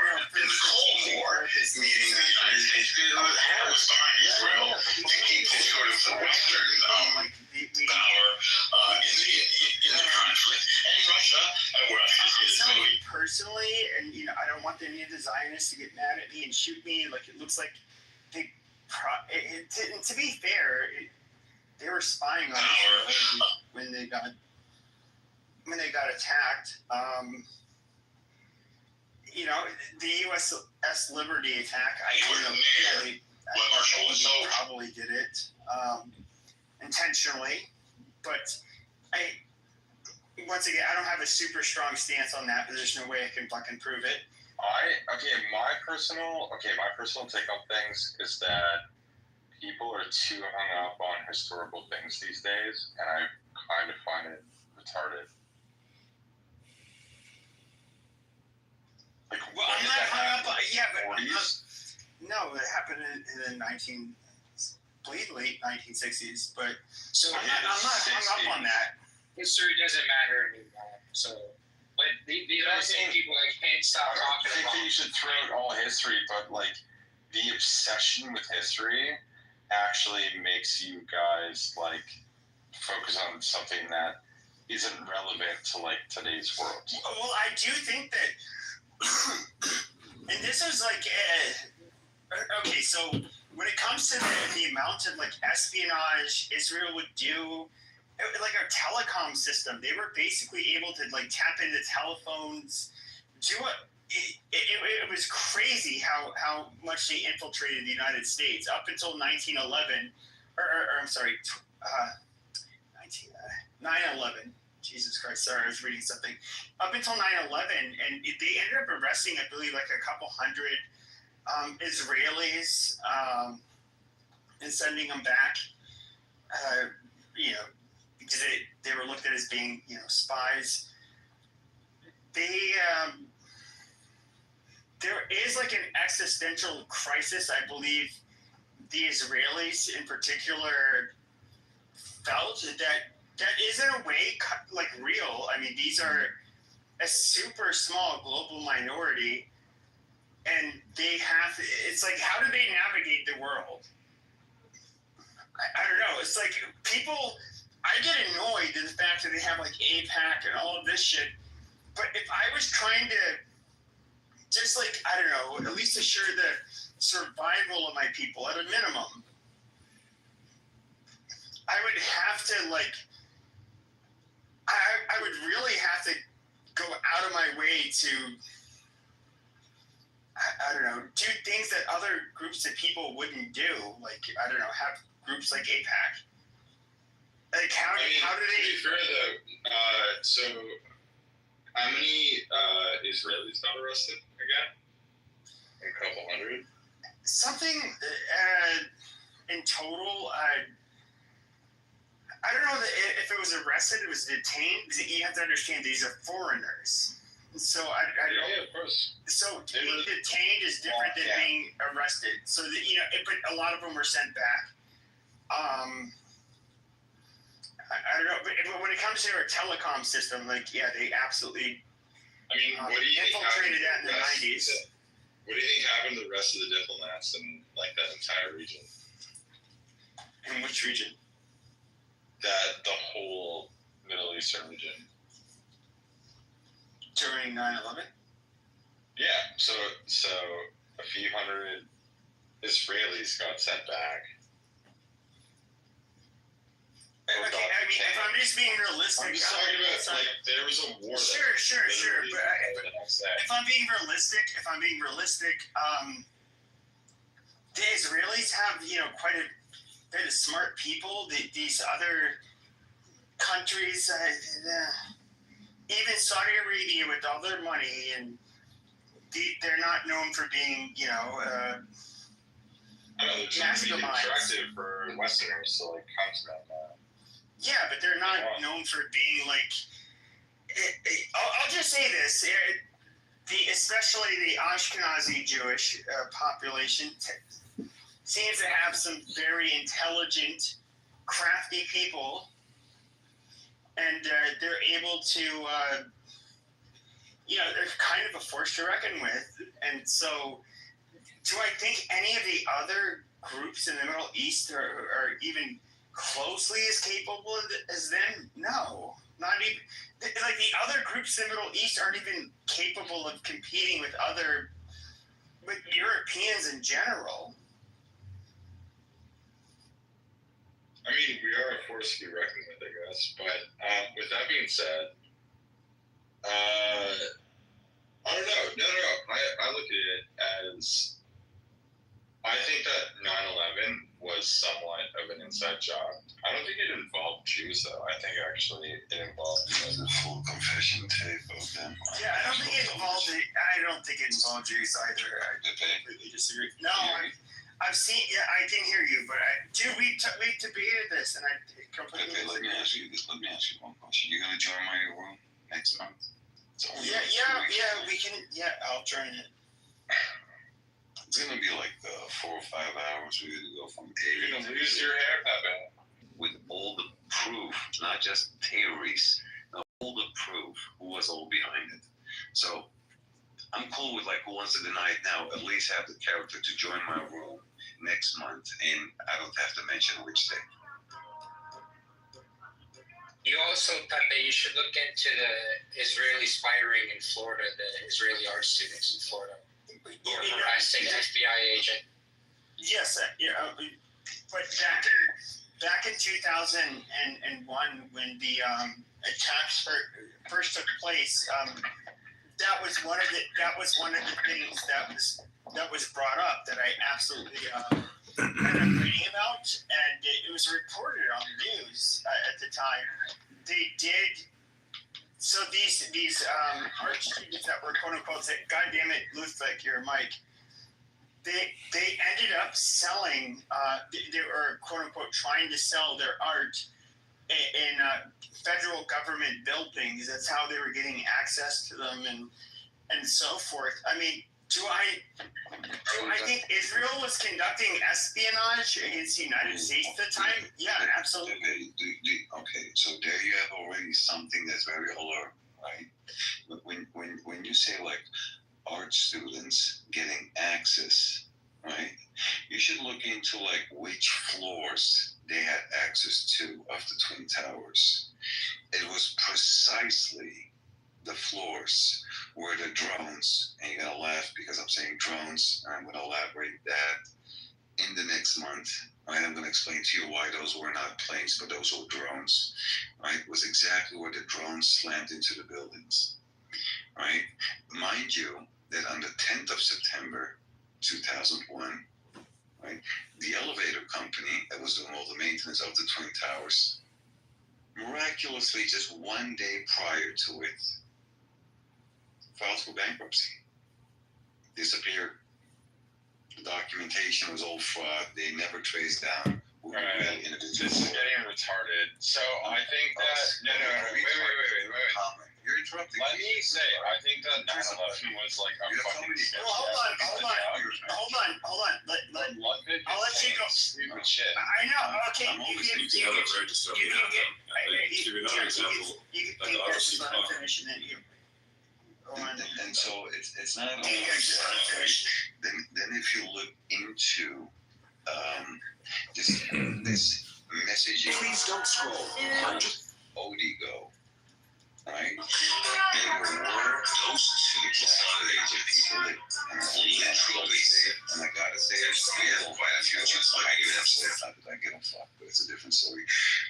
They actually did get messages not to show up at work that day. Certain ones. Evidence of this. It's not. No evidence. Certain ones, and then you have like the Rothschild who wasn't in that day. You have Larry Silverstein and his 2 kids who were there every day, but they weren't there. That was comical. Yeah, had to go to the dermatologist, remember? Yeah. He literally had a Look, and not to forget when I by now, of course, almost after 25 years, I know exactly how to say it, right? When he had like a phone Maybe call they came in late I'm almost that that day. Julian, press a button. You have so many buttons in front of you. Act interesting. And exactly on that, on the day itself, right, when the Twin Towers had already collapsed, many hours later, right, this Larry Silverstein is literally saying on an interview that he had a phone call from the firefighter chief, right, whatever he was. We had such a terrible loss of life. We decided to pull it. Like, pulling it means literally pulling, like pressing the button, bringing the building down, right? Do you know how many months it takes to prepare a building of that size, right? 47 floors, the Solomon Brothers building, building 7, right? To prepare that, to bring that down, right? In exactly the way we saw, which was like controlled demolition. So there's not even a question that the United Snakes of Gay was involved in it. They were. And they did that hand in hand with Israel. God damn it, my Jewish handler said I have to shut this down. Guys, I do not want to be brought to a black site. Excuse me, I'm sorry, these Jews have me so flustered. I do not want to be brought to a black site, so I have to shut it down. Ow, Rabbi, stop! Ow! Ow, stop!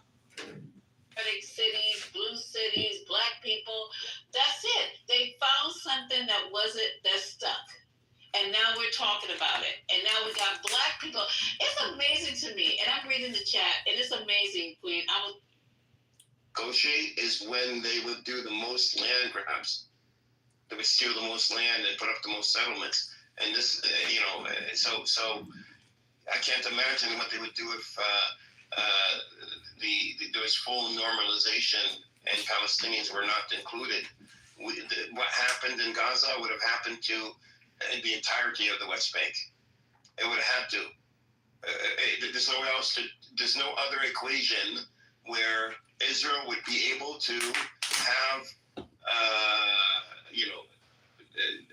normalized relations. And when they say normalized relations, they're meaning goods are going back and forth between Israel and the Gulf countries. This is what normalized relations means. It's very profitable for all parties. But knowing this, is there an equation where there's normalized relations, so there's no reason to keep the Palestinians around, and the Palestinians would be in the way of making a lot of money with the Gulf states? This is why I believe the resistance was necessary. But why can't the PA be involved in that? They're like legitimate. They've managed to support Hamas for 20 years. Like, why can't they be part of this like economic growth situation? The PA is so extremely corrupt that they have single-digit support in the West Bank. They are extremely corrupt, and what about this hypothetical reform PA that everyone talks about? That means no PA. Reform PA means there won't be a PA, which is fine, and I think Mahmoud Abbas recognizes this, because now that's been strategically placed on as a condition. Elections means no PA and no Hamas. People are not going to vote for the old guard anyways. Hamas already said multiple times, including in writing from the last ceasefire agreement, that they will not be a part of the government. They invite a board, a technocratic interim government, to be formed not from Gaza, but from all of Palestinian society. They are not looking to be on the board or lead it. I think they said they wanted one position temporarily, but not a leading position. Do you believe that? Do you see them as genuine in this? Yes, because in the 2010s, they've tried to get the PA to come in and administer and be the government in Gaza. The Al-Qassam, which is the resistance, they did They not went from want pushing to. people off buildings to wanting them to rule. There's so much. Yeah, it was. This was pushing people off of buildings. If you read, and this is mainstream media, not conspiracy theory. Bush had sent over after Hamas won because they were so corrupt. I mean, they built a casino in Jericho. They were stealing money from the Palestinian people. Keep in mind, the PA and Arafat were thrust upon the Palestinians. We did not ask for them. We did not. We welcomed them. But did you guys ask, like, I don't know if you're, like, I feel like Gazans now feel like Hamas is to blame for their ruin. Like, there's literally, like, it's, not that it's their fault that Israel. Where did you get that from? So, I don't know, I just see maybe my social media algorithms are warped, but it does seem like a lot of Gazans are fed up with Hamas and blame them for the destruction of Gaza. Like, even though obviously the Israeli government is the one that dropped the bombs, they feel like Hamas miscalculated with October 7. Now, literally, a society that, even though it wasn't ideal, is flattened to the ground. Like, can you show us an example of what your algorithm shows you about people? So I just see people in Gaza like cursing out Hamas, like saying we're done. It's mass protest. Yeah, Hamas. You have to remember. No, not even mass protests. Just people just being like, after an attack, like, what the fuck, like Hamas, like, why did you do this to us? Why are you keeping hostages in our neighborhoods? Why are you putting us in danger? Like, they just feel like they're being mean and like social media. I would really use it, man. Man, shut the fuck up, you fake rabbit. Shut up. Come on, boo. Okay. So you are the mess. So actually, you're seeing there's people in Gaza that are not protesting. There's people in Gaza not protesting. So the only protest that happened in China. You can't even accept that God sent people. I do see individuals. Like, you see individuals. It might be anecdotal, but I do see individuals that are cursing out Hamas. No. I'm just reading. Palestinians, Palestine, influencers inside of Gaza, people inside of Gaza, and I never really came across a video or a post that says people inside of Gaza are against Hamas. Of course they are, you dumbass. I'll share some. Show me your. Stop. Wait, Abu Abaida, can I share? Hold on, Abu Abaida, can I just share? It's about you, brother. Let me, and you guys can go back and talk about it. I don't want to dominate. I don't want to dominate you. Like, let me just. You're fake. Hold on. Check your page channel. Hold on. Why are we devolving into this? Hamas. We are using the word Hamas here. Before October 7th, Hamas ruled very loosely. People were not, Hamas had their sort of political base, but it is one of multiple political bases. And as a matter of fact, Fatah had a political base in Gaza. So criticism of Hamas was before October 7th and continued after October 7th, which is natural if you have multiple political. They had the We Want to Live campaigns, and We Want to Live protests that ended up with brutal suppression in Hamas, right? I wouldn't say that they were.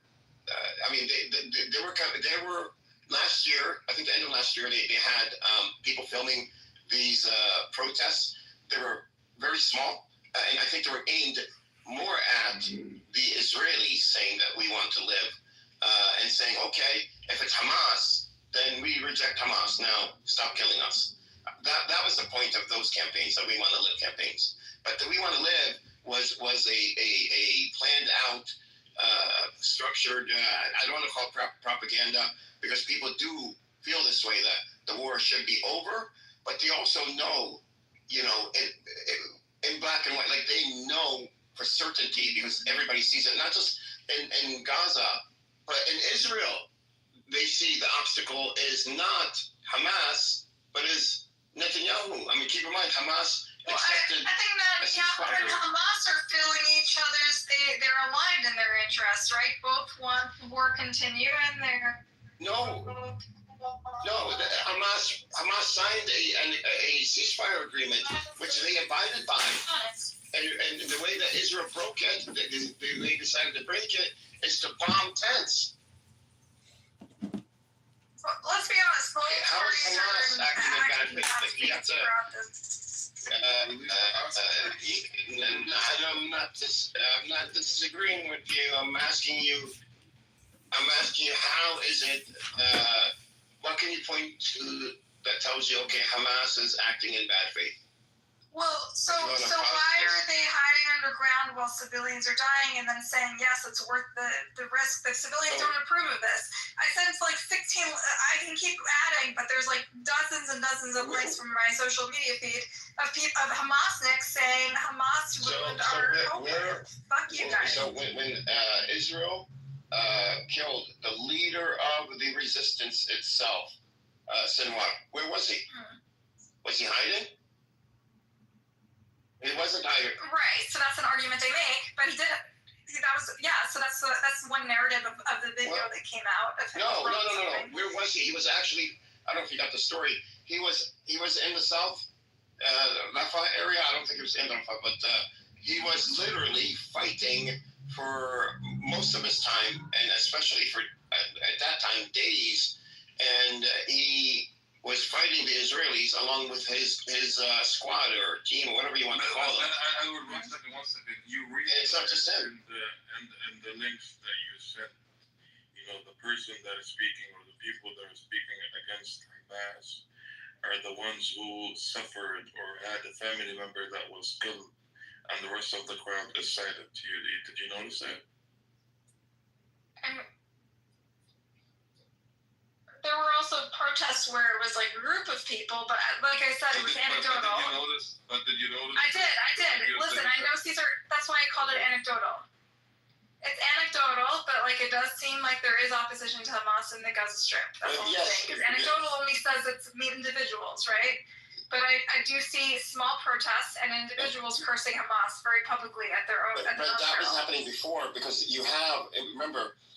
And that's why I said this to you at the beginning. We are using the word Hamas to describe the resistance. However, the resistance encompasses a myriad of political parties. So a lot of them are against Hamas, have always been. This is cannon fodder? Like, you think they like to be cannon fodder for the Hamas cause, for the Palestinians? They just want to fucking survive, right? They're fucking kids. They want to survive. Why would they want to be cannon fodder? Killing them. Who's killing them? No, Israel is killing them, but they know they're dealing with a genocidal maniac, which is Bibi Netanyahu and his right-wing coalition. So why would they continue to provoke them? So what do you suggest? Because October 7 was a huge provocation. It was a major escalation of what happened. But what happened, I think you said this before, that we're to exchange hostages for Palestinian hostages. This is true. In October. Yes, but October 7 was a huge provocation. Let's be real here. 3 times they offered it. Edward, you don't think October 7 was justified? All the hostages and come to an agreement. No, I'm not saying that. I have my own theories of what happened on October 7th. We don't have to get into that. And these are only my theories and not fact. But what is fact is when October 7th did happen, Sinwar told the hostages, and the hostages repeated this, the ones that were released, that you're only going to be here for a few days. Yeah, I did read all that. And I did see the recent report in Israeli media that showed that Hamas had offered to release some, and the Israeli government wasn't receptive because they were so bent on revenge, right? There was a new TV. Yeah. So why would Hamas... So Hamas went in, they captured the soldiers, they went back, They captured, they went, and the area was nobody was securing the area for over 6 hours on the Israeli side. Hamas had already left the area and were now going, So what was the going to the military. So Edward, what was Hamas's goal? Because I'm very confused about their goal. I had that one article I float around that everyone thinks is just hearsay, which is fine. Maybe it is. But then what is their goal with invading Israel in this manner? The goal in this specific case was Hamas understands, Palestinians understand that in Israeli society, a soldier that's captured is worth way more than a civilian that's captured. Way more. So Hamas was going after these small intel bases in Israel, which they did get to, and they captured the soldiers in them, along with the servers that housed intelligence about Gaza, and they took it all back to, including the soldiers, and these are all soldiers, back into Gaza. I disagree. I think Israel's been willing to pay a lot more for civilians. No, it's not the historical. Then why did they make all these compromises to release civilians? Okay, if you look at the last ceasefire agreement, soldiers are worth more on paper than civilians. Yeah, but they only look vulnerable. They only look kids out, and the old soldiers are worth more than kids. Buttercup, do you know how many Palestinians were released for Gilad Shalit? Yes. Is that the one soldier that had over 1,000? 1,024. Hold on. Same. That's usually 600 or so to one. So basically, 1,000 Palestinians' lives. Well, no, it's not even that. It's the fact that the civilians in the ceasefire agreement, and you could look at the last ceasefire agreement, Buttercup, and see the ratios.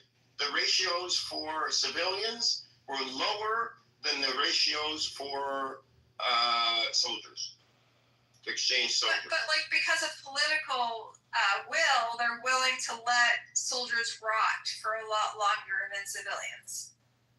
Well, no, you could say that, but if you go back to other similar situations with Hamas, when they captured a soldier, and when Israel, it means Hamas is willing to release them for less. That says more about Hamas than it does about Israel. Israel is willing to make more compromises for children and elderly and women than it is for the male soldiers. But it says more about Hamas that it's willing to release. What compromise? Because a compromise, I would buy that argument, okay? But you would have to show me that the compromises for women and children is different than the compromises for the. Who decides what the price is? It's Hamas ultimately, right? It's a negotiation, but it's. But they're holding the cards. They're holding the hostages, and they get to say yes or no. Lebanon, Hezbollah did the same thing with soldiers. What I'm saying is Hamas, in their interest, would want to capture soldiers, not civilians. So the fact that they did have civilians and it's so casual, like they just had babies among them, like there wasn't. No, that's what I'm saying. So they captured soldiers. Accidentally capture fucking babies that scream them. So no, they captured soldiers. They went back into Gaza, and then they realized that they had civilians among them. They realized a fucking baby was among them. That's so garbage.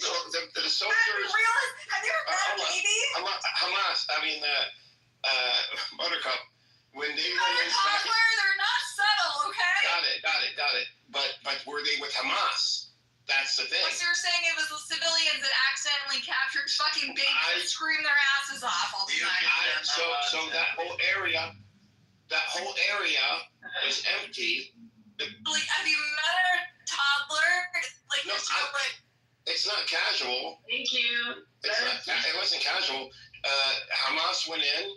They did what they had to do. Now, if Hamas was out there to kill and massacre people, they could have done. There were thousands of people, and they had complete control over the situation for hours. They could have done so, but didn't. They moved on to get those soldiers, and they went back. Now, when they got back, they did have civilians, not Hamas, the people that went to capture the soldiers, but the civilians did end up in Gaza. How they ended up there now, that is the question. It's a big question. Yes, the area was. Who accidentally didn't notice that a toddler was. It's not that they didn't notice; they were grabbed on. They were grabbed. I don't think you explained it to her right. The people who took the soldier were Hamas.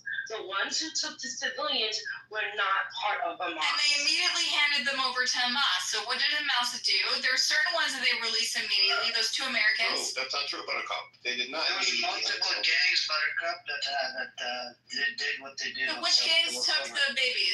So look, there's PIJ, there's other there's not gangs. No. Break it down. The gangs are. There was a dozen babies. There was a data. There's about 3,000 or 4,000 actually jumped in, and there was different gangs. And do you know that some of them were civilians, by the way? Yes, civilians, and I. Yeah, are also culpable. So maybe don't reinforce. Well, so there were gangs. So there are gangs in Gaza. It's not this like Hamas rules with an iron fist, and there's nothing there. There's organized crime from the Sinai leading through Gaza into the Negev Desert in Israel. Now, were there other parties there? The issue that I have here is that first, Hamas did not know where the civilians were. Why would they not know if they planned this whole operation? And if it was their well-trained, well-disciplined people that went in and did their job, and then all of a sudden, we have civilians. Where? Who has them? They're all over the place. They're with this clan. I think it's pretty clear they didn't anticipate the rave that was in the middle. Well, that's true. They didn't. But Hamas did not stop. When they broke through, they were shooting, at soldiers who ran into the rave, and into the kibbutzes, and were shooting from there and then shooting at them. But they ran through and went and did their mission, got the soldiers, and came back through. Now, keep in mind, over 6 hours, this whole area, not a single is IDF, no forces, no police, no nothing. So it's completely open. Who went in? All we could say is, at this point, because we don't know, we have to wait until the war is over.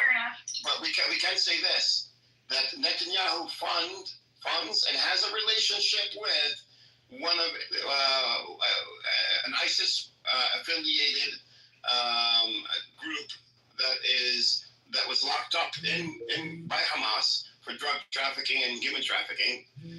They were released and given uniforms and weapons by Netanyahu. That's not me saying this. That's Netanyahu saying this. That's Victor Lieberman, who broke the story that said this. So they had an ongoing relationship with ISIS-backed, what they called jihadists. And what happened to those babies? Abu, there was about 30 kids that were taken hostage by Hamas. What happened to them? 30 kids. They were returned. They were returned in hostage deals. Wait. There were 30 kids. Where did you get 30 I was kids going from? back to her to ask her to send something that said. There's no 30 kids. Where did you get the 30 kids from, Miss Buttercup? There was a couple of children, but 30. Unless you're counting anybody under 18, maybe. I don't know what the makeup was, but. I don't know where the 30 came from. This is my first time here. No, bro. She's talking about Sherry, the 2 kids of Sherry. So I remember that video when Hamas released it. They went and they want to take Sherry. They don't want her kids.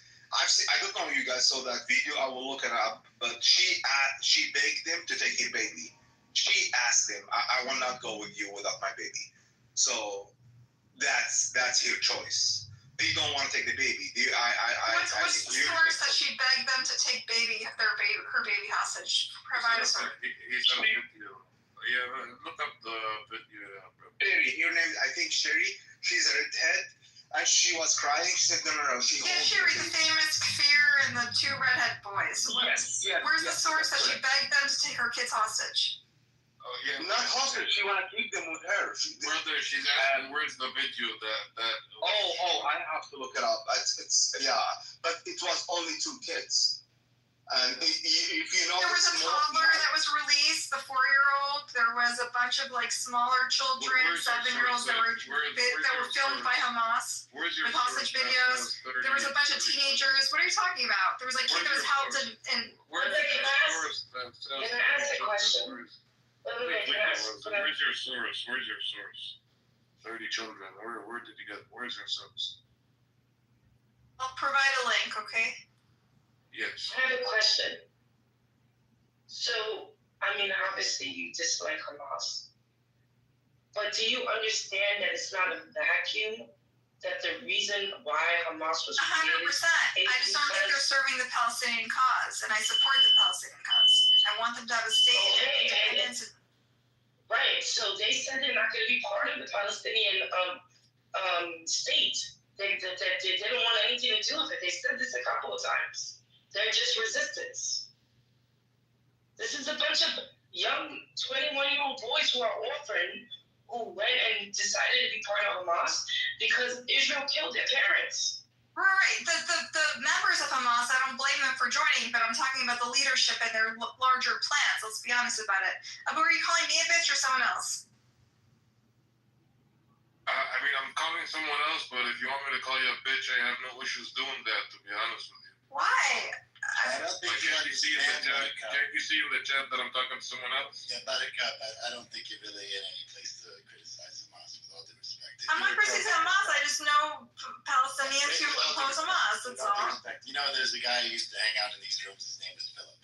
And when people would come in, honest true. You're breaking character right now.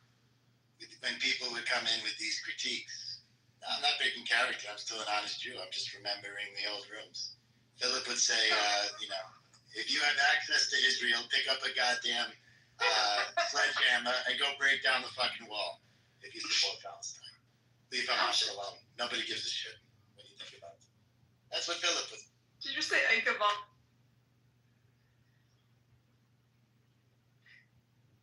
Yeah, what's the thing?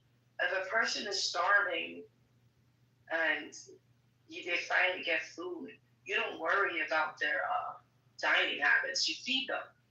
Worry about the dining habits later. And you know, another interesting thing too is, to critique what kind of hostages Hamas and the Palestinians took. We could all do a mental exercise right now, okay? Let's pretend you're in Texas, okay, or Louisiana. And let's pretend the Venezuelan army comes in and they start occupying parts of America that are around you, all right? You're an American, all right? Are you gonna, and Venezuela puts kids and civilians on the front line of the occupation, and you're getting slaughtered, massacred, raped, starved, etc., as Palestinians have been doing for 100 years. Are you gonna differentiate between that civilians and soldiers? You're gonna say, fuck these people, and do whatever you can to get them to go away. Okay, so now we're endorsing killing of civilians. And if we're in America, listen, if we are in America, then we should not have an opinion about it. Someone comes and invades us, and some occupying power puts their civilians on the front line. Okay, then let's at least be real about it, that we support taking a civilian hostages. No, we don't support it. But let me ask you this question. What's your definition of a hostage? So I agree that, listen, if they're military members, that's one thing, but taking of children is very hard to justify. Same with the Israeli government, who takes Palestinian teenagers who throw rocks. And I don't agree with this, by the way, Buttercup. I'm not a Hamas supporter per se. I don't believe in the ideology, but I support the resistance. So I just want to make that clear. So I'm trying to understand that nuance. I think you have you're trying to express a nuance here, Edward, that I don't fully understand, because Hamas has brought ruin onto the Palestinian people. A lot of Palestinians I know see them as a blight on society. They want, a more pragmatic approach. So I'm curious what the nuance is. That could be your algorithm that's so. I mean, it's not one or two or three videos. There's a lot of people and my close friends who I hang out with all the time. I want to answer this. Videos. Hold on, Edward. Hold on. Well, she was talking to me, so I want to answer her real quick, and then you could answer. Word it edgewise when you're. Yeah, no, of course. You could talk definitely after I say that, and I'll be quick. Buttercup, your question again. Sorry. So yeah, I was curious about this nuance. You draw a distinction. Oh. I just know a lot of Palestinians personally, and all the videos I shared of people who are fed up with Hamas and how they set back the Palestinian cause. So you're saying set back the Palestinian cause. It depends on how you look at the war. Is Hamas looking at the war from the ground, where they know that they can't, they can't strategically win on the ground? They don't have air defense systems. Or where are they fighting the war? What is their objectives? Their objectives from the beginning, because they had GoPro cams and they wanted to show the world what was happening, them breaking out. Their war was fought in cyberspace. It was fought in the hearts and minds of people around the world. But you talk to people Palestinians to the ground, they're like, but we're not your cannon fodder. Our kids are not your cannon fodder. No, we're not saying that. They are more dead. I can tell you this for certainty, because I talk to people in Gaza. My father's wife is from Gaza. My brother and two sisters, half brother, two half sisters, are their families in Gaza, and I send them money every month, not to them, but to those in Gaza, their families. And I can tell you, they're not blaming Hamas for what Israel has done. They distinguish the difference. They're asking themselves, because they don't know on the ground. They don't know. They're asking themselves, is it worth it? Did it make a difference? Because from where we're standing, it doesn't look like it made a difference. But they are not on the outside and have the luxury of being able to sit and see. Think that it's helping their cause? Their life is better now? So you're looking at it as their life is better now. They like living in tents and suffering from this genocidal maniac government? Their life was not good before this, and they understood. But there's no comparison. Living in houses versus living in tents. And there is a comparison. There is a difference here. You're coming at us from the position of saying, I haven't seen any Gazans say, I think Hamas was right. So you're coming at this from the position. Can you bring one video of a Hamas saying Gazans saying, Hamas was looking out for us? So Palestinians. Why would they let them in the tunnels? Why do they keep them above so their kids die? Because you can't. Why not? You would suffocate. They're not built that way. So the hostages survive fine. Why don't they let the kids in there? Why do you get in bunkers? Why don't they build shelters for their own people? Why did Israel attack the tunnels directly, send soldiers in there to retrieve their hostages instead of carpet bombing Gaza? Why don't we talk about that? They did carpet bomb Gaza. No, I know. I'm saying instead of that, if Israel really cared about their hostages, Israel doesn't give a shit about their hostages. They don't. They don't give a fuck about their own people, and they're using them for greater purposes. I've been listening in this room for the past hour that Edward's been outlining. Okay, so just you Buttercup. I think the way the mental exercise you should do is you say, okay, so I don't hear anybody saying Hamas is great in Gaza. Okay, now what? So what should Hamas do? Be like, you know what? Our people don't like us. Let us lay down our weapons and let Netanyahu just force exodus us into the Sinai. What is the option? And why you talk about that? Because you leave it like a mic drop, like they don't support them. So ... And what? This is the only resistance these people have. Their kids are if you want to do a mental exercise, do a mental exercise. They would have been suffering before. Resistance is not worth dying. Their whole family died. Listen, but how do you know they're not going to die anyway? They would have died anyways. Decades. No, but they would have died anyways. Not if October 7th didn't happen. They could. Oh yeah. They could have made a difference. No, Israel would have still killed, and it would have been worse because nobody would have talked about it. You're hammering October 7th awfully hard, and what Israel has done to Gaza since October 7th is they've killed many multiples, orders of magnitude more civilians. Why exactly my point. Down on October 7th. Do you want to do a root cause analysis? Don't start at October 7th. Go back Everyone further. agrees about Go the back to occupation is Nakba. horrific.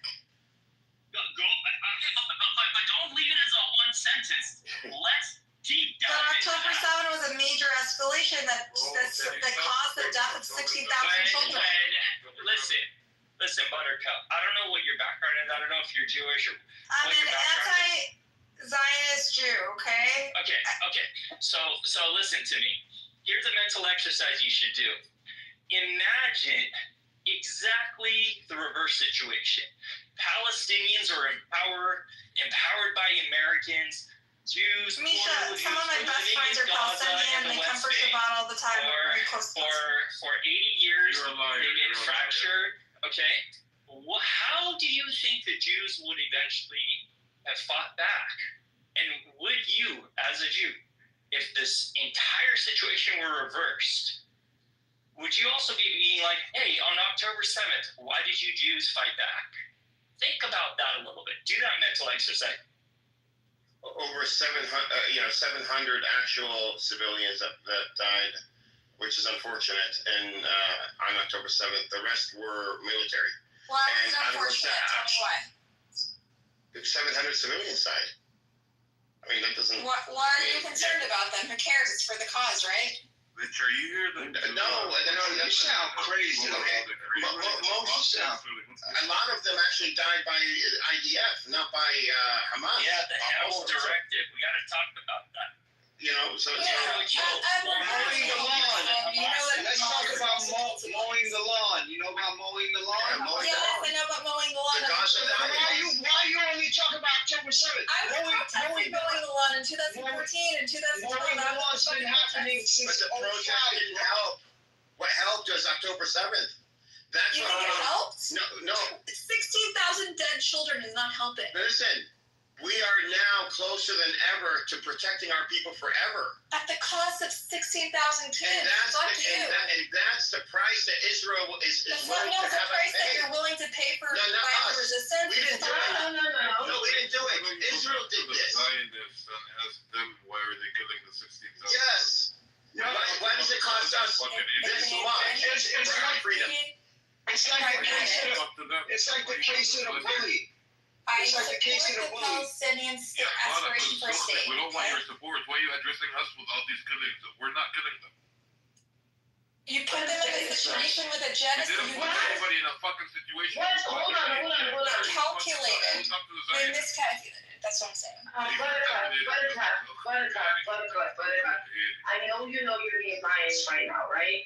You're being biased. And I would protect you. But you're being biased. You cannot. These are the victims, and you're saying, well, maybe it's like if a woman is being battered, right? Oh, well, you know how your husband is.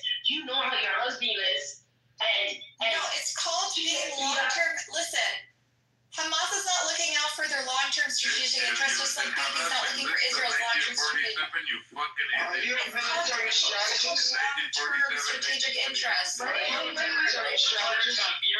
Whether you realize it or not, you're like the Diet Coke of Zionists. You still got a little Zion. Okay, well, that's fine. I don't take it as an insult. I don't give a shit. Color better than that, bro. Fucking idiot. Wait, shush. What are you talking about, bro? Guys. Wait, come on. You're not gonna. Guys, please don't abuse or we don't attack women and children. Please don't do that, man. Come on, man. Yeah, but she came here to say I think somebody called her a B word. Please don't do that, man. No, nobody did. Nobody did. I called her a bitch. I called her a butter. Come on, Abu. We don't attack women and children. Come on, man. What the fuck is she fucking? Calm down, brother. Calm down.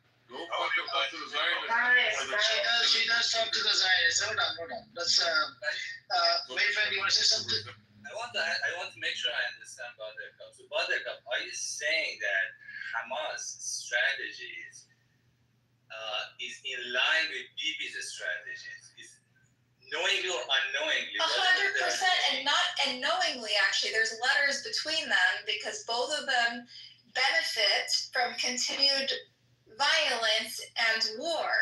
both of them benefit from Sinwar and Bibi have communicated with each other about how it's mutually beneficial to continue to have violence, the cycle of violence. I would say that I'll provide a source, actually. He communicated that. Bias on purpose. I need new voices. I gave the mic to Wave, and please don't come off the mic.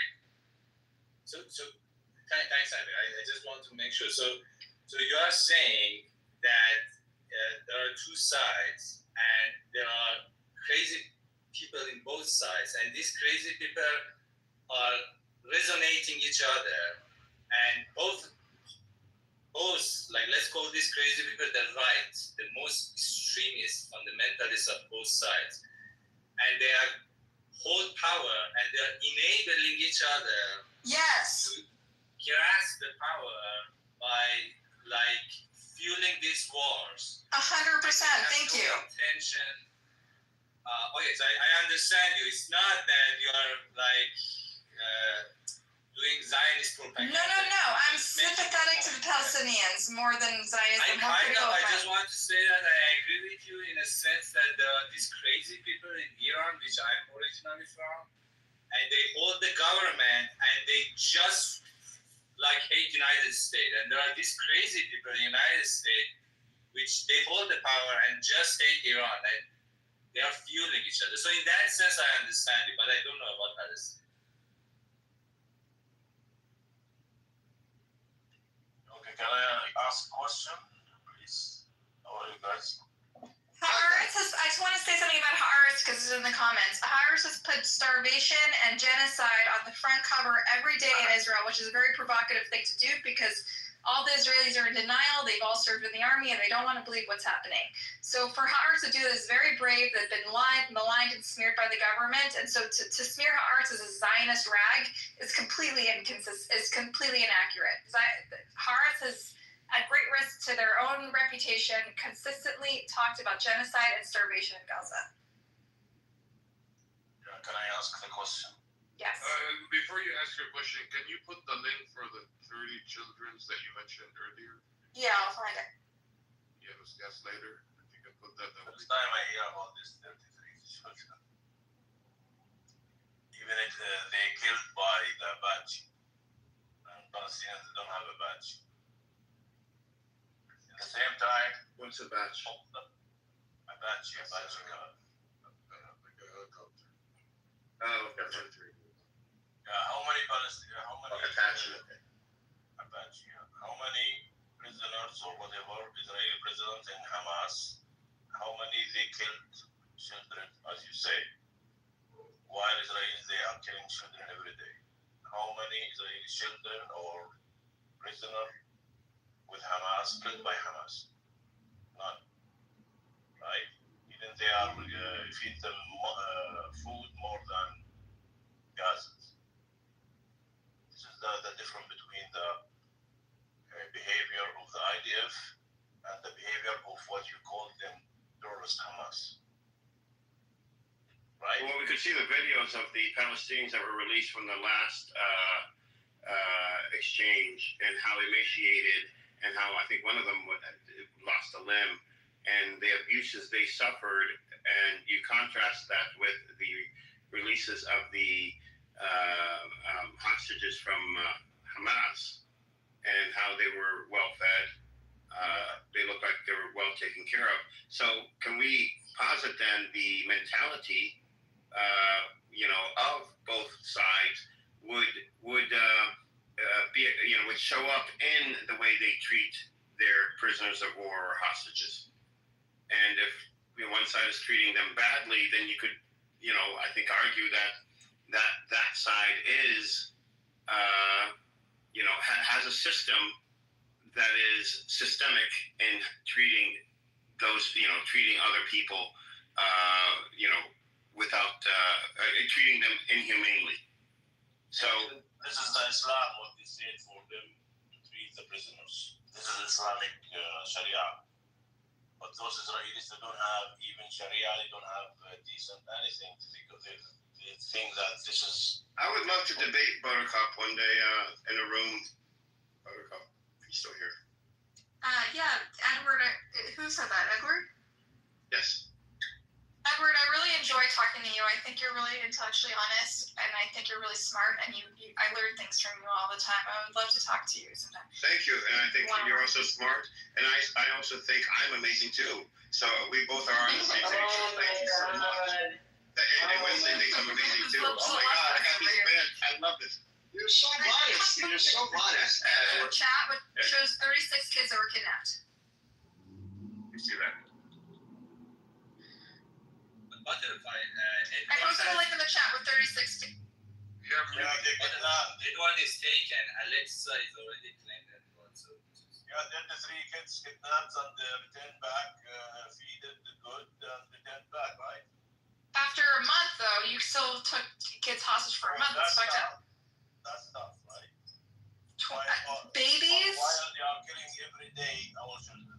100%. I think it's overshadowed by Israel's war crimes, and I've criticized it every day. And I get harassed by the pro-Israelis every fucking day over it. But that doesn't change the fact that Hamas did kidnap, and those other groups did kidnap 30 kids. Let's be honest, 36 kids. Yeah, they returned them back, right? Eventually, but you still traumatize a bunch of kids. That doesn't change the fact that killing 60,000 kids is worse. No fucking shit. But that doesn't change the fact that 36 kids were kidnapped. Let's be honest. We can acknowledge 2 truths are true at once. Yeah, so one is about 100 times worse than the other. That's the. Yeah, it's so pale in comparison. And let's not 100%. even forget. And I'm more worried about Israel. Let's not even forget the football numbers that the little kids get when they get in prison in these Israeli jails. 100%. 100%. I agree, but that doesn't change the fact. Let's be honest. You said only 2 kids were kidnapped and 36 were. Let's be honest about that. It's okay. We don't have to lie about the number of kids in order to acknowledge the horrific actions of the Israeli government. The Israeli government is criminal. They've committed a genocide. I've said that 100 times. That doesn't change the fact that 36 kids were kidnapped. Buttercup, I'm curious. Why are you so? Why are you pounding this point in so hard? Because they just asked me to send a link and they denied. They said only 2 kids were kidnapped. But before, none of us brought this up. Yeah, they did. They literally asked me to provide a link. They said it didn't happen. No, not bring up the link. Just the fact that Israeli children were kidnapped. Why are you bringing this up? Because you asked me to provide a link, and so I did. That's why. No, none of us. No one in this room said 36 children were. No. Everyone in this room said 2 kids were kidnapped. Can you please provide us a link? You said they were kidnapped. It's literally in the comments. Read the comments, Taco. I'm not. Okay. Buttercup, how do you 60,000 kids is worse than 36 kids, but you asked me to provide proof, and I did. Buttercup, how do you suggest they go about it? It doesn't. I don't think. It's not a value judgment. It's not a judgment on character. No. I'm not saying. I'm simply providing evidence that you asked me to provide. I'll give you example of 3 different revolutions. One, Native Americans, slavery revolt, and 3, South Africa. In order for those 3 things to make noise or have any kind of effect, I mean, we already know what happened to the Native Americans, but. That's another argument. You asked me to provide proof that they kidnapped kids. Let me finish. For those revolutions to happen, or those revolts to happen, there has to be a fight fire with fire mentality. There has to be a match of ferociousness. It can't just be like, oh, we're kumbaya, we're gonna sit behind and hope for this peace and justice to happen to us. No, you have to fight. It's bloody. I understand the position. All 3 of those revolutions were bloody as fuck. I understand. I've heard that position before. That doesn't change the fact. I wasn't arguing whether or not it was right or wrong. I was simply stating a fact. They asked me, they said that only 2 kids were kidnapped, and I said 36 were, and they asked for proof, and I provided it. I'm not saying whether it was right or wrong. There's no value judgment here, no moral judgment here. Simply providing the evidence that you asked me to provide. Now, but before that, you were being immoral. You kept I remember you cutting Edward off. But you ever thought, just thought, you ever thought that the reason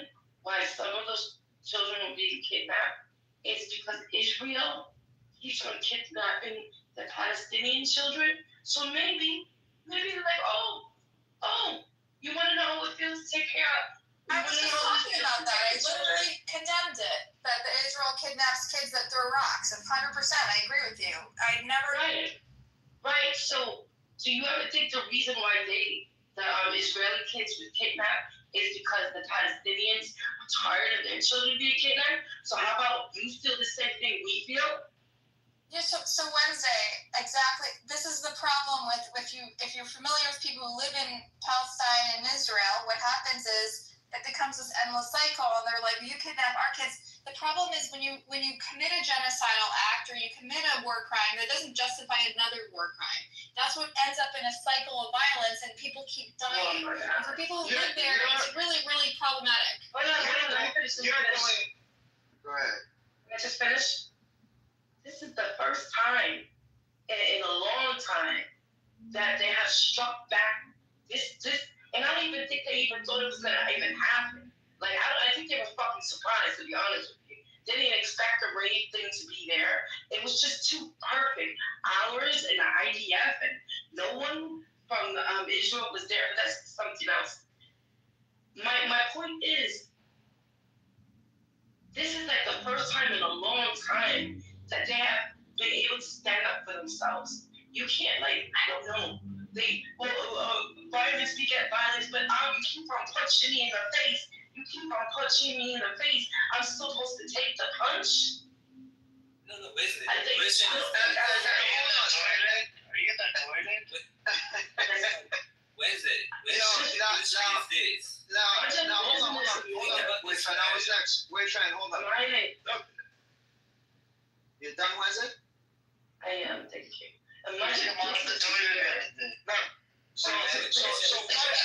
So Buttercup, Nat Turner had to do what he had to do in the slave revolt. He was looked at as a terrorist back then.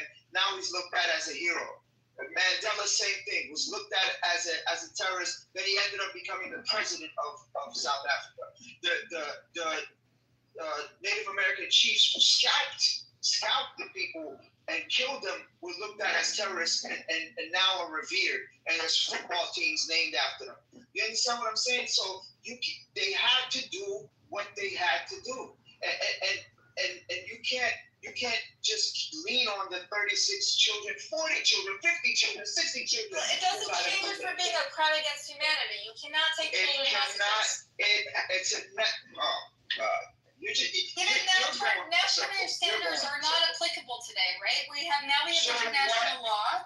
History is history. They had international law. But that doesn't mean you can erase it by international law. During apartheid, they had international law. It wasn't that long ago. Apartheid ended in the early 90s. It wasn't that long ago. So you gotta understand there is no justice without us. There's no peace without there being justice. There has to be justice. So that's fine. You support the kidnapping of kids. That's on the record, right? What? All right. No, you're not gonna do that. Hold on. You're not gonna do that with me. Well, then what are you trying to say? You ain't doing that with me. Be clear.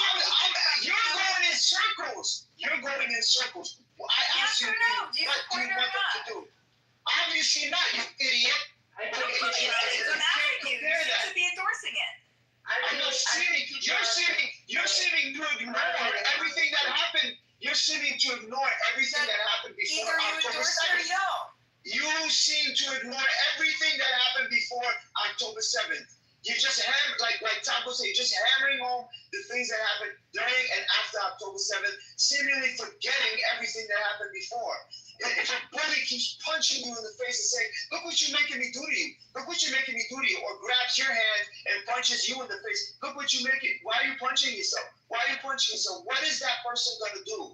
They're going to retaliate. That is the only way to win in a revolution. This is a revolt, and there has to be things done. I don't endorse any violence at all. I'm a pacifist. But I'm not going to sit back and say that they don't have to do what they have to do to get their freedom. A million Algerians died to win their freedom. So, I mean, unfortunately, this is this is how our global system It's called works. solidarity. Just learn the word solidarity. If you're really in solidarity with the Palestinian people, be in solidarity with them. Don't sit there on your throne and say, "Oh, this is crazy. Why are they doing this? Why are they doing that?" Stand in solidarity if you're really going to be in Israelis tell solidarity. me the same thing when they kill 60,000 kids, right? No. So I'm Which side are you on? killing and So which kidnapping side are all you on? kids. So which side are you on? I'm saying You can- all you can- kids. I'm You saying can all stand in kids. solidarity. Let me You can answer. stand in solidarity and still say things are wrong. I can stand in solidarity with the Palestinian people and say things are Let wrong. me speak. All kidnapping of kids is wrong. 100%. All kidnapping of kids, Palestinian or Israeli, Do human you life stand is in equal. solidarity Fuck you. with the Palestinian people? Fuck you, what, bitch? Who the fuck you talking to? No, Mazi. Mazi, calm down, brother. Calm down, Mazi, brother. Come on. Who the fuck you think you talking to? I didn't curse at you once. Mazi, think about Mazi, this. All killing and kidnapping of kids is wrong. Are you in solidarity with the Whose life Palestinian is people? more Answer valuable? that motherfucking question. Think about this situation. Hamas is inside Israel. October 7. Inside Israel, humiliated everything they hold for their security. But not taking children, not taking women, just taking some soldiers back as hostage.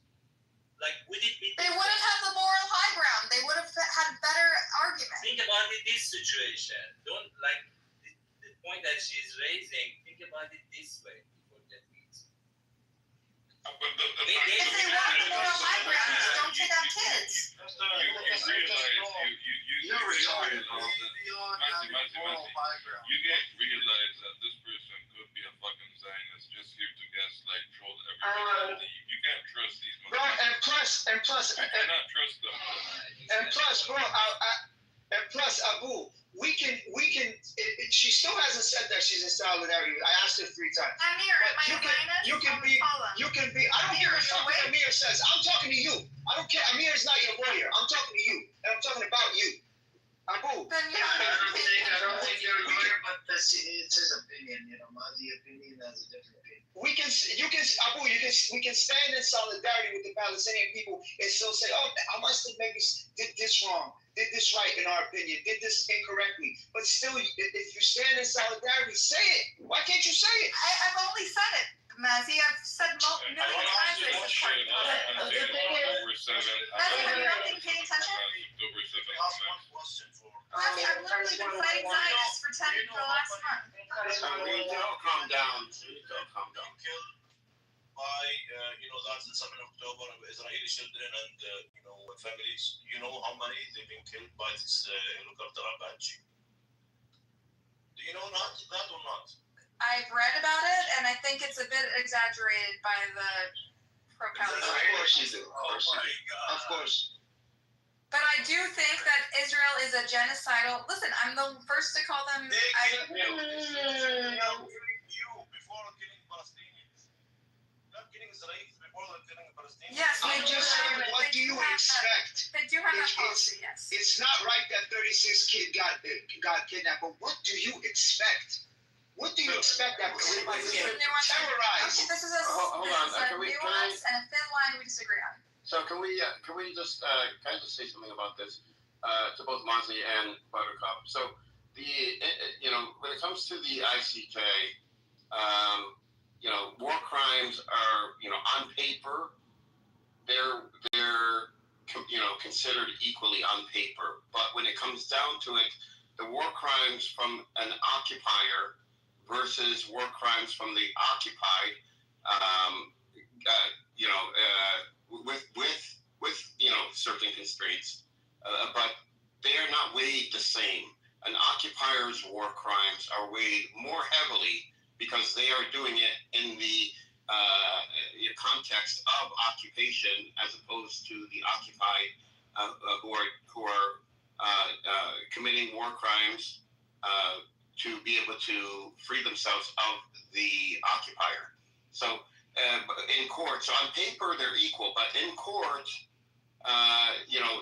the political and moral issues come up, and Israel being an occupying force would be in a major disadvantage when it comes to the war crimes question. Because they created that environment. Now Because they created that environment. Within reason, like Palestinians can't go around just killing as many Israelis as possible. I mean, it's within reason. So each case is taken and looked at when it comes to occupation. Looked at separately, like uniquely, and so we can't equivocate the war crimes of Israel and the war crimes of the Palestinians as as weighted the same. They're not weighted. Can you provide evidence? Can you provide the law that says that it's weighted differently? Well, this isn't so. The law says it's weighted the same, but it's not the law. It's the application of the ICJ over the last 60, 70 years. Statistics. No, it's how the ICJ has seen and has ruled on what an occupier has done versus what the occupied has done, and they've always leaned towards. Is there like an analysis that sums it up? There's multiple analysis that I could see if I could find one. Yeah. I'm curious. I want to learn. I'm curious. I didn't know there was a different application, and in my experience, I thought the law was equal on both sides. But this is new to me. Yeah. But this isn't unique to the ICJ, and like civil proceedings here in the U.S. Like if you go to court, you could have the same laws, but one side would be found more, let's say both sides broke it, but one side would be found more liable because of the circumstances. So Is it because Israel created that environment? Yeah, because of the occupation, automatically. Right.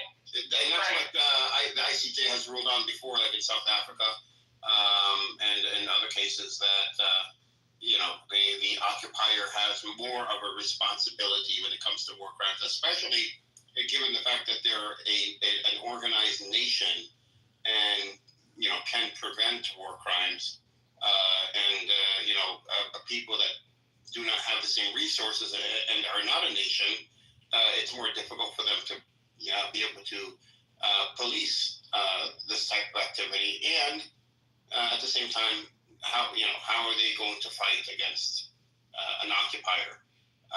So if you're occupying, it's similar to they call it the bloody hands concept, legal concept here in the U.S. If you come into court and you're suing, but you have done things wrong or illegally in the past, then your credibility has gone down. Like your credibility has gone down. Can I just say something? I'm so sorry that they say cum jokes to you, Bibi, Buttercup. Sam, what are you doing?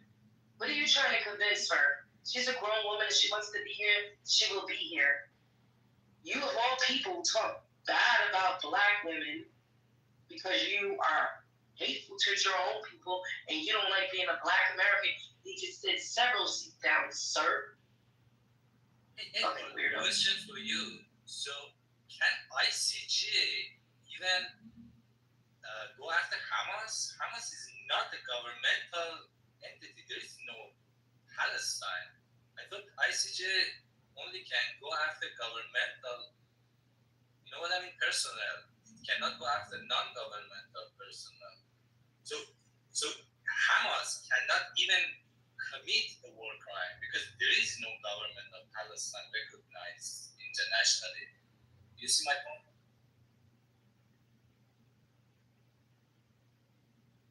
Yeah, you're right. Yeah, they can only go after states. They can't go after Hamas. So I want to ask do you think after all what happened, Palestinians have the right to defend themselves and exist? Do you think that or not? I think, of course, the Palestinians should fight for their just right to sovereignty and their own state and their freedom of movement and rights under the law, 100%. Whether or not you use violent resistance is a question. No, just a minute. You said defend. This is what Hamas doing. From 7 October. Yeah, but sometimes. So I think there should be guardrails. That's all. You think they should use violence? Can I just? So you are not. With guardrails, they don't have guardrails. Guardrails. Guardrails like don't kidnap and kill children. That's all. Again. What? The fact is, they don't have guardrails, and so we need something. Yeah, but if you want to advance the Palestinian cause, kidnap children. All children you kidnap since whatever.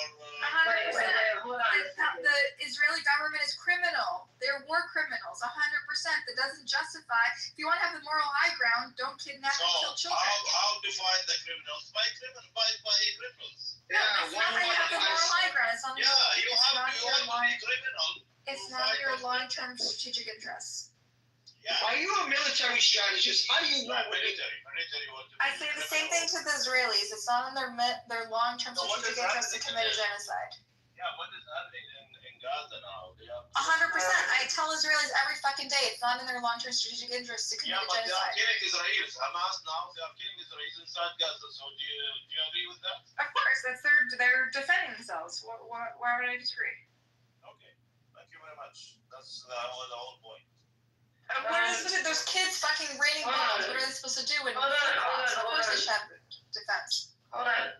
Edward, didn't we? I feel like we had this conversation.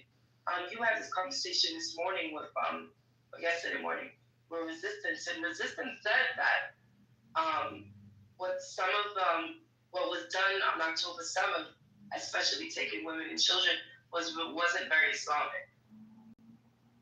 What that when they took taking civilians is not Islamic? Women and children. Yes, no, it wouldn't be. And that's one of my issues too, because Hamas is a religious group. They're not like ISIS. They're not like they don't just go around killing people. They do live by a strict moral code, and they, I just can't see them taking civilians.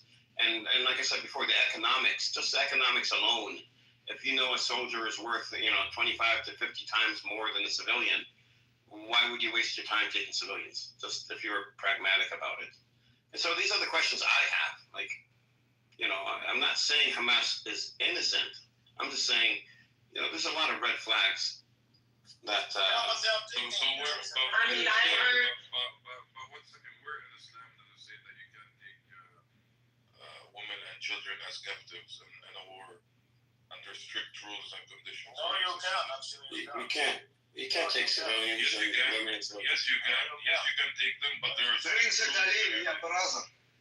you can, and there are strict rules behind it, so you can't harm them. This is a very strict rule that when you take them, you cannot harm them, but you can use them. But they need to be released. You can ransom them, and they can be used for to exchange. Yeah, even if you take soldiers, you are not. Where did you come up with Islam says that you can't do that? No, you can't. It's a war, right? Isn't it a war? Well, I might be wrong. Isn't it a war? You can do it in a war, but again, you cannot harm those non-combatants. Yeah, they did. They haven't harmed. Yeah, not harming. You cannot harm non-combatants. That's definitely an Islam. Yes, it's a very strict rule. It's not the 21st century. No, the 21st century morality laws that most majority of people now accept. Religion doesn't change, brother. Like, it doesn't matter what century. I mean, there are a lot of Islamic laws which are immoral right now. Like, for example, multiple wives or slavery and Khamis. So we have to be a little more realistic, I believe. Yeah, but I'm not saying you can be a little bit more realistic, but you can't come up and say that in Islam. Yeah, you can't change the rules, Abu. That's what you're saying. Yeah, you can't change it. Yeah. They exchanged the prisoners all. They came back safe and even feeded better than assets. So no, I mean, like think about that this Bibi is doing this genocide based on some biblical Malak, whatever it is. That's why, like, Amalek. Israel is Amalek. It's the most hated nation in the world right now. So, but it is based on their like religion. Who's Amalek? Sorry. Oh, you don't know who's Amalek? That's why Palestinians are dying with so easily. Amalek were a tribe based on biblical texts, and somebody explain in Arabic, Amalek, what is this Amalek? No, it was a tribe that in the Old Testament, I think, where they were told to kill this tribe, men, women, children, animals, everybody, from head to toe, top to bottom. And then Netanyahu held up this scripture and said in a speech that we have to treat the Palestinians like Amalek, kill them all, men, women, children, everything. Yeah, but this fucking Netanyahu, he's not even religious at all. He's playing to the base. He's playing to the right-wing base. He's like, he was historically a moderate, not a moderate, obviously. He's like a fucking war criminal. But he wasn't like the far-right messianic lunatics who want to like occupy and like settle Gaza. He was just kind of a pragmatist, and then he just aligned himself with this base. And so when he talks about Amalek, he's speaking to this religious Zionist base, which is like really extreme. Yeah, vote for me. Look at the definition. Exactly. And look at what's happening in Palestine. It's just like this is just I'm providing you with some of the like the political backstory. So, Abu Abaida, I wanted to correct something you said. So, when it comes to hostages, no, it's absolutely forbidden. I think what you're referring to here is after a battle, if there are women and children and elderly that are left and they're taken, then you can either set them free or ransom them. What's the difference? What's the difference, Edward? That's the same thing. The difference is you cannot go to take. How do you know they went to take? Maybe I'm talking about the Quran. I'm not talking about what happened on the ground. You can't have the intentions to specifically target or take them. You can't specifically target them. Yeah, you fighting soldiers. There's some people left over to take. They didn't visit. Prisoners. I don't know. After the fact. Yes. You cannot harm them. You cannot kill them. You cannot treat them. Any of that. So I want to ask you also, Buttercup, about another question. What do you think about the Zionism going on in America, controlling the whole fucking political? Do you like it? You mean the narrative, like calling everything anti-Semitism? You mean? Is that what you're talking about? No. The whole United States, belong to those AIPAC or whatever.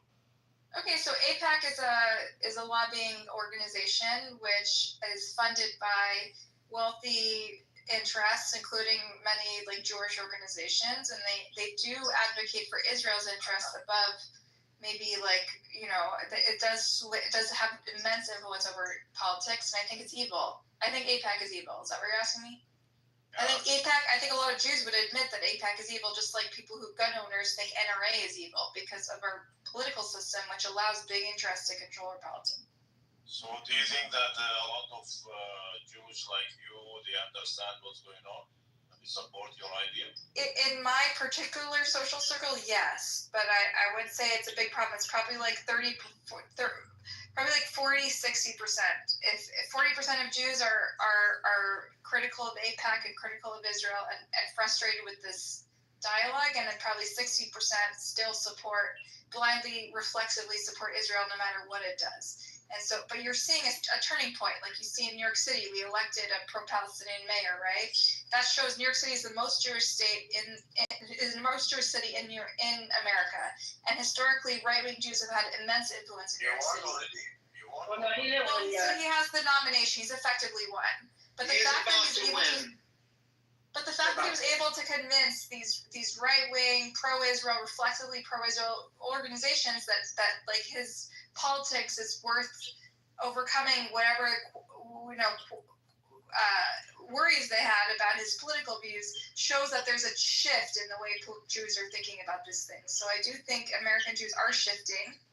I wish it was more because in my own family, I get very frustrated with sort of the denial about serious war crimes that are happening there. But I think overall I'm seeing a shift. Yeah. But do you feel that you're safe after all this shit happened? Safe in what way? From Jews, or from All the people, normal people. normal people? That you are the same like the 60% with ABAC.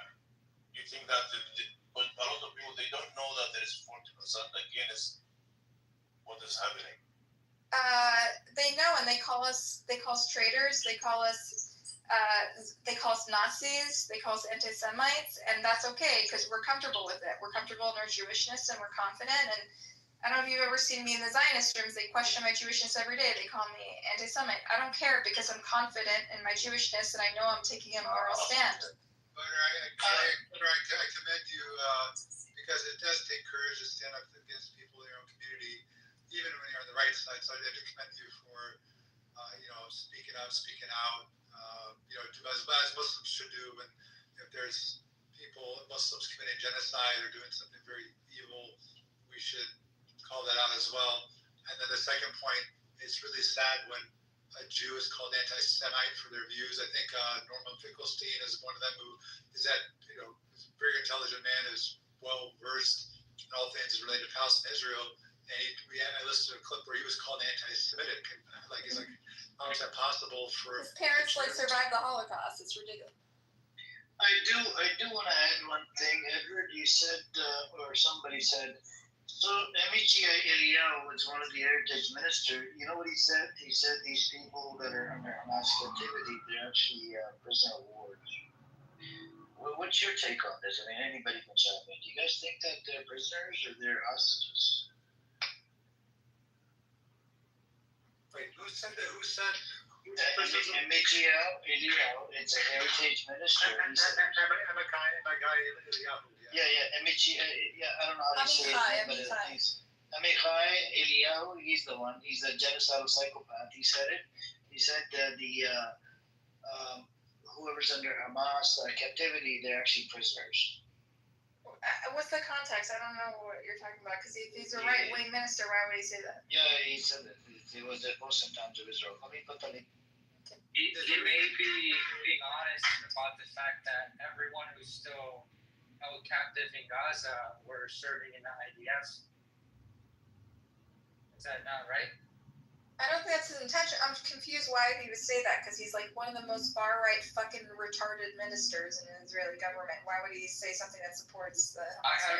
I have a theory. He may, if you say civilians, then the Israeli public may want negotiations. But if you say they're military, well, then soldiers can be sacrificed because that's kind of the point of soldiers. They fight each other. So I want to read the article to understand the context. Maybe that's what he was intending, but I'm trying to understand how that fits with his far-right psychotic idea.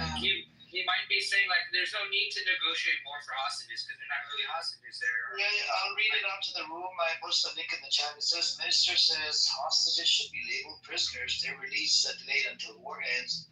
MHA Eliyahu, prisoners of war are only dealt with after victory first. Hamas should be defeated.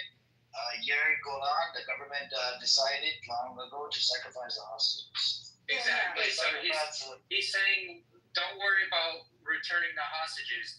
Those are soldiers. They're going to be sacrificed. You're right. This is we consistent. need to kill everyone. This is consistent with the far right, which has placed defeating Hamas over the hostages, and they've come full circle. They've come from like, oh, what about our hostages to let's fuck the hostages. Like, we don't care. We mostly care about killing Hamas, and that's been a very divisive topic in Israeli society. So, can we say that these are prisoners, not hostages anymore? Yeah. Because they're soldiers?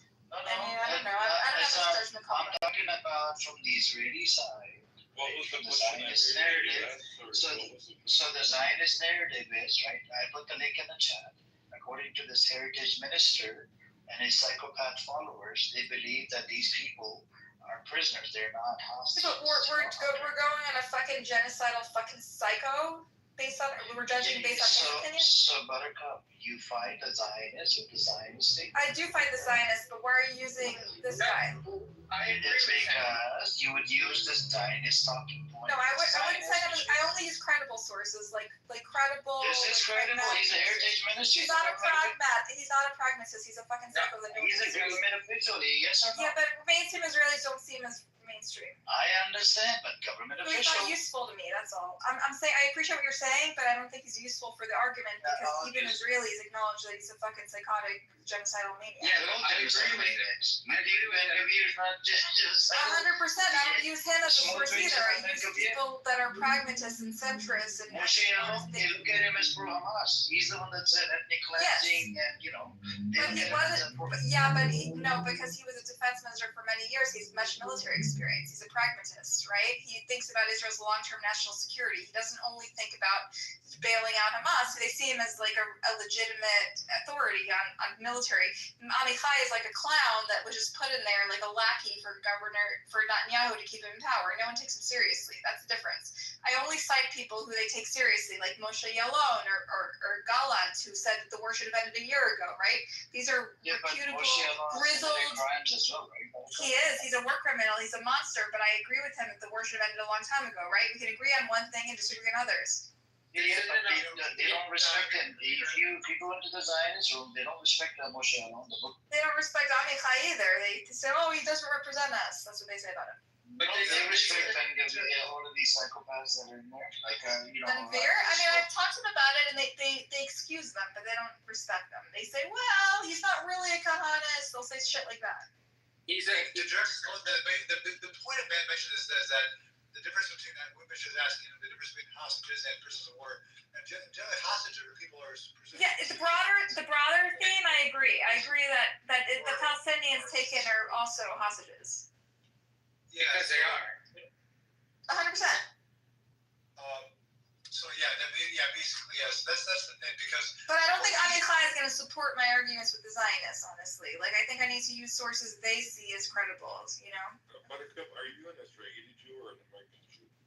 American, but I have family in Israel. What's your view on Zionism? On Zionism, I believe that it's not sustainable and it failed in its efforts to. There's two kinds of anti-Zionists. There are those that think that it was flawed to begin with, and there are those that believe that it's failed to, it was a dated thing. It happened. We can't change it, but we need a new model that's more sustainable. So I've expressed this many times that we need to create a new state that gives everyone equal rights under the law. I'm kind of pro one state, but if people can't get along, maybe it's two states. But ultimately, it's urgent to me for both Palestinians and also for Jewish sustainability, for Palestinians to have equal rights under the law and to be able to have freedom of movement and agency and sovereignty. Like, it's fucking urgent, and it's for both the Palestinians and obviously the Jewish history and Jewish reckoning. Like, it's unconscionable what happened here in Gaza and what happened for the last 80 years. Yeah, so do you believe that you need Zionism to be a Jewish person? No, of course not. Judaism way preceded Zionism by thousands of years. Who gives a shit about Zionism? This is a modern movement. Well said.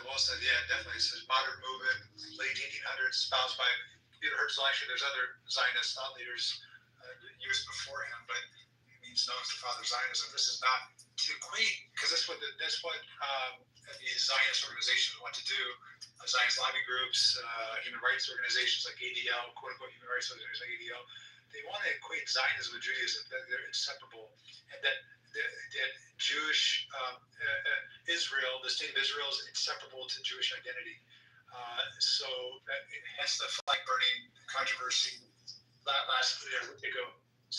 But no, I mean, a lot of Jews like Buttercup and others we've heard from, others, here in Clubhouse, other prominent Jews in the media, scholars. We're repulsed by this. We feel like Zionism, like when you attach your religion and your culture.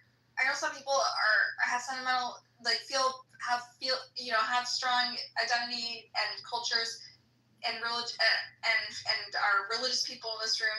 When you attach your religion to a political movement, which doesn't make decisions based on morality, they make decisions, usually one immoral act over another, you tarnish the religion, you tarnish the culture. So it's tarnished thousands of years of history which especially coming out of World War II, and it's really repulsive to me that we've attached ourselves to a political movement that has engaged in these war crimes. It's tarnished our culture and religion. It's horrific and it's urgent that it needs to stop. I would feel the same as a Muslim if Zionism was, a Muslim ideology or espoused by some Muslims. Dan's like comment here. How are Palestinian prisoners hostages now? That would be the most debated thing I've heard. What would be the incentive of having them as hostages and hostages? Or religion, you're secular, you don't care about the religion, something like that. Well, Buttercup, you can address the second comment, but the first comment, because that's directed towards you. The first comment, well, yes, Dan, Israel has a history of taking hostages, Palestinian hostages by thousands over the decades, far outnumbering the number of hostages Palestinians have taken. Palestinians have responded to Israeli terrorism by taking hostages as leverage.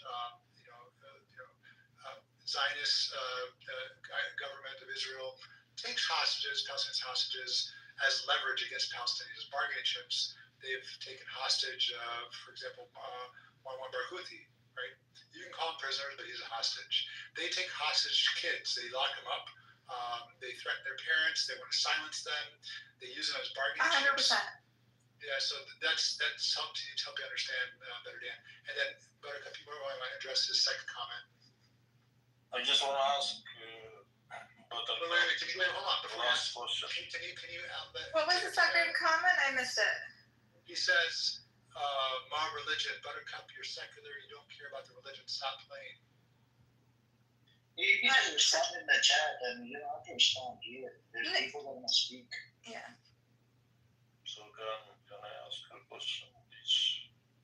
And Sam says they're Jewish when it's convenient. So just you can respond to it in the chat, brother. The chat is made for the voice chat. We're not here to respond to every message. Not just for Buttercup to respond to that. We have a big stage here. We need people voice. Oh yeah. Go ahead. Sorry.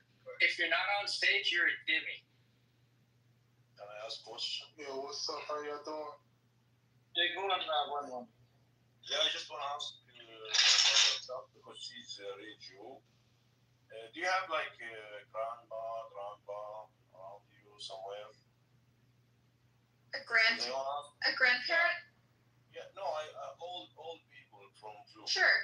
Yeah, because I want to know, have you heard about something called 80 years curse on Jewish people? I don't know. I've heard this theory. I just don't it seems like superstition to me. I haven't heard it from Jewish people. I've heard it from Arab people that are friends of mine. Only from Arab, right? Yeah. But can you ask? Jewish people don't talk about this. Even your old people? No, they don't talk about the 80-year curse. Very invincible. I mean, I'm just being honest. Like, I don't really believe in superstitions like that, and also Jewish. It's not part of the Jewish tradition. But I have heard it from my friends who are Palestinian, who said, "Oh, did you hear about this?" Like, they've asked me this a lot. Yeah, but and I never heard of it. I've never heard of it in my life, honestly. But your old people, they don't. No. And actually, I wanted to. This actually, what's his name? I think Dean asked me, or someone asked me what Sam was saying about whether I'm like a real Jew. I'm like more Jewishly literate than 90% of the people who live in the Zionist room. They don't know anything. Like, I grew up with a very traditional Jewish background, and I'm much more familiar with the Jewish texts and Jewish history, Jewish culture than any of them. And so whenever they try to challenge me and tell me I'm not a real Jew, I end up they fucking lose because they can't take the heat. Like, they don't know Jewish tradition and scripture the way I do. And so they always try to, instead of debating me on the issues, they just come after me and tell me I'm not a real Jew because it's like very threatening to them that a Jew would say these things. With that being said, do you support the way the state of Israel was established? So I honestly, like, I don't have an opinion about that. I think, I don't know because I wasn't there, and but you know the book, right? So let me tell you, when I learned about this, the way Israel was established, I learned only half of the story. And then when I turned 18 and I started to read historians, including Israeli historians, it changed my view. And I learned that they're not the most moral army in the world, and there were massacres, and there was a Nakba, and there was horrific things happened. But but I guess generally, I would say I'm forward-looking. Like, we can't change the past. Horrific things happen. There's an original sin, right? Just like in America, there's an original sin. We wiped out the Native Americans, and we need to be accountable, and there needs to be reparations. But the fact is, like, in order for less people to die, we need to look forward. So generally, yes, I 100% recognize the crimes that happened in 1948. I don't see it as this big victory of Jewish sovereignty. I think we need to acknowledge those crimes and pay reparations. 47 though. It started before that with our militias, actually. Oh yeah, the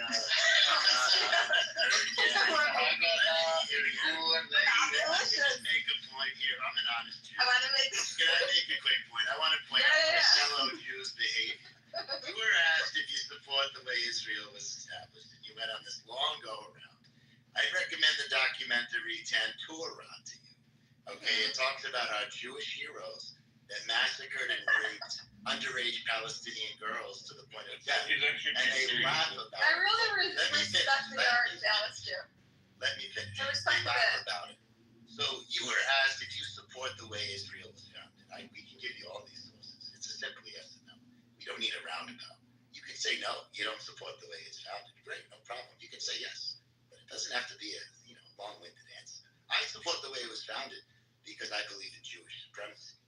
Right? I don't really care about Palestinians. But listen, man, I answered this question because according to the book and the teachings of the book, it's completely illegal to establish the state the way it was established, right? And she said that she knows the book and she's the most literate person on this app. Which book are you talking about? Torah or like which book are you talking about? Whatever book, you can choose one of the 5 and tell me if it goes, if it aligns with any of the teachings of the books. You can pick and choose. I give you that. No, I think Talmud, he asked, I think it's okay for them in Talmud. No, that's what they could say. No, it's not. Are you sure? Until the Messiah comes. Yeah. Evangelical. So where's the Messiah? He's coming after 3 years. The evangelicals are speeding that process up. So tell me which book you're talking about so I can talk about it. I just don't. There's like you mentioned 5 books of the Torah, and then there's No, I didn't mention 5 books. I said you pick and choose according to your religion, your teachings. Do you support the way the state of Israel was established? I don't know that it mentions that in the Torah. Like, I don't think it mentions a future state of Israel. I think historically, if you look at Jewish history, which I learned in depth in my childhood education, when the last time they started a state, it was a huge travesty for the Jews. It ended up in their destruction. There was Bar Kokhba started a state, and they actually had the old shekel, and it ended up in the worst catastrophe in Jewish history. So I think. Let me make it easier for you. What does any of your books say about establishing a state? So the only other time Israel established a state, like 3,000 years ago, it ended up in catastrophe for the Jews. No, so I'm not asking you that. there's no directive that says you have to establish a state. No, in the Torah. So what does the book say about establishing? So the book doesn't mention anything about No. establishing a state for the Jews? No, and the last time they did it, it was a horrific outcome. So it doesn't say that you have to wait for the Messiah until you establish a state. So some religious Jews feel that. There are religious I'm not talking about anti-Zionists. religious Jews. I'm talking about the book itself. The book says, they call it they don't talk anything about a state, but they talk about the Beit HaMikdash and these religious institutions, but doesn't say anything about like a formal government. So it's not. I don't think it's mutually exclusive that Palestinians can live in the land and have equal rights under the law, and also the religious goal of having like sort of whatever the ultimate messianic. Listen, the Messiah is something that all Abrahamic religions believe in, but like, let's be real, it hasn't happened. Let's be honest about that. But I understand that in Scripture, there's talk about it all the time, but like they all conflict with each other. They all involve like great war. Like, let's be realistic and pragmatic here. Let's not talk about great. Thank you. You answered. Thank you. But the other thing you said, the 80-year curse, if you Google it, the Israelis or the Jewish folks talk about it, they do talk about it. I'm telling you, I'm like very knowledgeable about all different sects of Judaism and what they talk about. They don't talk about the 80-year curse. I've only heard it from Palestinian close friends who come for Shabbat all the time to my parents' house. Hold on. If you Google it right now, right, you'll be able to. Google's not reality. I'm telling you something as someone who's familiar with every sect of Judaism. No one talks about this. So are you aware of Lev Tahor? Lev Tahor is like a cult that's been banned from Israel. They're not even considered part of Judaism. So they're not. But it started from Israel. Yeah, but they were banned and they're kicked out, right? They're like a crazy. Were all of them kicked out, or some of them? I just know that it's illegal in Israel, that cults, and they moved to Guatemala to try to find. They're just like a weird cult. They don't represent Judaism any more than any other cult. I don't know how that's real. Because they claim that they're Jewish. We flush them out of our society. They are Jewish. They're a cult within Judaism. We cancel them. But they don't represent the mainstream at all, or even like even the fringe. We canceled them, but yeah, we took care of them. Thank you, honest Jew. There's nothing kosher about the. I think they follow the extreme version of Judaism, right? Yeah. No, they're a spin-off. They're a spin-off. There's a lot of spin-offs. I don't know if you've been to Israel, but there's a lot of weird, culty spin-off shit. Like people are all kinds of. It attracts all the weirdos, you know. The Summers are fairly mainstream compared to Lev Tahor. Lev Tahor, you're really considered an extreme interpretation. Yeah. But I've met mono-Orthodox Jews, I've met ultra-Orthodox Jews, I've met Reform, Conservative, and I've learned deeply about all of these movements and what they believe, and none of them believe in this 80-year-old course. I've only heard it from Palestinians. So Amir, actually, I don't know if Amir's the one that said it. I don't think the 80-year is part of the religion. It's not at all. There's no mention of it. I'm proficient in all the books of the Jews. I didn't say about the 80-year. I heard it from, I think, one of the officials. Did he not come on TV or something? Or was it one of the officials? It's never happened. I wouldn't know. Israel? No. I studied all these books as a kid. I know them. They don't talk about 80-year-old. But it does happen. It does exist. It exists in the Palestinian narrative, not in the Jewish narrative. I don't know. Maybe it's real, but it's absolutely not in the Palestinian narrative. I've only heard it from Palestinians. I've never heard it from Jews, and I'm familiar with all the different variations of Judaism.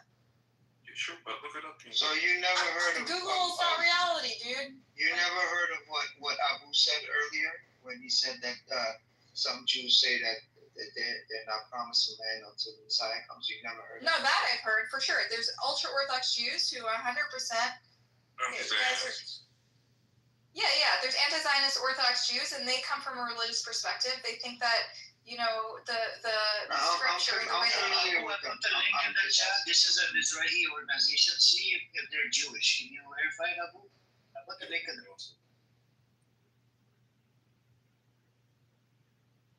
You can continue, Buttercup, because you first said that it's not in the religion, and now you're agreeing that you have to wait for the Messiah. So. No. I said the 80-year curse is not in religion, but the idea, the anti-Zionism is in the religion. The land. Establishing the land. What does that have to do with the 80-year curse? The 80-year curse. I'm just going back because. No. The anti-Zionist Judaism, it has a long legacy, and it's legitimate. And it's existed in all streams of Orthodoxy, although after the Holocaust, they kind of all moved to the Zionist cause. But previously, almost 100% of religious practicing Jews were against Zionism because they believed that it shouldn't be a secular state, it should only be delivered by God. And if you believe in some messianic age, then yes, it'd be delivered by God. But if you don't, sort of the evangelicals have a really horrific outcome. Every Abrahamic faith has a horrific outcome during the end of times, but none of it ever happens, and so we maintain the status quo and people live peacefully. Also, Judaism, like Christianity, like Islam, have some horrific apocalyptic outcome, and that prevents the creation of a state because you have to wait for the apocalyptic outcome, right? And because that never happens, ultimately that's a bulwark against the violent conquering of the people because they're waiting for the religious, Messiah to come down from heaven and solve it. Where does this in what scripture is this present? There's a lot of all over. It talks Because about earlier you said it's not in any scripture. No, I said the 80-year curse is not in any scripture. No, Messiah is all over the scripture. The 80-year curse came like 2 minutes ago. Yeah, so I was only responding to Amir's talking about the 8-year curse. Messiah is all over the scripture. So, Amir, this person, the link that you sent, yeah, he's a Jewish. He's Mizrahi, right? Mizrahi. So I had never heard of this guy. I'll look into him, but I'm telling you, I haven't. He is associated with Mizrahi. Because the website says Mizrahi. No, just look him up. Look him up. His name. I'm looking him up. Yeah. Who is this And guy? actually, the number 80 is mentioned a lot in Where? Judaism. Where? In your teachings. Which Here, one? There's so many books. Yeah, let me look it up here because I think we went over it yesterday. But you can look up this person from your end and see if he's.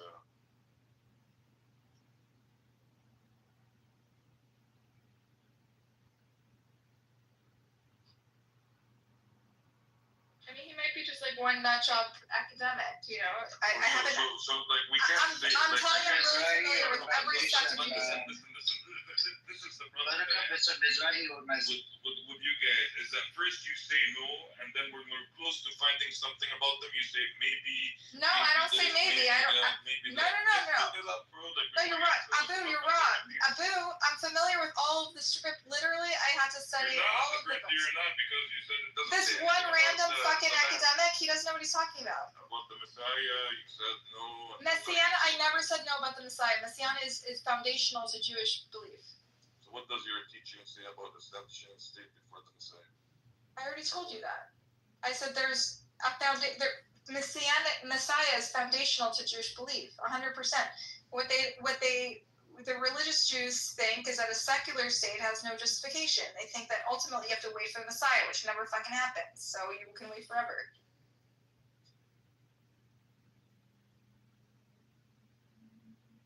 Just like the evangelical Jews have some like weird apocalyptic vision for the Messiah. Every Abrahamic faith has apocalyptic vision for the Messiah, including Jews, and that's why the religious Jews oppose the Zionist state because they're waiting for the Messiah. You call it weird if it's something that's literally mentioned in your book. I don't know how the fuck is that weird. I'm not a religious Jew. I think it's weird, but I respect it and I've learned it in depth because I grew up with a traditional Judaism. She's saying it never happened, and she doesn't think it's going to because we've waited too long.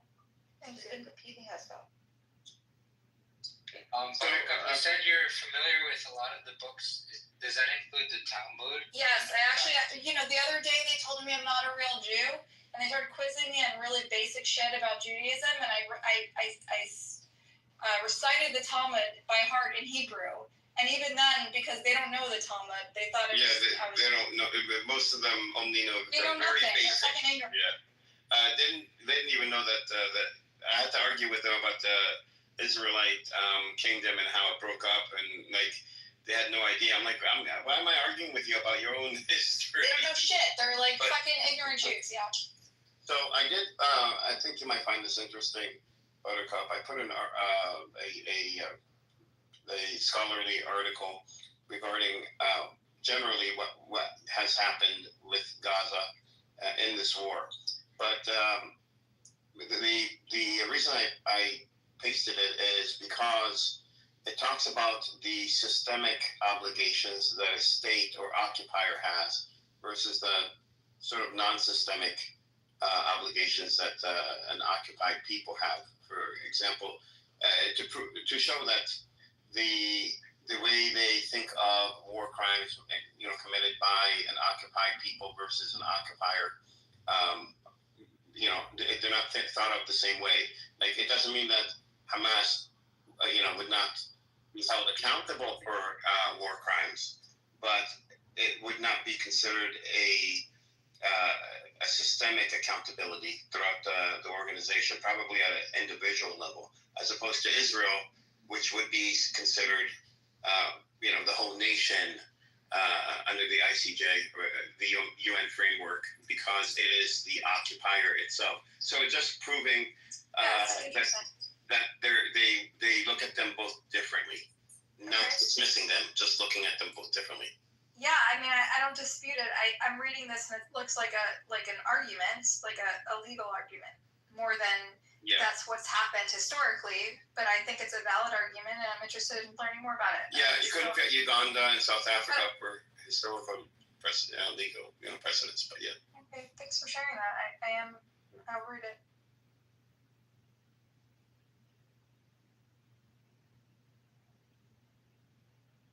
So listen, when it comes to the number 80, Judges 3:30, which is in the Tanakh, Book of Judges, 80 equals double generation of peace, punishment, cycle. Book of Exodus, Tanakh, and Talmud, Bavli, 80 equals age of Moses, symbol of strength and judgment. Mishnah. There's a lot of gematria. There's a lot of gematria science out on the internet, including from Q and conspiracy theories. I'm not saying that it's connected to the 80-year curse. I'm just, putting it out there for you. There's also a lot of other verses that includes 80 in Jewish sources. For example, Genesis 6:3. It's not really relevant. That's not a idea. That's really mainstream Judaism. Is what you're saying. It's like I've never heard of the 80-year curse. I know for a fact that it's not a real thing. I think it's okay to grant that the number 80 has been seen on a repeat in the Old Testament and somehow seems to be auspicious, right? Now you could say perhaps it is superstitious. However, it's not that unlikely that the 80-year curse could very well be applied here, or at least used as an excuse for whatever, reason that, I mean, I think you could grant on that. And so how would it serve their narrative? Because like you and I, Narcus, we're rational. Whose narrative? So you and I, we don't believe in curses, right? We believe in rational world and real life. Yeah. So how would it serve their narrative to pretend there's a curse? So when I talk to Zionists, they've never brought this up. They never brought this up. She's atheist. No, I'm not. No, but she's a cynic. She's a critical thinker. Yeah, I'm a critical thinker. I'm reasonable. Cynic is a psychopath. And I'm reasonable. And I don't believe in the Jews. He's like, I'm I'm sorry, I love you, honest Jew. I fucking love you. I appreciate Look at this guy. I mean, perhaps they're gonna bring it up as an excuse. Okay. I fight with them all day and I've never heard it, and I also engage with religious Jews that have never heard it. I agree. Yeah, I agree. But if at all, if it slips out, and even if the Palestinians are saying that, they've perhaps heard it somewhere from whatever, an irrational crowd, a superstitious crowd. I mean, perhaps 80 seems to be some sort of auspicious repetition that we do find, I think, in the Old Testament. Also, whose narrative does it serve, though? Whose narrative does it serve? Whoever's using it for their own, I guess. That serves what's happening now. Yeah, so you're in correct. the next 2-3 years, we are at that 80-year time frame. So it serves the Palestinian cause, the narrative. It's not about serving, bro. It's the pattern that's happening. I'm just saying, if it was useful for the Jewish cause, they would have used it. Moss is mine. Is what I'm saying. It's not about serving. Simply because it's appealing, right? Some narrative needs to. It was appealing too, though. If Jews could use it, they would, because they're like the Zionists will find any excuse to defend. I was saying the Zionists are using it. I've never heard it. I was talking to every fucking Zionist. I've heard every narrative. I've never heard this. And they say a lot of crazy shit. Like they come up with crazy excuses, and they would have come up with this. It would serve their narrative. So what are they gonna say? Like the Zionists that you said, they're gonna say like in the next 2 years we're gonna face hardship. We might be exiled. We're the time frame is that what you're thinking? Yeah, it's just weird that I've only heard it from my Palestinian friends and not from any Zionists. But the time frame simply is an excuse to exterminate. It's obviously serving some sort of purpose. So the way I've heard it is that the reason a lot of people think that Zionism is failing and the Hamas won in this battle because they're being isolated and they're getting recognized by all these countries. So there is a perception that the Hamas won, even among Zionists. They've lost this, at least the public relations war, the moral high ground, everything. They've ceded. So the only way it serves the narrative that Israel is losing, and now they're getting their due course. They're getting what they deserved. That's the narrative it serves. And so I think the Zionists who are super defensive and pretend this massive failure is not happening, that doesn't serve them. True. It would serve a very small community of true, like, honest Zionists, I guess. But I've never heard it from them, and I engage with them. These are my family members, you know? Yeah, I just think it could be superstitious, perhaps. Maybe just look it up. Like, you know. But when I think Abu was saying it's there, I thought it too. I actually did. When my friend brought it up, my Palestinian friend said, "Hey, have you heard of this?" And I looked into it. I couldn't find any reference in the Torah. I see. So we're right now we're not seeing the. I speak Hebrew. I speak Aramaic. I've read the text in all the ancient scripts. There's nothing like that in the Torah. So who just said that the 80-year curse? There's all kinds of crazy shit on the internet. It's just not true. That's all. Who said that the 80-year curse is in the Torah? So it's not in Judaism. So I don't know where it came from, but it's not from the Jewish narrative. It's from a different narrative. Do you think the Zionist state is in the book? Possibly, I don't know. I haven't analyzed it. It's not right now. Maybe later in the end times. So just like they're able to build a state, they're able to make up whatever bullshit that comes to their mind. It's a narrative that sells. That's what. I'm not saying they wouldn't. They sure would. They lie about all kinds of shit. I'm just saying they have it. Buttercup, all I'm saying is, right? You gotta think outside the box. Right, I am, but they haven't used that lie yet. Maybe they will in the future, but they haven't yet. So Jewish history does show recurring cycles when roughly 80-year spans of prosperity strengths are followed by hardship or exile, which fits the symbolic pattern drawn from, I think, what is this, Wikipedia? Moses, age. Why does it matter? Because I'm proficient. I studied Judaism in depth, and this is not a real narrative. I read it for you. You then go look. From what? Provide a source. Provide an actual source. It doesn't matter. It does matter because you're claiming Judaism This is a summary. Of what? This is a summary that combines everything that I mentioned earlier. Well, we need attribution. What's the summary from? Click on the attribution. 1 second. Let me give you the fucking verses, bro. Hold on 1 second. Here, Rob, dude, right? You also studied the scripture. This is not a real thing. It's never happened. We're not saying that it's in the fucking scripture, bro. It's not in the fucking scripture. The scripture doesn't talk about the 80-year curse. But I also talk to Zionists, and they say all kinds of crazy shit. حسيتيسي شو انك حمارة. Cause اخذ شكلك you know what? It's not there. It doesn't exist. It doesn't exist. Bro, it doesn't exist. It's not there. The history doesn't say anything about it. It's made up by fucking Netanyahu. It's okay. Relax. Talk about something else. Yalla, go ahead. But I want you to check out my link. Yeah. It has to do with Mizrahi Jews. But I have heard of So they're Arab Jews, by the way. Mizrahi are Arab Jews, right? And some of them are from Iraq, some of them are from Palestine, some of them are from all over the place, but they're Arab Jews. I see. So it's an organization. If you check out their website that I posted. Why don't we ask the Zionists in the audience? Come up if you've heard of this narrative. I don't know. You want to come up? I never heard of a state. They've been talking a lot of shit in the comments. Come up if you heard of this narrative. It doesn't mean it holds truth value. However, that it exists can be acknowledged, right? Even if it's two people. Maybe two people, but I haven't met those two people. Yeah. So that's what Abu was saying. Yeah, it's true. Those two things could be true at the same time. It's possible that one guy in that article believes this, but also, as someone who's very familiar with a lot of different Jewish subcultures, I haven't encountered.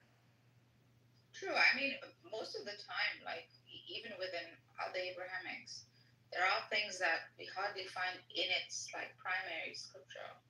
However, you'd have additions such as these to serve purposes or just to make narratives, I don't know, to fulfill selfish needs.